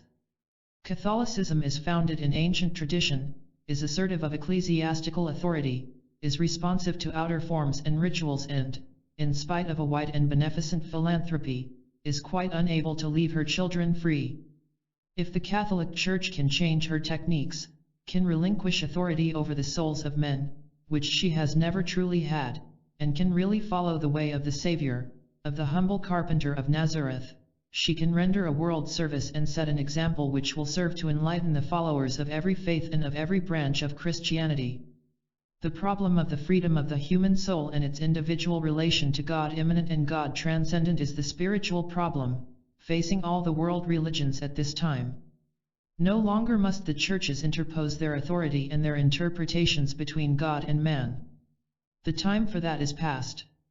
This problem has been slowly shaping up for centuries, developing with the growth of the human intellect and the self-consciousness of the human being, and it is one which now cries aloud for solution. 3. The essential truths. There are certain keynotes, embodying the future of religion, which should govern the thinking of enlightened churchmen of all faiths at this time. They are appropriate to both the East and the West. These are world religion, revelation, recognition. They will not be accepted by the narrow-minded Christian or believer of any faith. The day is dawning when all religions will be regarded as emanating from one great spiritual source, all will be seen as unitedly providing the one root out of which the universal world religion will inevitably emerge. Then there will be neither Christian nor heathen, neither Jew nor Gentile, but simply one great body of believers, gathered out of all the current religions. They will accept the same truths, not as theological concepts but as essential to spiritual living. They will stand together on the same platform of brotherhood and of human relations. They will recognize divine sonship and will seek unitedly to cooperate with the divine plan, as it is revealed to them by the spiritual leaders of the race, and as it indicates to them the next step to be taken on the path of approach to God. Such a world religion is no idle dream but something which is definitely forming today. A second emerging guide to the spiritual life is the hope of revelation. Never before has man's need been greater, and never has the surety of revelation been more certain. Never has the spirit of man been more invocative of divine aid than it is today, and, therefore, never before has a greater revelation been on its way. What that revelation will be, we cannot know. The revelation of the nature of God has been a slow unfolding process, paralleled by the evolutionary growth of the human consciousness. It is not for us to define or limit it with our concrete thinking but to prepare for it, to unfold our intuitive perception and to live in expectation of the revealing light. A world religion, an expected revelation, and then the development of the habit of spiritual recognition. It is the task of the churches to teach men to unfold this latent power of recognition, recognition of the beauty of divinity in all forms, recognition of that which is coming and of what an old Hindu seer has spoken of as the rain cloud of knowable things which hovers over humanity, ready to precipitate the wonders which God holds in store for those who know the meaning of love. It is along these three lines that the work of the churches should, in the future, be directed. The carrying forward of this task would truly restore the churches and obliterate all the failures of the past. In these three attitudes there are certain basic truths which the churches can present to men everywhere, truths which are uniform in all the world religions. 1. The fact of God, immanent and transcendent. The Eastern faiths have ever emphasized God immanent, deep within the human heart, nearer than hands or feet, the self, the one, the Atma, smaller than the small, yet all-comprehensive. The Western faiths have presented God transcendent, outside his universe, an onlooker. God transcendent first of all conditioned men's concept of deity, for the action of this transcendent God appeared in the processes of nature. Later, in the Jewish dispensation, God appeared as the tribal Jehovah, as the soul, the rather unpleasant soul, of a nation. Next, God was seen as a perfected man, and the divine God-man walked the earth in the person of Christ. Today we have a rapidly growing emphasis upon God immanent in every human being and in every created form. Today we should have the churches presenting a synthesis of these two ideas, which have been summed up for us in the statement of Sri Krishna in the Bhagavad Gita: having pervaded this whole universe with a fragment of myself, I remain. God, greater than the created whole, yet God present also in the part. God transcendent guarantees the plan for our world and is the purpose, conditioning all lives from the minutest atom, up through all the kingdoms of nature to man. 2. The fact of immortality and eternal persistence. The spirit in man is undying, it forever endures, progressing from point to point and stage to stage upon the path of evolution, unfolding steadily and sequentially the divine attributes and aspects. This truth involves necessarily the recognition of two great natural laws, the law of rebirth and the law of cause and effect. The churches in the West have refused officially to recognize the law of rebirth and have thereby wandered into a theological impasse and into a cul-de-sac from which there is no possible exit. The churches in the East have overemphasized these laws so that a negative, acquiescent attitude to life and its processes, based on continuously renewed opportunity, controls the people. Christianity has emphasized immortality but has made eternal happiness dependent upon the acceptance of a theological dogma: be a true professing Christian and live eternally in a somewhat fatuous heaven, or refuse to be an accepting Christian and go to an impossible hell, a hell growing out of the theology of the Old Testament and its presentation of a God full of hate and jealousy. Both concepts are today repudiated by all sane, sincere, thinking people. No one of any true reasoning power or with any true belief in a God of love accepts the heaven of the churchman or has any desire to go there. Still less do they accept the lake that burneth with fire and brimstone, or the everlasting torture to which a God of love is supposed to condemn all who do not believe in the theological interpretations of the Middle Ages, of the modern fundamentalists, or of the churchmen who seek, through doctrine, fear and threat, to keep people in line with the obsolete old teaching. The essential truth lies elsewhere. Whatsoever a man soweth, that shall he also reap, is the truth which needs re-emphasizing. In these words, St. Paul phrases for us the ancient and true teaching of the law of cause and effect, called in the Orient, the law of karma.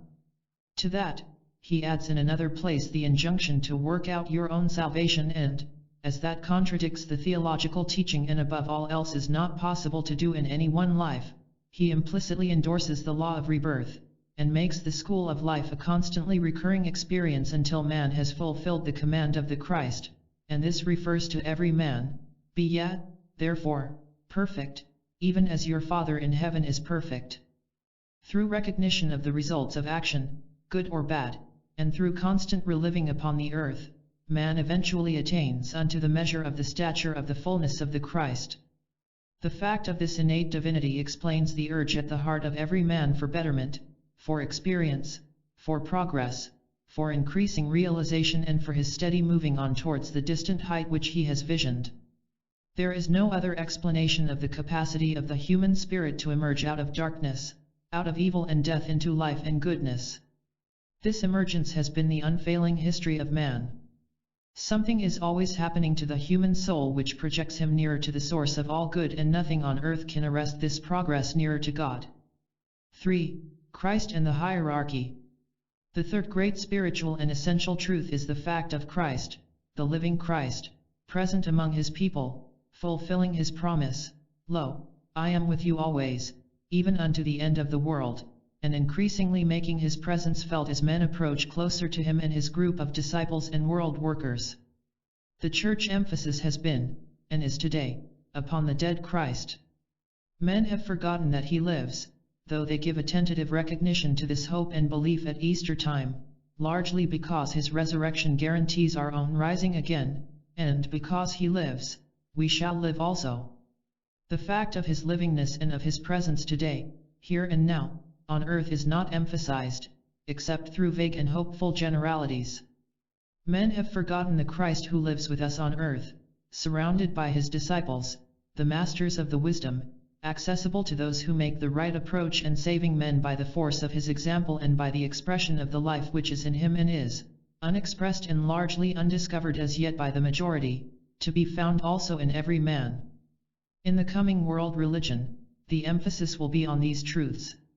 Life and not death will be proclaimed, attainment of spiritual status through spiritual living will be taught, and the fact of the existence of those who have thus attained and who work with Christ for the helping and salvaging of humanity will be the goal. The fact of the spiritual hierarchy of our planet, the ability of mankind to contact its members and to work in cooperation with them, and the existence of those who know what the will of God is and can work intelligently with that will, these are the truths upon which the future spiritual teaching will be based. The fact of the existence of this hierarchy and its supreme head, the Christ, is consciously recognized by hundreds of thousands today, though still denied by the orthodox.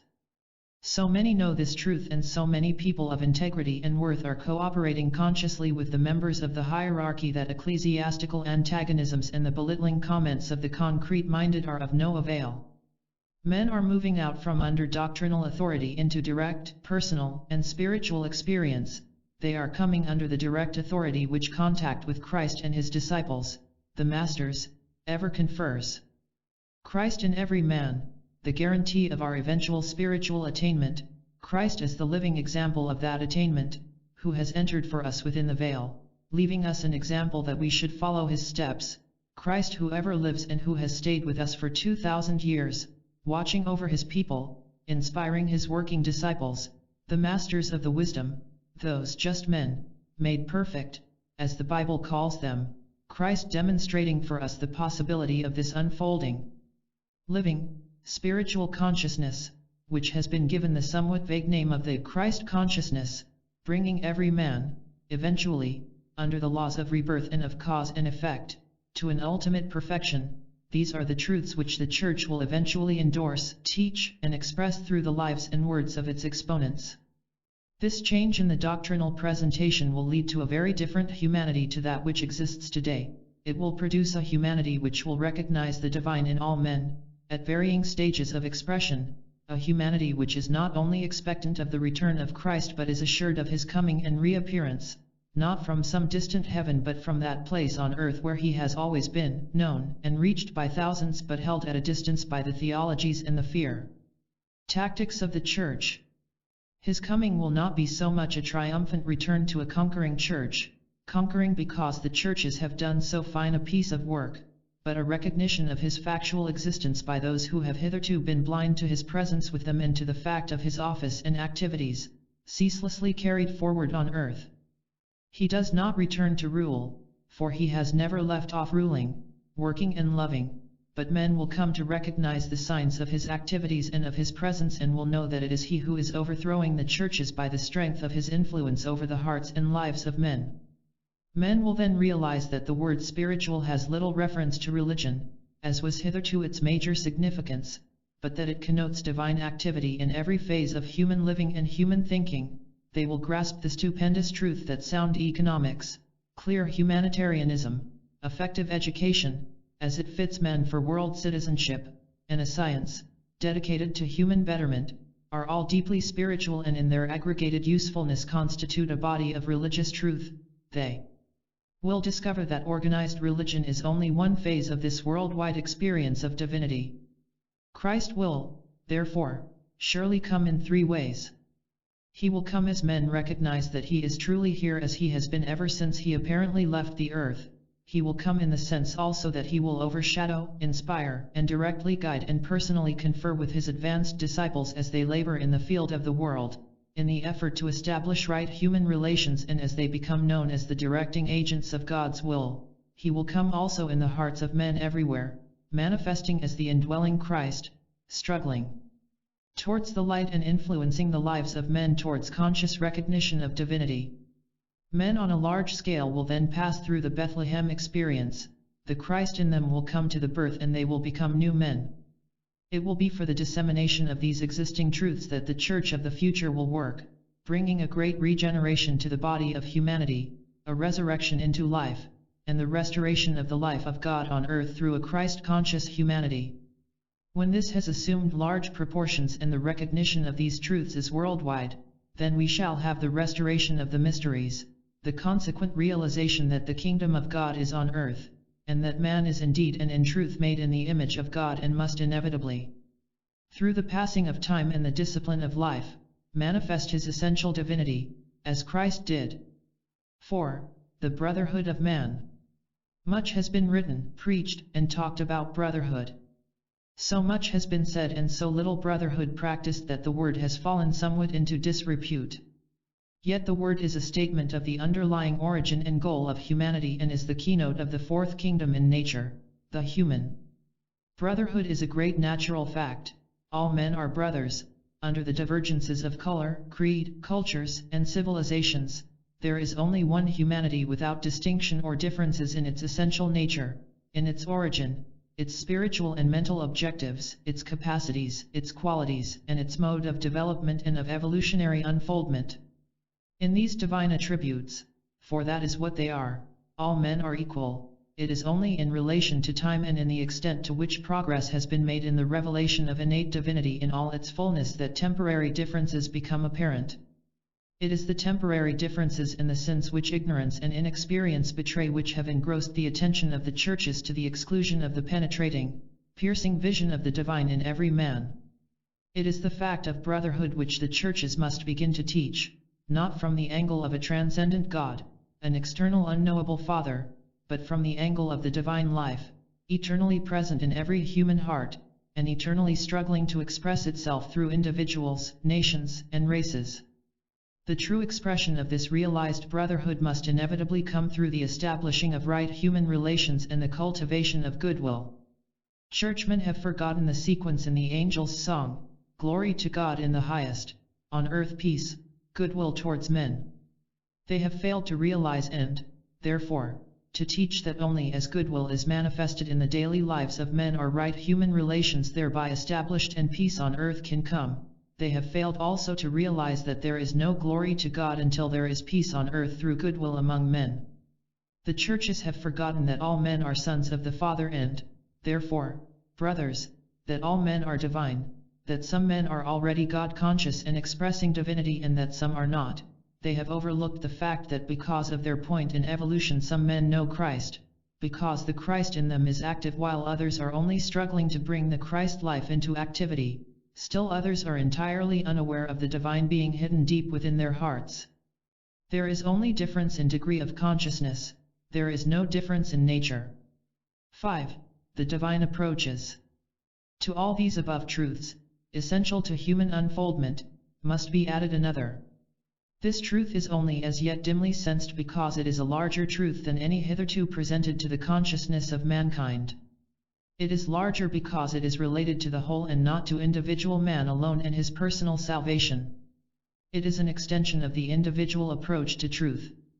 Let us call it the truth concerning the great cyclic approaches of the divine to the human. Of these all world saviors and teachers are the symbol and the guarantee. At certain great moments down the ages, God drew nearer to his people and humanity at the same time made great, though oft unconscious efforts to draw near to God. From one angle, it might be regarded as God transcendent recognizing God immanent, and God in man reaching out to God in the whole and greater than the whole. On the part of God, working through the head of the spiritual hierarchy and its membership, this effort was intentional, conscious, and deliberate. On the part of man, it has been in the past largely unconscious, forced upon humanity by the tragedy of circumstances, by desperate need and by the driving urge of the immanent Christ consciousness. These great approaches can be traced down the centuries. Each time one took place, it meant a clearer understanding of divine purpose, a new and fresh revelation of divine quality, the institution of some aspect of a new world faith and the sounding of a note which produced a new civilization and culture or a fresh recognition of relationship between God and man or man and his brother. Back in the dim past of history, hinted at through symbolism and in the Bibles of the world, there was a first major approach when God took notice of man and something happened, under the action and will of God the Creator, God transcendent, which affected primeval man, and he became a living soul. As the yearning urge towards an undefined and unrealized good made itself felt in the inchoate longings of unthinking man, literally unthinking at that stage, it evoked a response from deity, God drew near to man and man became imbued with that life and energy which, as time went by, would enable him to recognize himself as a son of God and eventually to express that sonship perfectly. This approach was signalized by the appearance of the faculty of mind in man. In man was planted the embryonic power to think, to reason, and to know. The universal mind of God was reflected in the tiny mind of man. Later, we are told, when the mental powers of the early humanity warranted it, another approach between God and man, between the spiritual hierarchy and humanity, became possible and the door into the kingdom of God was opened. Man learned that the way into the holy place could be entered through love. To the mental principle was added, again by the force of invocation and responsive evocation, another divine attribute or principle, the principle of love. These two great approaches made it possible for the human soul to express or manifest two aspects of divinity, intelligence and love. Intelligence today is flowering through knowledge and science. It has, however, not yet unfolded on any large scale its latent beauty of wisdom. Love today is only just beginning to engross human attention. Its lowest aspect, goodwill, is only now being recognized as a divine energy and is still a theory and a hope. The Buddha came embodying in himself the divine quality of wisdom. He was the manifestation of light, and the teacher of the way of enlightenment. He demonstrated in himself the processes of illumination and became the illumined one. Light, wisdom, reason, as divine yet human attributes, were focused in the Buddha. He challenged the people to tread the path of illumination of which wisdom, mental perception, and the intuition are aspects. Then came the next great teacher, the Christ. He embodied in himself a still greater divine principle, greater than the mind, that of love, yet at the same time, he embraced within himself all that the Buddha had of light. Christ was the expression of both light and love. Christ also brought to human attention three deeply necessary concepts. 1. The extreme value of the individual Son of God and the necessity for intense spiritual effort. 2. The opportunity, presented to humanity, to take a great step forward and undergo the new birth. 3. The method whereby a man could enter into the kingdom of God, voiced for us in his words, "Love your neighbor as yourself." Individual effort, group opportunity, and identification with each other, such is the message of the Christ. Thus we have had four great approaches of the divine to the human, two major approaches and two lesser approaches. These lesser approaches made clear to us the true nature of the great approaches and showed us how that which was conferred in the far distant history of the race constitutes a divine heritage and the seed of ultimate perfection. A fifth great approach is now possible and will take place when humanity has put its house in order. A new revelation is hovering over mankind and for it the previous four approaches have prepared humanity. A new heaven and a new earth are on their way. The words "a new heaven" signify an entirely new conception as to the world of spiritual realities and perhaps of the very nature of God Himself. May it not be possible that our present ideas of God as the universal mind, as love, and as will may be enriched by some new idea and quality for which we have as yet no name or word and of which we have not the faintest understanding. Each of the three concepts as to the nature of divinity, mind, love, and will, were entirely new when first presented to humanity. What this fifth approach will bring to humanity we do not and cannot know. It will surely bring as definite results in the human consciousness as did the earlier approaches. For some years now, the spiritual hierarchy of our planet has been drawing nearer to humanity and its approach is responsible for the great concepts of freedom which are so close to the hearts of men everywhere. The dream of brotherhood, of fellowship, of world cooperation and of a peace, based on right human relations, is becoming clearer in our minds. We are also visioning a new and vital world religion, a universal faith which will have its roots in the past, but which will make clear the new dawning beauty and the coming vital revelation. Of one thing we can be sure, this fifth approach will in some way, deeply spiritual, yet wholly factual, prove the truth of the immanence of God and will prove also the close relationship between God transcendent and God immanent, for both expressions of God are true. 4. The regeneration of the churches. Can the churches, both in the East and in the West, be regenerated, purified and brought into line with divine truth? Can they in reality take over the task which they loudly proclaim is theirs and become the genuine dispensers of truth and the representatives of the kingdom of God on earth? The answer is yes. These changes can be made and their possibility can be demonstrated by the recognition of certain factors which are oft overlooked. A profound and sound optimism is entirely possible even in the midst of discouraging conditions. The heart of humanity is sound. God in his very nature and with all his power is present in the person of every man, unrevealed as yet in the majority but eternally present and moving towards full expression. Nothing can or ever has prevented mankind from a steady progress which has been from ignorance to knowledge and from darkness to light. The first great clause of the most ancient prayer in the world, "Lead us from darkness to light," has seen fulfillment to a large degree. Today we are on the verge of seeing the answer to the second clause, "Lead us from the unreal to the real." This may well be the outstanding effect of the coming fifth approach. God is not as he has been presented. Salvation is not achieved as the churches teach. Man is not the miserable sinner which the clergy force him to believe. All this is unreal, but the real exists. It exists for the churches and for the professional representatives of organized religion as much as for any other man or group. Churchmen are as basically divine, as sound and as surely on their way to enlightenment as any other group of men on earth. The salvation of the churches rests on the humanity of its representatives and on their innate divinity as surely as does the salvation of the mass of men. This is for the church a hard saying. Great and good, holy and humble men are to be found serving as priests in every church, silently and quietly endeavoring to live as Christ would have them live, setting an example of a Christ-like consciousness and demonstrating their close and recognized relation to God. Let these men rise up, and in their spiritual might let them eliminate out of the churches those materially minded and narrow doctrinaires who keep the church as it is today. Let them intensify the fire in their hearts and draw closer, with deliberation and understanding, to the Christ they serve. Let them gather closer to the hierarchy those they are seeking to help. Let them discard, without fighting, comment or fury, the doctrines which hold the people in a mental prison and present those few and true teachings to which the hearts of all men everywhere respond. Let them have courage and cheer, optimism and joy, for the forces of evil have been greatly weakened and the masses of men are rapidly awakening to the true spiritual values. Let them know that Christ and the true inner church are on their side, therefore, victory is already theirs.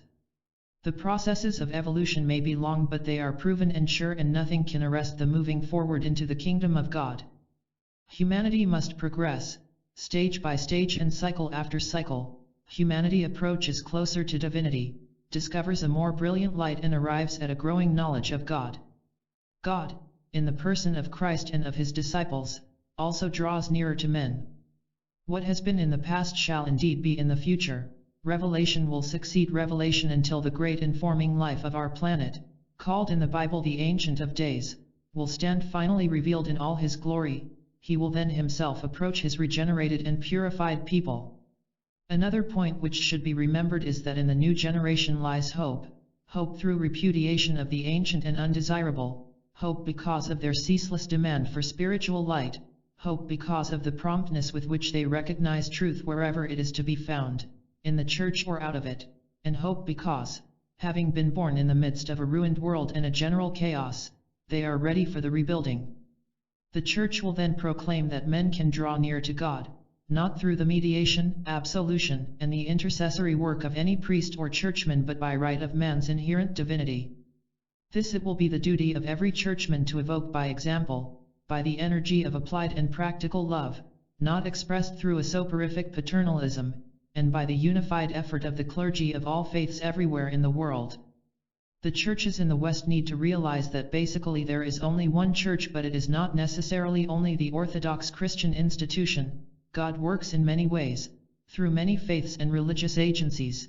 In their union will the fullness of truth be revealed. This is one reason for the elimination of non-essential doctrines. 5. The New World Religion. In what way will this new presentation of religion and its new rituals and ceremonies take form? A new presentation is deeply desired and hopefully anticipated by those to whom the religious attitude is of fundamental importance. What are the signs of its coming? What must be the preliminary first steps? Are there any indications of developing trends which would incline one to believe in its eventual appearance? Many such questions arise. Much of what might be said in reply can be regarded by the skeptical and the orthodox as purely speculative. The present attitude of the churches would seem to negate any possibility of a universal religion at this time. If ever, the divergences in doctrine and in the presented approach to God would appear to preclude any uniformity of approach. Necessarily, the outer structure of the New World religion will be long in manifesting. There is little chance of its full emergence during the present generation. The signs, however, of its rising are already to be seen on the horizon, and the dawn of true thinking is revealing them. The blueprints are already drawn. The inner attitude of humanity and a few outer happenings indicate a true inner recognition of the necessity for a revival of orthodox religion and a revival of its spiritual influence. These are ever the preliminary steps to creation. Subjective realization always precedes the objective manifestation, and so it is today in this case. Humanity is recognizing the need for a more vital approach to God and one more intelligently presented. Men are tired of doctrinal and dogmatic differences and quarrels. The study of comparative religion has demonstrated that the foundational truths in every faith are identical. Because of this universality, they evoke recognition and response from all men everywhere. The only factor in reality which militates against the spiritual unity of all men everywhere is the existent clerical organizations and their militant attitude to religions and to faiths other than their own. In spite of all this, the structure of the New World religion is being raised by the dissenting groups within the institutional churches, by the many world groups who present the concept of God immanent, even when they do so with selfish motive and with an unwholesome emphasis upon the powers of the indwelling divinity to provide perfect health, plenty of money, serene business success and unbroken popularity. The New World religion is also being brought into expression through the work of the esoteric groups throughout the world because of their particular emphasis upon the fact of the spiritual hierarchy, upon the office and the work of the Christ, and upon the techniques of meditation whereby soul awareness, or the Christ consciousness, can be achieved. Prayer has been expanded into meditation, desire has been lifted into mental aspiration. This is supplanted by a sense of unity and by the recognition of God immanent. This leads eventually to at-one-ment with God transcendent. It is at this point that the science of invocation and evocation can at times supersede the earlier techniques. The whole of humanity is moving forward into the area of mental understanding. The grasping nature of the prayers of the average men, based as they are upon desire for something, has long disturbed the intelligent. The vagueness of the meditation, taught and practiced in the East and in the West, with its emphatically selfish note, personal liberation and personal satisfaction, is likewise causing a revolt. Something bigger and larger than individual desire and liberation is registered. Many groups are wrestling with these changes, and this is, in itself, most hopeful. In the aggregate of these groups, within the churches or outside them, is to be found the nucleus of the New World religion. To this should be added the activities of the spiritualistic movement, not from the angle of its emphasis upon phenomena, much of it is spurious or imaginative, but some of it realistic and true, but from the angle of its surety about human immortality and the evidence which it has collected. The spiritualists have not yet succeeded in proving immortality, they have succeeded in proving survival and have thus made a valuable contribution to the structure of the New World religion. The slowly developing powers of telepathic communication and the recognition of extrasensory perception by science are also playing their part in demonstration of the world of non-tangible life and values. All these factors necessitate and substand the demand for a new presentation of religion which will be inclusive in its scope and not exclusive, as it is today. The religion of the future will account for the progress of humanity by its recognition of a divine plan, historically proved. Scientifically applied discipline and training will enable mankind to function under the control of the inner divinity, or interior spiritual man. This training will also reveal to them the fact of God immanent in all forms and will enable them to participate in that great planetary movement, now slowly taking place, whereby God immanent is entering into a closer relation with God transcendent, via the spiritual hierarchy of the earth. The keynote of the New World religion is divine approach. Draw near to him and he will draw near to you is the injunction, emanating in new and clear tones from the hierarchy today. The great theme of the New World religion will be the unifying of the great divine approaches. The task ahead of the churches is to prepare humanity, through organized and spiritual movements, for the fifth imminent approach. The method employed will be the scientific and intelligent use of invocation and evocation and the recognition of its stupendous potency. The objective of the coming approach, of the preparatory work and of the invocation, is revelation, a revelation which has ever been cyclically given and which today is ready for man's acceptance. Invocation is of three kinds.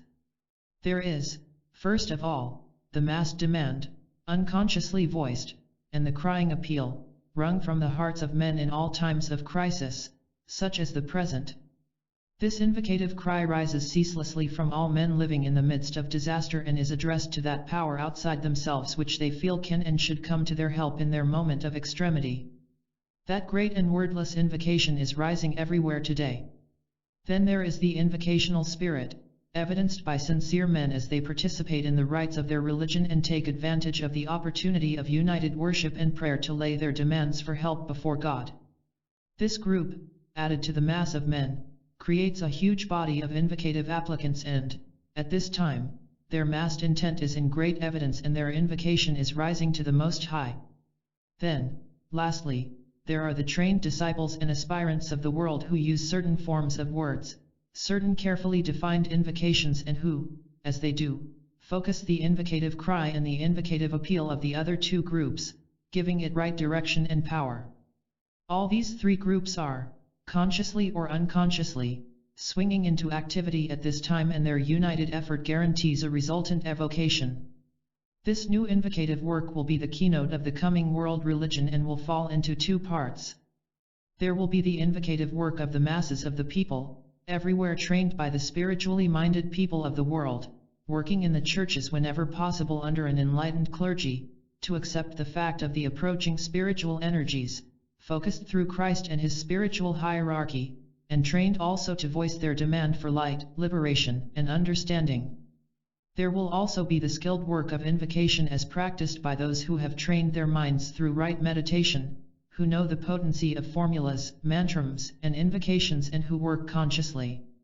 They will increasingly use certain great formulas of words which will later be given to the race, just as the Lord's Prayer was given by the Christ, and the new invocation has been given out for use at this time by the hierarchy. This new religious science for which prayer, meditation, and ritual have prepared humanity will train its people to present, at stated periods throughout the year, the voiced demand of the people of the world for relationship with God and for a closer spiritual relation to each other.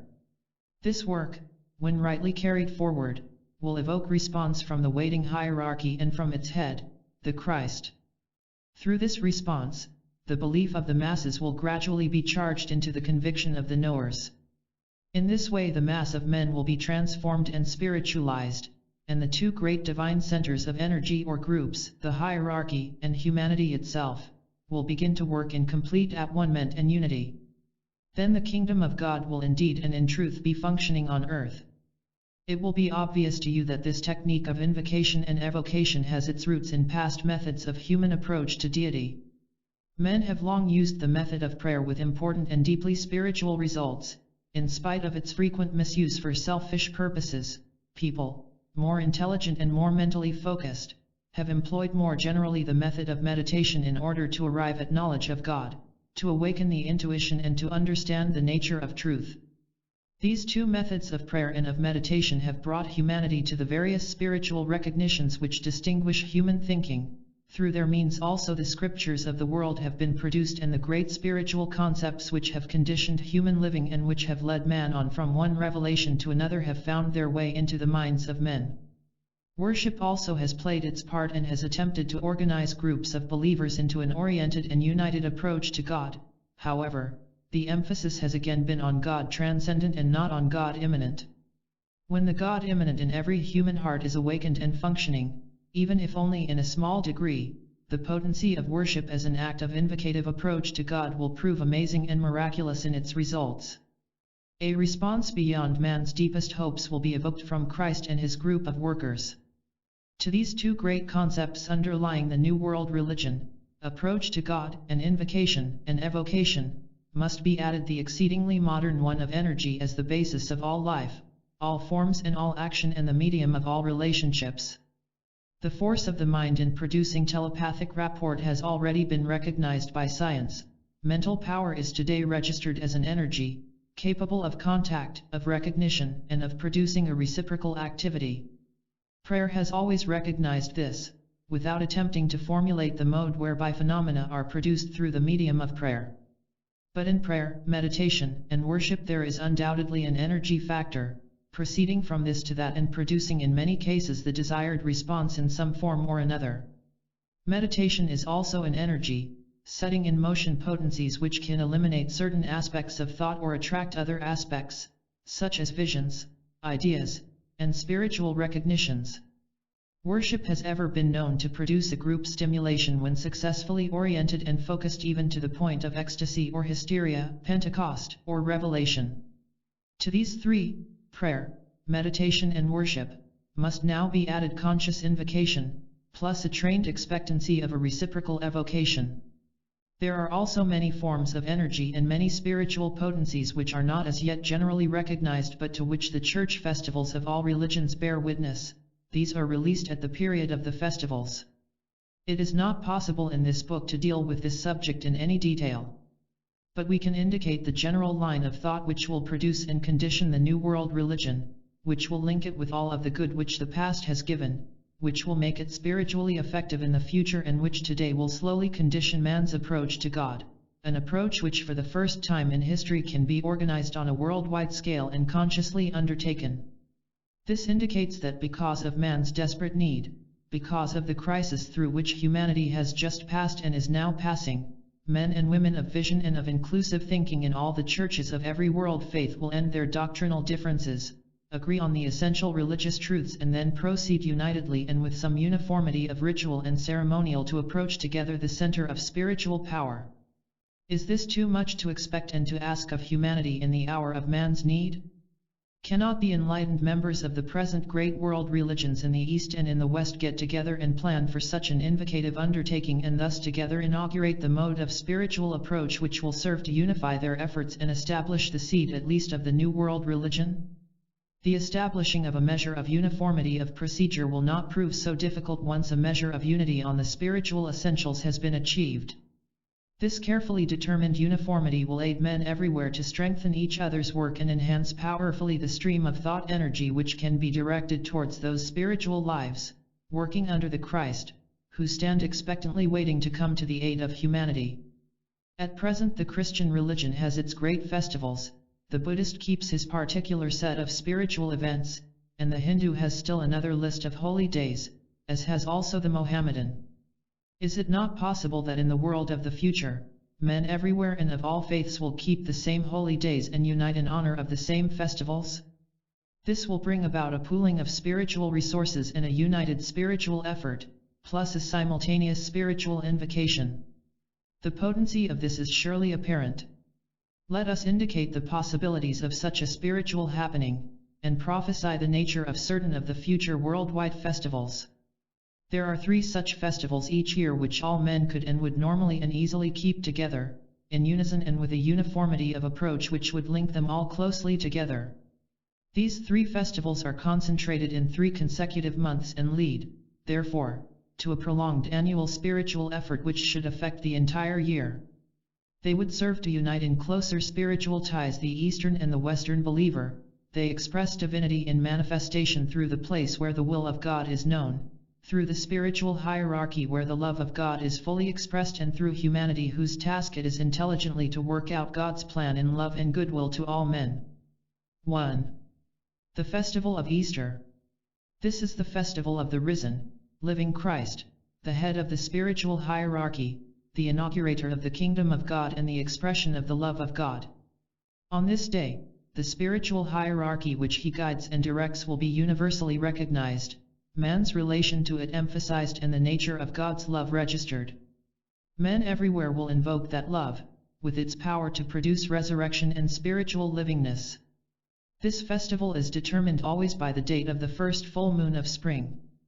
The eyes and thoughts of men will be fixed on life, not death, Good Friday will no longer be a factor in the life of the churches. Easter will be the great Western festival. 2. The festival of Wesak or Vaisakha. This is the festival of the Buddha, that great spiritual intermediary between the center where the will of God is known and the spiritual hierarchy.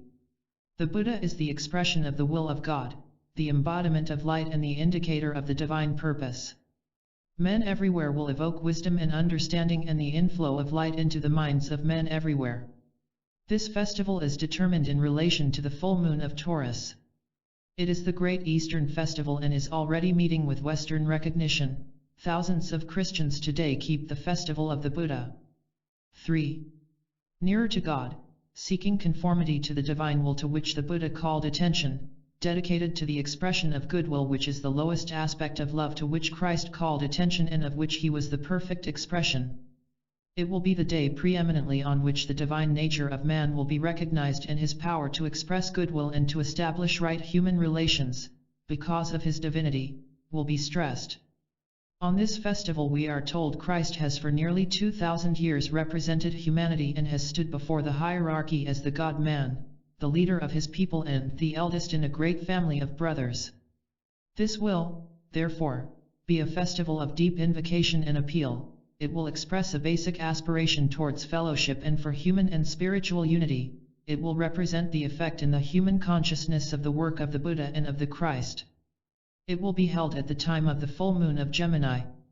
If in these early days of restoration and of the inauguration of the new civilization and of the new world, men of all faiths and all religions, of every cult and all esoteric groups were to keep these three great festivals of invocation, simultaneously and with understanding of the far-reaching implications, a great spiritual unity would be achieved, if they unitedly invoked the spiritual hierarchy and sought consciously to contact its head. A great and general inflow of spiritual light and love would occur, if they together determined, with steadfastness and understanding, to approach nearer to God.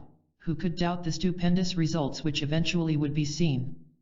Not only would an underlying unity between men of all faiths be attained, not only would brotherhood be recognized as a fact, and not only would our oneness of origin, of goal, and of life be recognized, but that which would be evoked would change all aspects of human living, would condition our civilization, change our mode of life and make the spiritual world a dominant reality in the human consciousness. God, in the person of Christ and his hierarchy, would draw nearer to his people. God, through the instrumentality of the Buddha, would reveal his eternal light and evoke our intelligent cooperation. God, through the spiritual hierarchy and through that center where the will of God is known, would bring humanity to the point of resurrection and to a spiritual awareness which would bring about goodwill towards men and peace on earth. The will of God transcendent would be carried out through the medium of God immanent in man. It would be expressed in love in response to the work of Christ. It would be intelligently presented on earth because the minds of men would have been illumined as the result of their united invocation, the unity of their effort and the oneness of their understanding. It is for this that humanity waits. It is for this that the churches must work. It is these qualities and characteristics which will condition the New World religion. The great invocation or prayer does not belong to any person or group but to all humanity. The beauty and the strength of this invocation lies in its simplicity, and in its expression of certain central truths which all men, innately and normally, accept. The truth of the existence of a basic intelligence to whom we vaguely give the name of God, the truth that behind all outer seeming, the motivating power of the universe is love, the truth that a great individuality came to earth, called by Christians the Christ, and embodied that love so that we could understand, the truth that both love and intelligence are effects of what is called the will of God, and finally the self-evident truth that only through humanity itself can the divine plan work out. The great invocation. From the point of light within the mind of God, let light stream forth into the minds of men. Let light descend on earth. From the point of love within the heart of God, let love stream forth into the hearts of men. May Christ return to earth. From the center where the will of God is known, let purpose guide the little wills of men. The purpose which the masters know and serve. From the center which we call the race of men, let the plan of love and light work out. And may it seal the door where evil dwells. Let light and love and power restore the plan on earth. Chapter 6, The Problem of International Unity. The distribution of the world's resources and the settled unity of the peoples of the world are in reality one and the same thing, for behind all modern wars lies a fundamental economic problem. Solve that and wars will very largely cease. In considering, therefore, the preservation of peace, as sought for and emphasized by the United Nations at this time, it becomes immediately apparent that peace, security, and world stability are primarily tied up with the economic problem. When there is freedom from want, one of the major causes of war will disappear. Where there is uneven distribution of the world's riches and where there is a situation in which some nations have or take everything and other nations lack the necessities of life, it is obvious that there is a trouble-breeding factor there and that something must be done. Therefore we should deal with world unity and peace primarily from the angle of the economic problem. With the cessation of World War II came the opportunity to inaugurate a new and better way of life, and to establish that security and peace for which all men ceaselessly long. Three groups immediately appeared in the world. 1.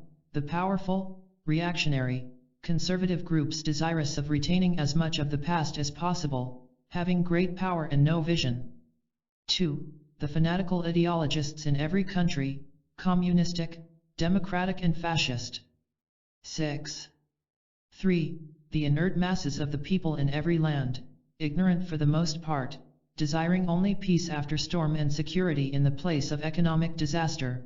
They are victimized by their rulers, by established old conditions, and kept in the dark as to the truth of the world situation.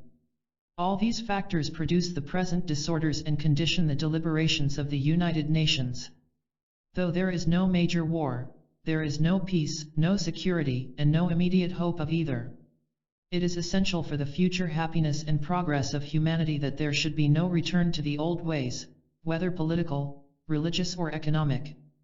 Therefore, in handling these problems we should search out the wrong conditions which have brought humanity to its present state of almost cataclysmic disaster.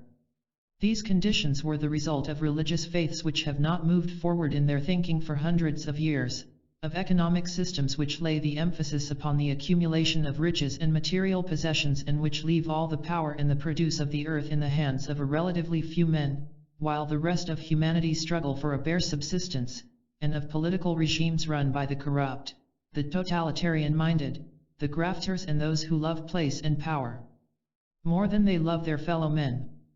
It is essential that there should be a presentation of these things in terms of the spiritual welfare of humanity and a truer interpretation of the meaning of the word spiritual.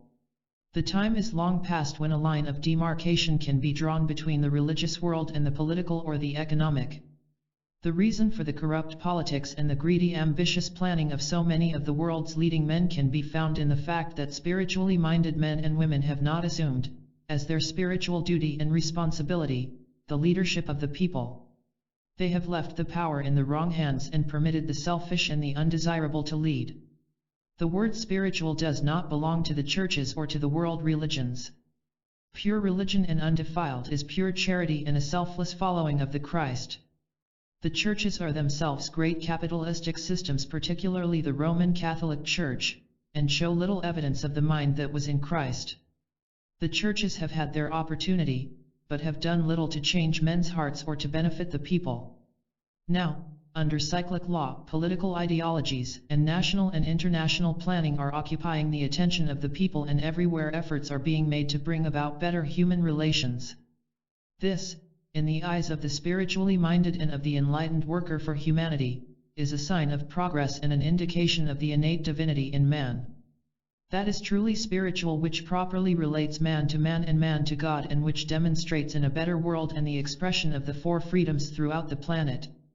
For these the spiritual man must work. The kingdom of God will inaugurate a world which will be one in which it will be realized that, politically speaking, humanity, as a whole, is of far greater importance than any one nation. It will be a new world order, built upon different principles to those in the past, and one in which men will carry the spiritual vision into their national governments, into their economic planning, and into all measures taken to bring about security and right human relations. Spirituality is essentially the establishing of right human relations, the promotion of goodwill, and finally the establishing of a true peace on earth, as the result of these two expressions of divinity. The world today is full of warring voices. Everywhere there is an outcry against world conditions. Everything is being dragged out into the light of day. Abuses are being shouted from the housetops, as the Christ prophesied they would be. The reason for all this outcry, discussion, and noisy criticism is that, as men awaken to the facts and begin to think and plan, they are aware of guilt within themselves. Their consciences trouble them. They are conscious of the inequality of opportunity, of the grave abuses, of the entrenched distinctions between man, and the factor of racial and national discriminations. They question their own individual goals as well as national planning. The masses of men in every land are beginning to realize that they are largely responsible for what is wrong, and that their inertness and lack of right action and thinking has led to the present unhappy state of world affairs. This constitutes a challenge, and no challenge is ever totally welcome.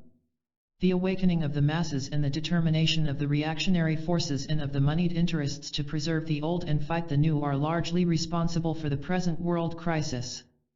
The battle between the old, entrenched forces and the emerging, new idealism constitutes the problem today. Other factors, though important, individually or nationally, are from the true and spiritual standpoint relatively negligible. The unity, peace, and security of the nations, great and small, are not to be attained by following the guidance of the greedy capitalist or the ambitious in any nation, and yet in many situations that guidance is being accepted. They are not to be gained by the blind following of any ideology, no matter how good it may seem to those conditioned by it, yet there are those who are seeking to impose their particular ideology on the world, and not solely in Russia. They will not be reached by sitting back and leaving the changing of conditions to God or the evolutionary process, yet there are those who make no move to help, even while knowing well the conditions with which the United Nations have to deal. Unity, peace, and security will come through the recognition, intelligently assessed, of the evils which have led to the present world situation, and then through the taking of those wise, compassionate, and understanding steps which will lead to the establishing of right human relations, to the substitution of cooperation for the present competitive system, and by the education of the masses in every land as to the nature of true goodwill and its hitherto unused potency. This will mean the deflecting of untold millions of money into right educational systems, instead of their use by the forces of war and their conversion into armies, navies, and armaments. It is this that is spiritual, it is this that is of importance, and it is this for which all men must struggle. The spiritual hierarchy of the planet is primarily interested in finding the men who will work along these lines. It is primarily interested in humanity, realizing that the steps taken by humanity in the immediate future will condition the new age and determine man's destiny. Will it be a destiny of annihilation, of a planetary war, of worldwide famine and pestilence, of nation rising against nation, and of the complete collapse of all that makes life worth living? All this can happen unless basic changes are made, and made with goodwill and loving understanding. Then, on the other hand, we can have a period, difficult but helpful because educative, of adjustment, of concession, and of relinquishment. We can have a period of right recognition, of shared opportunity, of a united effort to bring about right human relations, and of an educational process which will train the youth of all nations to function as world citizens and not as nationalistic propagandists. What we need above all to see, as a result of spiritual maturity, is the abolition of those two principles which have wrought so much evil in the world and which are summed up in the two words, sovereignty and nationalism. World disunity. What at this moment appears to prevent world unity and keeps the United Nations from arriving at those necessary settlements which the man in the street is so eagerly awaiting? The answer is not hard to find and involves all nations: nationalism, capitalism, competition, blind stupid greed. It is an intense emotional nationalism which made the Polish nation so difficult a member of the family of nations. It is materialism and fear, plus a lack of spiritual interest, which makes France so constant an obstructionist and has led her to work against united world action. It is fanatical adherence to an ideology and national immaturity which prompts so much of Russia's activities.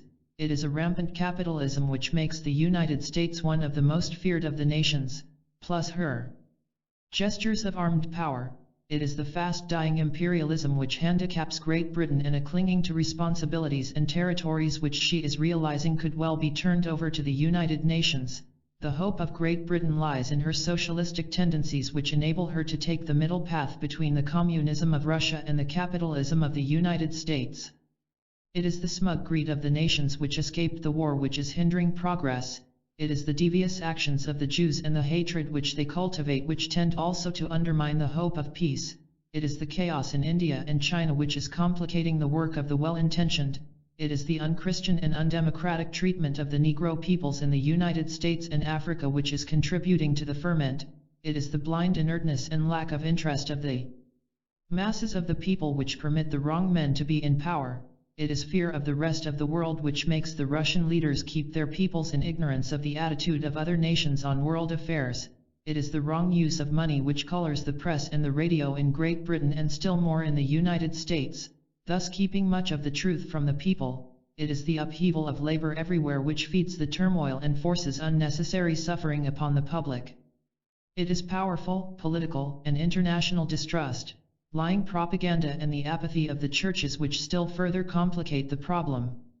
It is, above all else, the refusal of that public to face life as it is and to recognize the facts for what they are. The mass of men need arousing to see that good comes to all men alike and not just to a few privileged groups, and to learn also that hatred ceases not by hatred but that hatred ceases by love. This love is not a sentiment, but practical goodwill, expressing itself through individuals, in communities, and among nations. Such is the sad and sorry picture of the world today, and only the blind and the uncaring will deny it. Only a keen realization of the situation and of the sources of the trouble will serve to impulse mankind to take the needed action. But there is another side of the picture, and there is that which will balance the evil, though, as yet, it will not completely balance and offset it. Today men and women everywhere, in high place and in low, in every nation, community, and group, are presenting a vision of right human relations which must constitute the standard for the future of mankind. Everywhere they are exposing the evils which must be eliminated, and they are educating ceaselessly in the principles of the new age. It is these men who are of importance. In politics there are great and wise statesmen who are endeavoring to guide their people wisely but have as yet too much with which to contend. Of these Franklin D. Roosevelt was an outstanding modern example, for he gave of his best and died in the service of humanity. There are enlightened educators, writers, and lecturers in every land who are seeking to show the people how practical is the ideal, how available the goodwill in mankind, and how easily applied are these ideals when there are enough men and women of goodwill active in the world to force the issue. This is the factor of importance. There are also scientists, physicians, and agriculturists who have dedicated their lives to the betterment of human living. There are churchmen in all the faiths who follow sincerely the footsteps of the Christ, though they are not the leaders, and who repudiate the materialism which has ruined the churches. There are men and women in their untold millions who see truly, think clearly, and work hard in their communities to establish right human relations. Security, happiness, and peaceful relations are desired by all. Until, however, the great powers, in collaboration with the little nations, have solved the economic problem and have realized that the resources of the earth belong to no one nation but to humanity as a whole, there will be no peace.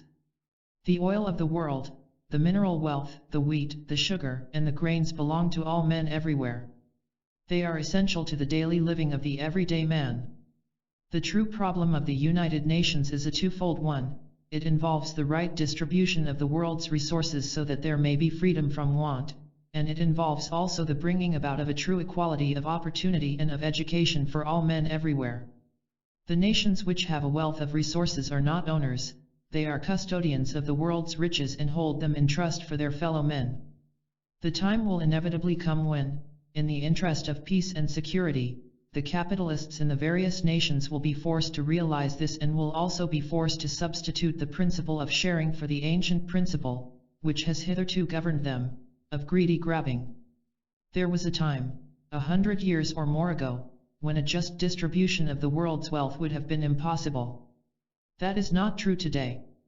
Statistics exist, computations have been made, Investigation has penetrated into every field of the Earth's resources, and these investigations, computations, and statistics have been published and are available to the public.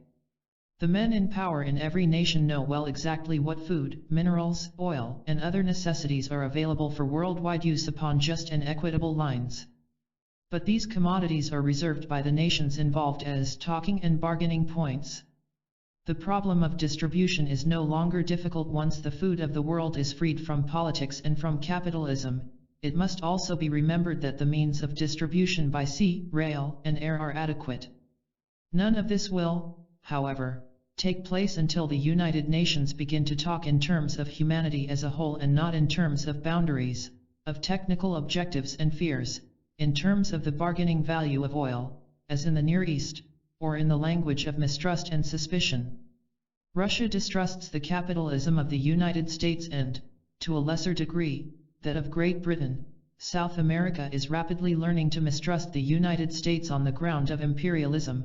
Both Great Britain and the United States mistrust Russia, on the basis of her spoken word, her use of the veto, and her ignorance of Western idealism. Yet it must be remembered that there are statesmen in Great Britain, the United States and Russia who are endeavoring to work for the common man and to speak on his behalf in the conclaves of the nations. As yet selfish opposition has rendered their work futile, and the moneyed interests in many countries have negated their efforts. Russia has no moneyed interests, but she has vast resources in men and arms, and these she plays off against the capitalistic interests. Thus the war goes on, and the man in the street waits hopelessly for a decision which will lead to peace, a peace based on security and right human relations. To further complicate the problem, it must be borne in mind that the East and the West approach life from different angles. The Eastern approach is negative and subjective, the Western is positive and scientific and, therefore, objective. This is further complicated by the fact that Western Europe and Eastern Europe look at life and the modern problems from different angles. This makes cooperation difficult and definitely complicates the problems confronting the United Nations. Church and state are not in sympathy, capital and labor carry on a constant war, the man in the street pays the price and waits for justice and freedom. World unity. There is no counsel of perfection to give the world or any solution which will carry immediate relief. To the spiritual leaders of the race certain lines of action seem right and to guarantee constructive attitudes. 1. The United Nations, through its assembly and committees, must be supported. There is as yet no other organization to which man can hopefully look. Therefore, he must support the United Nations, but, at the same time, let this group of world leaders know what is needed. 2. The general public in every nation must be educated in right human relations. Above all else, the children and the youth of the world must be taught goodwill to all men everywhere, irrespective of race or creed. 3.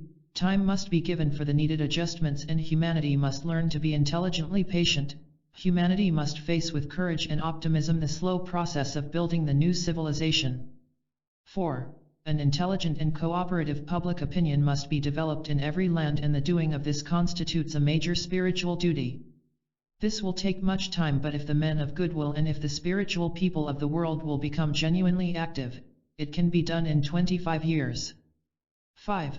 The World Economic Council, or whatever body represents the resources of the world, must free itself from fraudulent politics, capitalistic influence, and its devious scheming. It must set the resources of the earth free for the use of humanity. This will be a lengthy task, but it will be possible when world need is better appreciated. An enlightened public opinion will make the decisions of the Economic Council practical and possible.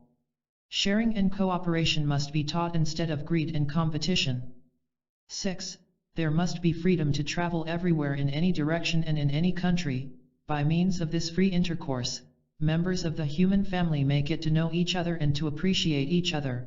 Passports and visas should be discontinued because they are symbols of the great heresy of separateness. 7. The men of goodwill everywhere must be mobilized and set to work. It is upon their efforts that the future of humanity depends. They exist in their millions everywhere and, when organized and mobilized, represent a vast section of the thinking public. It will be through the steady, consistent, and organized work of the men of goodwill throughout the world that world unity will be brought about. At present, such men are only in process of organizing and are apt to feel that the work to be done is so stupendous and the forces arrayed against them are so great that their, at present, isolated efforts are useless to break down the barriers of greed and hate with which they are confronted. They realize that there is as yet no systemized spread of the principle of goodwill which holds the solution to the world problem. They have as yet no idea of the numerical strength of those who are thinking as they do. They ask themselves the same questions which are agitating the minds of men everywhere. How can order be restored? How can there be fair distribution of the world's resources? How can the four freedoms become factual and not just beautiful dreams? How can true religion be resurrected and the ways of true spiritual living govern the hearts of men? How can a true prosperity be established which will be the result of unity, peace, and plenty? There is only one true way, and there are indications that it is a way towards which many millions of people are turning. Unity in right human relations, individual, communal, national and international, can be brought about by the united action of the men and women of goodwill in every country. These men and women of goodwill must be found and organized and thus discover their numerical potency, for it is there. They must form a world group, standing for right human relations and educating the public in the nature and power of goodwill.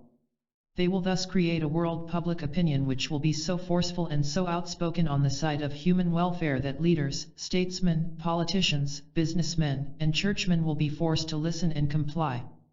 Steadily and regularly, the general public must be taught an internationalism and a world unity which is based on simple goodwill and on cooperative interdependence. This is no mystical or impractical program. It does not work through the processes of exposing, undermining, or attack. It emphasizes the new politics, i.e., politics which are based upon the principle of bringing about right human relations between the exploited and the exploiting, the warmongers and the pacifists, the masses and the rulers. This group of men of goodwill will stand in their organized millions, taking no side, demonstrating no partisan spirit, fomenting no political or religious disturbance and feeding no hatreds. They will not be a negative body but a positive group, interpreting the meaning of right human relations, standing for the oneness of humanity and for practical, but not theoretical, brotherhood. The propagation of these ideas by all available means and the spread of the principle of goodwill will produce a powerful organized international group. Public opinion will be forced to recognize the potency of the movement. Eventually the numerical strength of the men and women of goodwill in the world will be so great that they will influence world events. Their united voice will be heard on behalf of right human relations. This movement is already gathering momentum. In many lands this plan for the formation of a group of people who are trained in goodwill and who possess clear insight into the principles which should govern human relations in world affairs is already past the blueprint stage. The nucleus for this work is present today. Their functions might be summarized as follows. 1. To restore world confidence by letting it be known how much goodwill, organized and unorganized, there is in the world today. 2. To educate the masses in the principles and the practice of goodwill. The word goodwill is largely used at this time by all parties and groups, national and international. 3. To synthesize and coordinate into one functioning whole all the men and women of goodwill in the world who will recognize these principles as their personal directing ideal, and who will endeavor to apply them to current world or national events. 4. To create mailing lists in every country of the men and women of goodwill who can be counted upon to stand for world unity, right human relations and who will try, in their own lands, to reach others with this idea, through the medium of the press, the lecture platform and the radio. Eventually this world group should have its own newspaper or magazine, through means of which the educational process can be intensified and goodwill be found to be a universal principle and technique. 5. To provide in every country and eventually in every large city, a central bureau where information will be available concerning the activities of the men and women of goodwill all over the world, of those organizations, groups, and parties who are also working along similar lines of international understanding and right human relations. Thus many will find those who will cooperate with them in their particular endeavor to promote world unity. 6. To work, as men and women of goodwill, with all groups who have a world program which tends to heal world differences and national quarrels and to end racial distinctions. When such groups are found to work constructively and are free from scurrilous attack or aggressive modes of action, and actuated by goodwill to all men and are free from an aggressive nationalism and partisanship, then the cooperation of the men of goodwill can be offered and freely given. Point 8. It takes no great effort of the imagination to see that, if this work of spreading goodwill and educating public opinion in its potency is pursued, and if the men of goodwill can be discovered in all lands and organized, that, even in 5 years' time, much good can be accomplished. Thousands can be gathered into the ranks of the men of goodwill. This is the initial task. The power of such a group, backed by public opinion, will be tremendous. They can accomplish phenomenal results. How to use the weight of that goodwill and how to employ the will to establish right human relations will grow gradually out of the work accomplished and meet the need of the world's situation.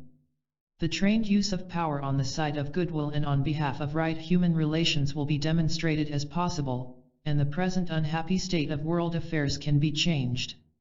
This will be done, not through the usual warlike measures of the past or the enforced will of some aggressive or wealthy group, but through the weight of a trained public opinion, an opinion which will be based on goodwill, on an intelligent understanding of the needs of humanity, on a determination to bring about right human relations, and on the recognition that the problems with which humanity is today confronted can be solved through goodwill.